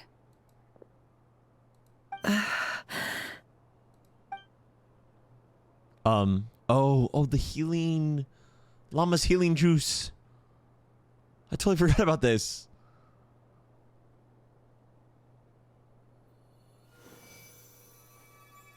That's why you should always donate plasma, Chad. Miss Nefer, it's not like you to lose your composure. That was the most reckless thing I've ever seen you do. Reckless how? The situation was critical. Our lives were at stake. That's so We had to weird, do John. something. It's what... Hello? Even so. Okay. I guess you're right. Under the circumstances, it was a wise decision. You traded your eyes for an incredible victory. In business terms, I suppose that's a huge return on Wait, investment. is she actually going to be blind? I'd be hard-pressed to argue otherwise. She's not, but that'd be crazy if she was. Still, I don't like this outcome, and I don't want you to lose your sight for good. People suffer when they make sacrifices they shouldn't have to make, whether that means faith, strength, or in this case, your ability to even see. I had hoped you could win without sacrificing so much as a single hair on your head. It's a little unrealistic. Thank you. Really. All done. Oh, healed up. Don't try and open your eyes just yet. We'll see how you're doing in a couple of days. Until then, please follow your recovery plan to the letter. I'll send full details through Yehoda. For now, just get yourself home, relax, and rest. My dear friends, Dude, that we cutscene have was so fought good. bravely and achieved a Oh, that was so spectacular good. victory. A dark cloud has been lifted from the skies of Krai. All in this land will be grateful for what you have done. What am I The hearing? moon will remember this day. Thank you both. Yehoda shows up and helps Nefer get home, and you, of course, have Paimon to escort you back. What about Dane? The sight of Nefer navigating the road with her eyes closed is a new one for you. She proceeds cautiously, but as her silhouette disappears in the distance, you notice she seems almost smug. There's something I want to let you know. Oh. What is it? When Durin connected everyone's minds so I could access their powers, I also felt everything they felt. And since Nefer's eyes were injured, my eyes are hurting now too. Hold on. Let me try. I only feel the pain. There's no actual damage. I just thought I should tell you. You're right. There's no damage. That's a relief. But I must say, I'm surprised to hear the Kuthar share something like this with me. In the past, you never used to open up about yourself. Things are a little different now from how they were. I'm learning to share how I truly feel with my friends. Who needs emotional vulnerability when you can just absorb more shards of all-powerful moon, and then that opens you up emotionally? Let's go. Friends. You have no idea how glad I am to hear that. Feels good, man. You can't help but break into a smile at the word friends as a warm and fuzzy feeling fills your chest. Aww. One by one, your fellow teammates report in to inform you of everything is under control. At Llama's insistence, you lie down. You fought on front line against Rerir, and now you need rest. ...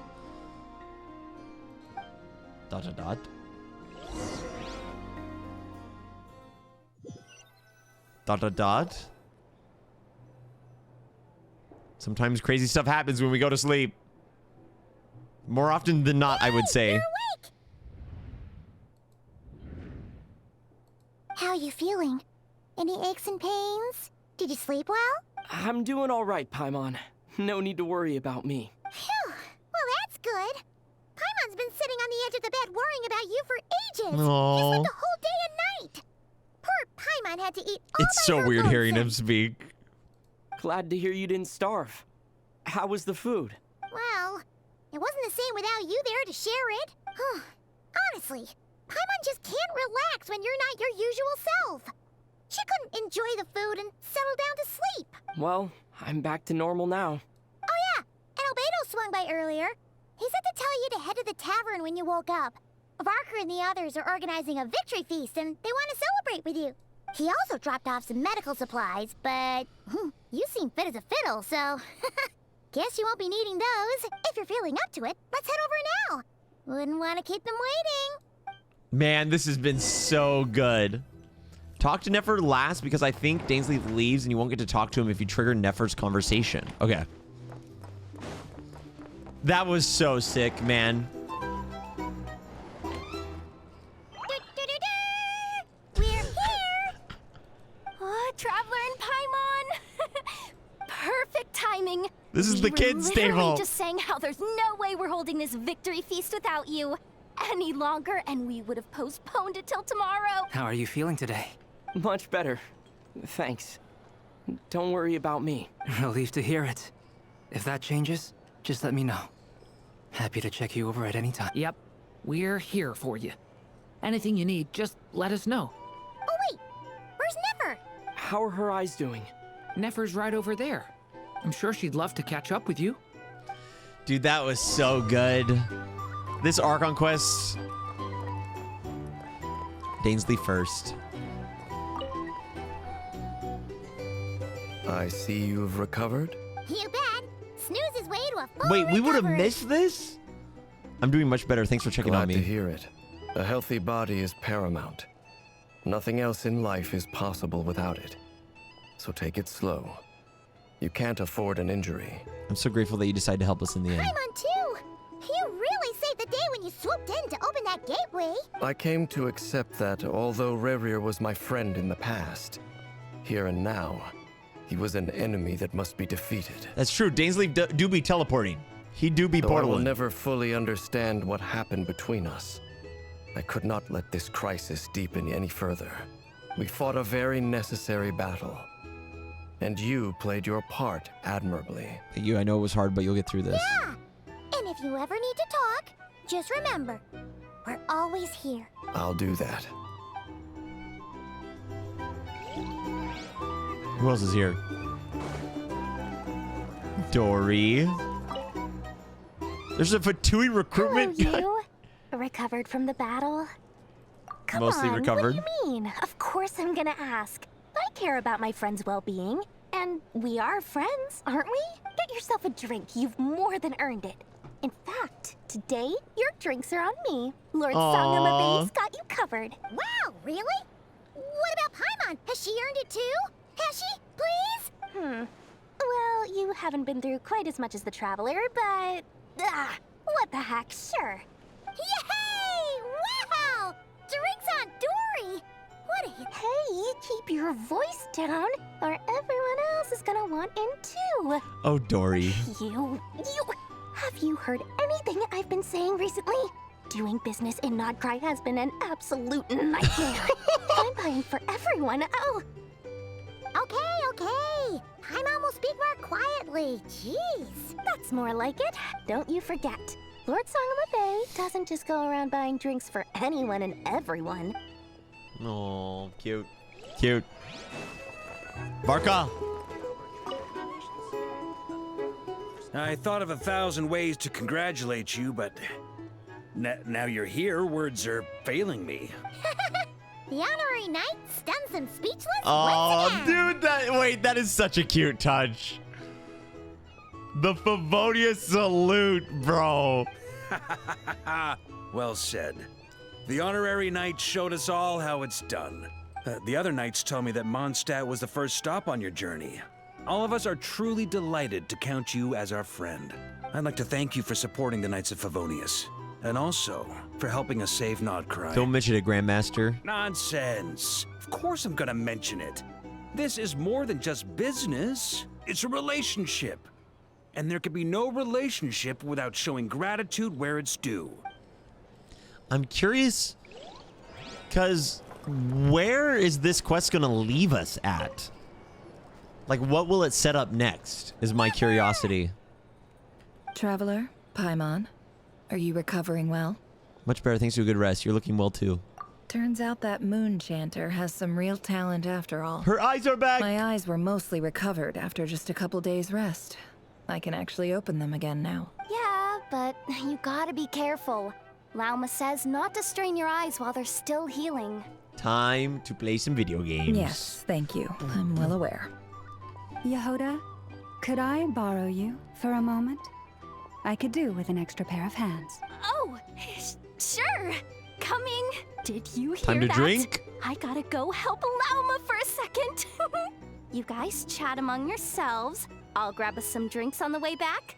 Paimon, you still like them sweet? You bet. Make it extra sweet, because Paimon's earned it. Aww. Sure thing.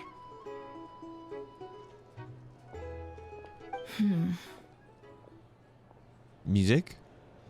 Bread? The Rerir of Solnari. Kind of a snake, don't you think? More of a wolf in my mind. No, definitely a snake.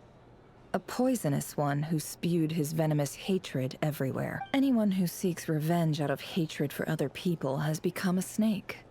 That's something my dad used to say. I guess he didn't like seeing people go down the path of vengeance. Perhaps.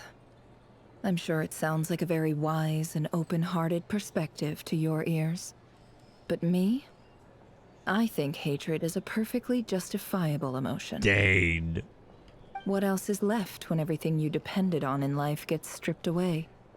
Something's gotta fuel that drive to keep on living. When I look at your life, I see a lot of things that you can depend on.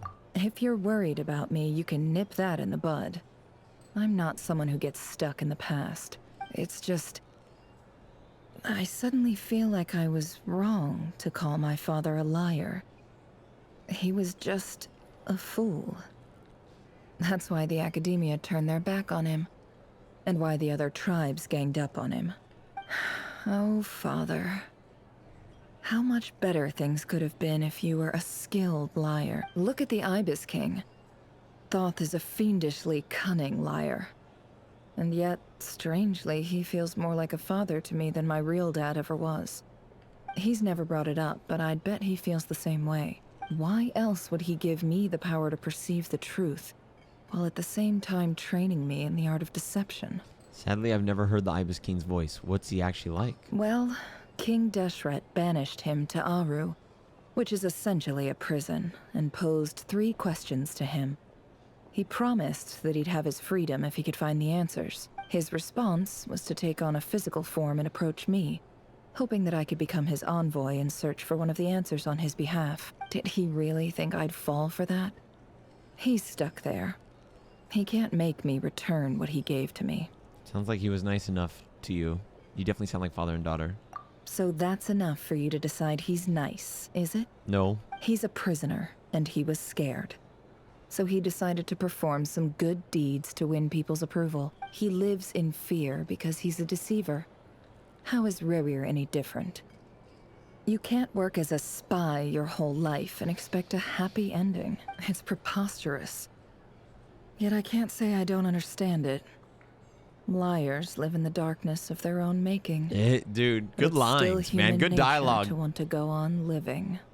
They say that a liar's soul is the most worthless thing in the world. What do you think? I'd have to disagree. Yeah. Because that means Nefer's soul is worthless, because she lies. Oh, really? Well, it takes a very kind person to find compassion even for liars. If you ask me, the soul of a liar really is worth nothing.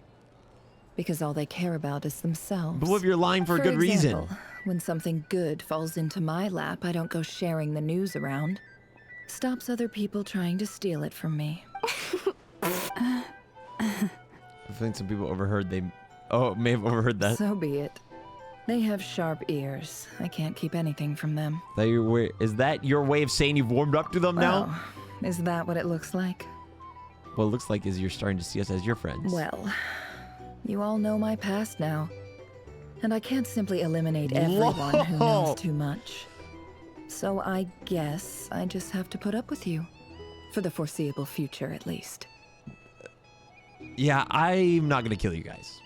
When you find Thanks, yourself in a Nefer. situation you can't control, the safest play is to keep calm and start monitoring everyone involved like a hawk. In the intelligence world, you need to have a sense of perspective and play your hand accordingly. If you understand what's at stake, please ensure my secret is safe with you. I trust you'll respect my wishes as a friend. Captain. But don't forget, I will also be watching you like a hawk. Sure. Dude, there's so much bread on this table. Very good. Oh, wait! Now that the panic's over and we've all calmed down, Paimon suddenly remembered something. After all that build-up, our mystery ally never showed up even once! Nicole! And that's where it leaves it. Ladies and gentlemen. Huh? Am I imagining things?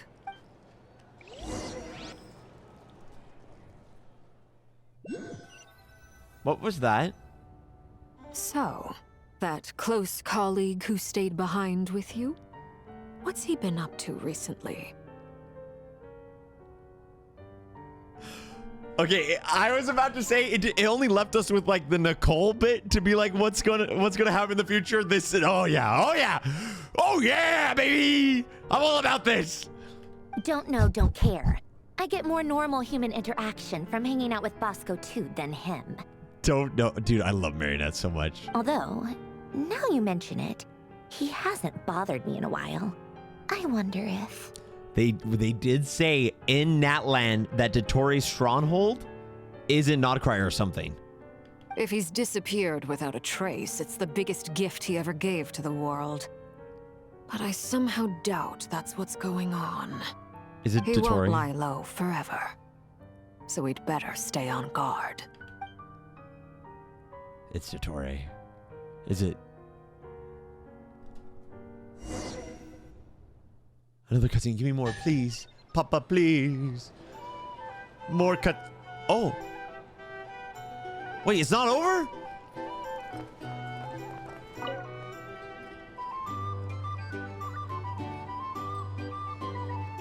Ah, Lord Sangama Bay.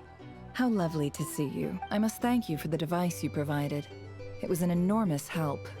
Would I be right in thinking that it was developed by the Academia? Why come and ask me when you clearly know already? Lol. I mostly came to thank you. That's more like it. A little gratitude goes a long way with Lord Sangama Bay. Play your cards right, and you might even stand a chance of becoming my long-term supplier. The chance to work with such a kind and charitable investor as yourself would be a great honor for the Curatorium. Huh? Charitable? Who said anything about charity? First time hearing about it. Let's see. The first plot of land you purchased in Nodcry, your desert interests, and... Stop! What do you think you're doing? Exposing my investment history! It's nothing to hide from. They're all perfectly legitimate investments. And some of the land you purchased was with the intent of building a sanctuary? Yes, I heard about that too. How did you... You're a curious case, Lord Sangama Bay. You don't like people finding out about your good deeds, do you? But I'm afraid no matter how hard you try to keep things under wraps, where there's a will, there's a way. Look at Dory's face. You did it for Sumeru, didn't you? It was empty land that was gonna go to waste otherwise. I figured if I built something there, it might at least get some use in an emergency. Disasters are capricious things. They strike without any warning. I've lost family to a disaster before, and I don't want to lose any friends or business partners if I can help it. Dude, they saw the backlash to Dory and they're like, we're gonna tell people we're gonna drive home what Dory's really about. Because everyone used to be Dory's evil, Dory's evil, Dory's evil. My elder sister used to dream of finding a sanctuary. Somewhere with plenty of food, water, and medicine. Where everyone could live happy lives. It was something I looked into. But after discussing things with the Dendro Archon, I decided on a more effective strategy. The tech people handled the tech, and Moneybags provided the Mora. It just made the most sense. It's a pity that so few people know the truth about you. Everyone says that you view everything in terms of Mora, and all you care about is growing your own wealth. So, what's the problem with that? Everyone wants to be rich. It's human nature. So yes, I love Mora, and it's nothing to be ashamed of. Dude, we gotta keep Dory away from Zhongli, bro. But surely you have dreams of your own beyond just making more. She's gonna kidnap him. You don't get it, do you? My dream is to invest in other people's dreams. And, you know, make a nice little slice for myself. Oh my along the way. gosh. Just thinking about it makes me happy. That sweet, sweet sound of Mora. Thank you. For the device? And the pendant. Oh, that. I was just returning a favor. Don't worry about it. Seems like we've both been away from home for a very long time. All right, Team Sumeru. Yeah. So long that I barely remember what my family even looked like. That would be your mother, father, and sister? Yeah, though it's been years since my sister passed away. She hasn't seen her parents? It's not like I want to forget them, obviously, but memory can be even more ruthless Are they than all a most dead? calculating business person. Beyond a certain point, if something isn't helping you, it just gets rid of it. My sister can't help me now. Slowly but surely, her face is fading from my mind's eye. It's become a Dang. vague impression. We're getting a Dory story quest right now, and I'm liking it. Not everything will fade. When loved ones pass away, the beautiful memories are the ones that last the longest. Yeah, Oh, whoops. that's true. If you ask me, that's the one silver lining in all of it. Well, that, plus, I'm sure that life is much better now than it was back then. Oh, absolutely. I have tons of Mora, a big beautiful house, business is booming, and I'm as happy as can be. You've got a lot going for you too. Boss of the Curatorium of Secrets? I'm sure there's plenty of Mora to be made in that line of work. I appreciate the vote of confidence. That was a nice conversation, man. I like that.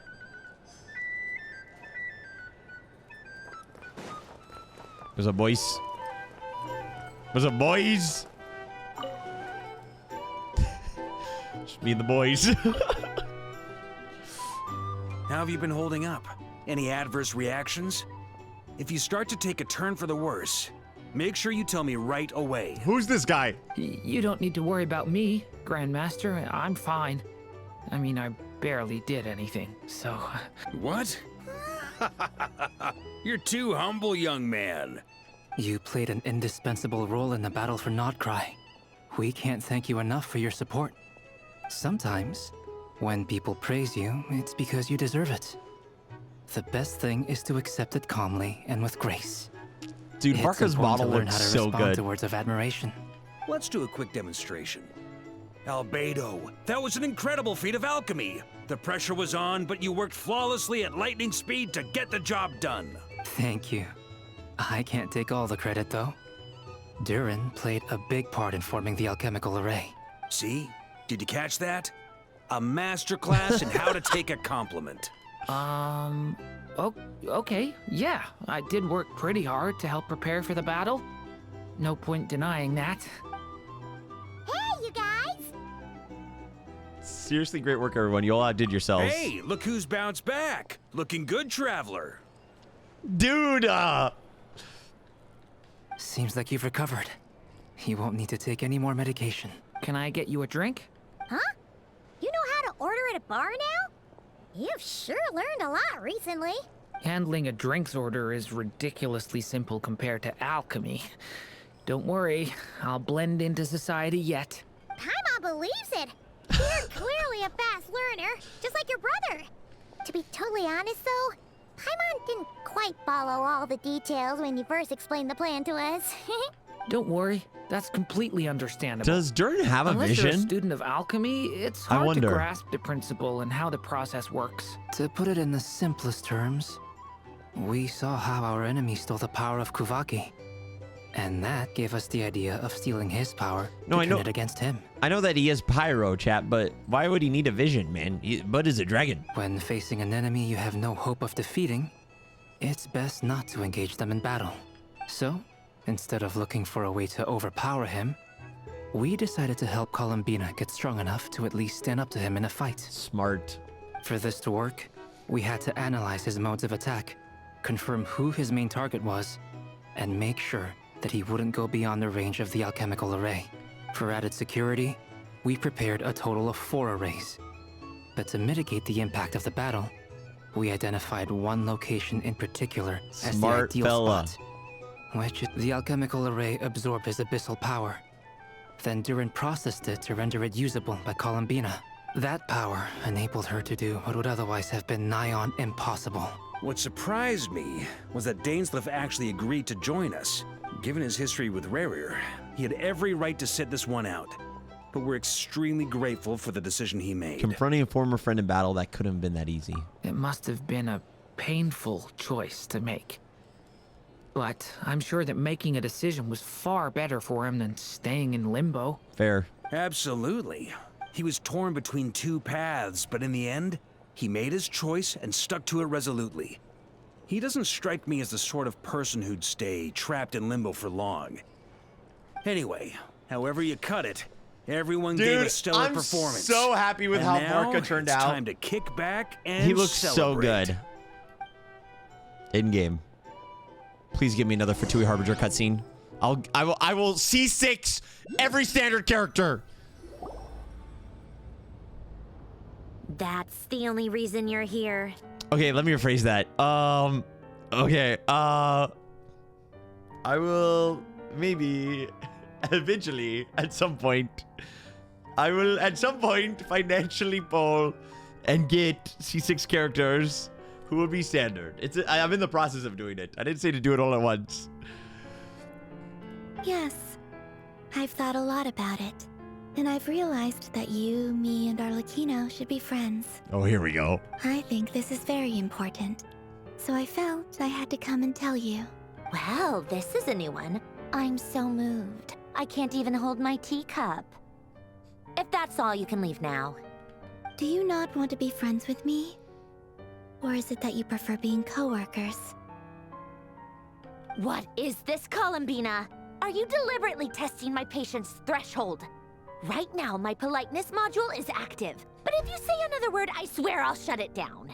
If your politeness module was active, wouldn't you say the word please at some point? She's rage baiting Columbina. I mean, she's rage baiting Sandrone. Oh, this is peak. This is peak. Polonia, please see Lady Columbina to the door.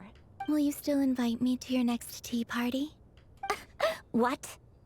Yes, I think you will. Bye-bye, dear Sandrone.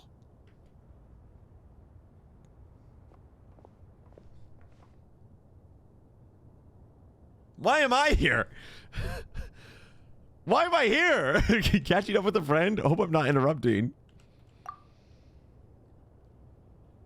Last time, the Wild Hunt escorted you out. Would you rather I handled it myself this time? We just wanted to, see how you were doing now that it's all over. We did leave you with Rerir. Why? Out of concern for my safety? I hope you didn't seriously think that the Rerir of Solnari would be able to lay so much as a finger upon me, given how prepared I was. Mostly because you kind of helped us out, so we just wanted to check you were okay. Looks like all your robots are fixed, huh? I spy books and teacups on the table. Afternoon tea, so we're interrupting after all. Oh, don't you worry about that. Tea time is already a write-off. The visitor before you managed to kill my appetite. If you're in the mood for tea, go ahead and help yourself. Otherwise, it's going to waste. My coasters are still missing in action, though. Use this notebook instead. Whoa! Pretty hefty notebook. Look at all those calculations. You can ignore those. They're just dumb scribblings. I doodle and write in my free time. Sometimes I remember the distant, dreamlike past. Sometimes I imagine the far-flung future. And other times, I grit my teeth and note down all the crazy nonsense going on in the present. Some people do the crosswords in the newspaper. This is my equivalent of that. Trying to predict the future is like daydreaming. And writing about the present just makes me furious. The past is my favorite. If nothing else, it's already set in stone, so I don't have to rack my brains trying to figure it all out. Huh. Although, having said that, the only vaguely interesting memory in my past is probably that guy they call Lord Artificer. Elaine Guillotine? Dude, wait, is this the Fontaine guy? Who else? Pretty much all the mecha in Fontaine are his personal handiwork. Wait, are you saying you know him? Like, personally? As a friend? I mean, I guess we were friendly enough. So you actually met him, but he lived hundreds of years ago. Yep. In fact, I'm probably the only normal person left who knew him at all. Is Marionette just completely a robot and not a person? We used to chat occasionally back when he was still around. Before he passed away, he asked me to destroy all his manuscripts. I honored his request, but I did read through everything first before destroying them. Dude, what if the... I mean, I couldn't let the genius of Lord Artificer Alain Guillotin disappear like that. Would have been such a waste. Lola. So, that's where the formulas in your notebook are from? I just told you, those are my equivalent of crossword puzzles. They're just dumb formulas that I solve for fun when I'm bored. You got a key on your back, sis. You're not normal. True. Dude, what if the big robot was actually Sandrone, controlling everything else? And that's... Alain's work was like epic poetry. I know The it's not formulas in true, my but that'd be notebook are so just cool. Silly little riddles in comparison. Not that there's anything bad about them. I mean, at least, solving those riddles isn't going to hurt anyone. Except me, because I lose a few brain cells in the process. Anyway, while we're on the topic, I might as well tell you about what happened to him and his friends. Alain Guillotin had two close buddies, Renee and Jacob. They spent their childhood years together in the Narzissenkreuz Institute. They were all quite competitive, so there was some rivalry between them. But it was a friendly rivalry. But beneath the friendship and the rivalry ran something deeper, a sense of nostalgia for the past. Look at the ocean. Unfortunately, childhood would end. The prophecy would come true. The apocalypse would arrive, and the future would never be. Wait a minute. Wait a minute. A mad dream that would normally only capture the minds of lunatics began to take root in their hearts. A dream of saving the world. And if Renee and Alain had been people of lesser wits, that dream would probably have ended up as something for them to joke about in their older years. But alas, they were some of the sharpest minds around. Dang. They nurtured that dream with the full power of their intellect. And it grew into something that ate away at This their is cool. souls. This is really cool. The first of them to fall under its spell was Renee. Against Alain's wishes, he persisted in experimenting on a mutual friend of theirs to try and save their life. Alain did not approve and parted ways with Renee. It's complicated. Alain wanted to believe that Renee only did what he did for the sake of their friendship. But when he told me about what happened, I could tell he still had some suspicions about Renee's motives. Perhaps the seed that would grow into a nightmare had already sprouted in Renee's mind. Even then, the next time they met, Renee's soul had been completely engulfed by the dream of salvation. His futile attempt to change the tide of fate only resulted in a wave that swallowed up the world, even before the apocalypse came. And although that wave died down eventually, I hear that it just recently came back with a vengeance. As I understand, Renee wanted to live out his dream of salvation once more. But I'm told that the attempted resurgence finally died out for good. At long last, Renee awoke from his deluded dream. Though of course by then it was far too late. What do you think of Renee? Do you admire his transcendent genius? His view that any price was worth paying to achieve the lofty goal of saving the world? Yes. Or do you despise him? Dismiss him as an evil madman who wrought havoc on the lives of everyone around him as he pursued his delusional dream? Same difference, really. Just a matter of perspective. I admire him. Doesn't surprise me. You share one thing in common, after all. What's the third You option? both want to What's be her the response? savior. Wait, I want to see her responses. Go back. The only difference is, your dream came true, and his Well, he wasn't the one who made it come true. What about you? What's your take on Renee? I don't like fanatics who give up their whole lives for their ideology. Nor do I like fools who let their delusions take control. Maybe I could understand if Renee had just been an ordinary person. But he had a sage-like intellect. And still managed to get himself lost in a labyrinth of his own desires. I don't know was my second choice. She calls you pathetic if you choose that one. If you choose option 2, she likes you. Anyway, that's enough about Renee. Now, moving on to Alain Guillotin, the Lord Artificer. He managed to put a stop to the first storm whipped up by Renee. But after that, Alain lost his friends and family. To his credit, I suppose, the loss of his family and friends was purely a tragic accident. It's not like Alain sacrificed them for his cause or anything. After that, the only thing supporting his work was the same dream that had dragged his closest friend down to the abyss. But although the desire to save Fontaine drove him to found the Fontaine Research Institute, Alain continued to reject any form of transcendental knowledge or power. He was suspicious and fearful of it, having seen the way it had affected his closest friend. I think that formulas and machines derived solely from human intellect were the only thing that gave him a sense of spiritual comfort. Yet Alain's intellect was simply too great. It barely left him space to breathe in his lifetime. Once he realized that the end of his life was approaching, he finally accepted the truth. The Nazissenkreuz Institute needed someone, and a human being, to see its story through to the end. He quit working on his formulas, trading them in for the fairy tales that had played such a formative role in his childhood, but which Dude, he I'm barely loving this. touched in his adult life. He told me that the director of the Nazissenkreuz Institute used to read those fairy tales to the children as bedtime stories. Apparently, they worked wonders at sending kids off to sleep.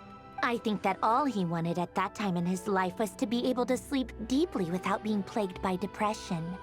By that point, nothing else really mattered. Dude, this is crazy. At the very end, he laid down to rest in the ruins of the former Nazissenkreuz Institute orphanage, while the Fontaine Research Institute he had founded continued tirelessly with its work. Many years after that, tensions over competing dreams would once again cause a rift, this time between members of the Fontaine Research Institute. But the actions of those fools had nothing at all to do with Alain.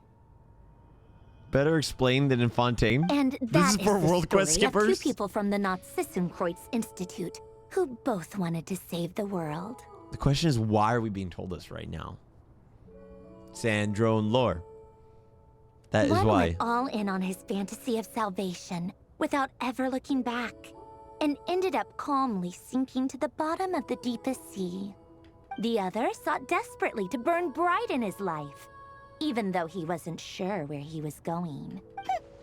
I do sometimes wonder, why is it that people like them have such grand hopes of saving the world? Even Or the is it their grandest tree grand starts hopes as a that tiny make people seed. like them? So perhaps, for each of them, their mission to save the world began with a very simple desire: to save themselves. They were young children with friends and family who mattered to them, desires to explore the meaning of life, ambitions to have a successful career. They didn't want to see all of that taken away in one fell swoop. Or maybe they just wanted to find something to anchor themselves within the chaos, to stop them getting quietly swept away by the storms of life. But instead, the search for their own salvation took them down the rocky road laid out by fate. Fate. Do you think the desire to save oneself is enough of a justification to try and save the world? No, I think you need more than that. I think you need to have a desire to save yourself. Wait, do you think the desire to save oneself is enough of a justification to try and save the world? Yeah. Like, because, I mean, you want to have Oh, but if you... Oh. But if you really want to, like... Like, the best form of desire to save the world would be to actually desire to save everybody.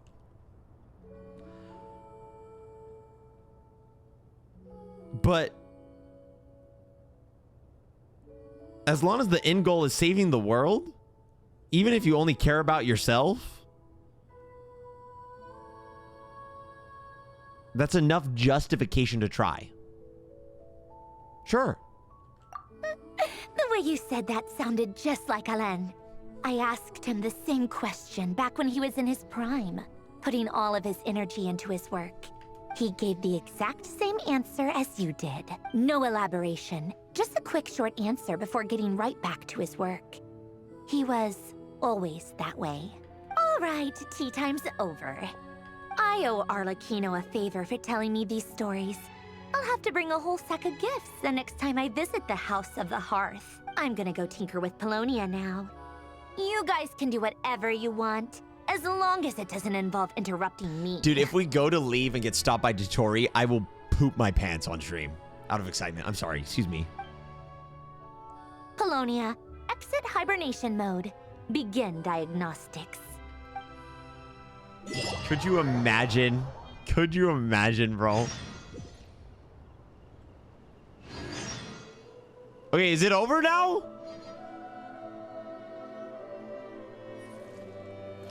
Oh my goodness, ladies and gentlemen, that was it for Act 4. It was phenomenal. It was so good. The pacing did, like, there was just the pacing did kind of slow down a little bit, but I didn't mind it. I didn't mind it at all. Getting to learn Nefer, how Nefer turned out the way she turned out was awesome. You learn the entirety of her character. Like, that's probably one of the best explanations for the entirety of how someone turned out. That's got to be top 5 in Genshin. Dainsleif, Khaenri'ah, Rerir, the 5 sinners. Bro, it feels like I've just played like 4 different quests with all the stuff I'm naming. The cutscene with the sinners had to have been my favorite part. Getting all of the, not even the fight at the end, which was phenomenal, but seeing the fall of Khaenri'ah and the different temptations of the sinners and how they fell into the temptation, and Rerir's whole thing, and the fact that Dainsleif was there. Oh my gosh, we're eating so good. And it gave us, there at the end, it gave us those tidbits of like, who was the one who saved us? Who is the person who is left? It's got to be Dory. It's got to be Dory. But all in all, man, Krai is shaping up. And if I was a betting man, I would bet on this is going to stand as the greatest Archon Quest series in Genshin so far. Good soup. I love it. I want more of it. Thank you so much for watching. Let me know what you thought of the Archon Quest down below in the comments. I love ya, and I'll see you on the next one. Bye.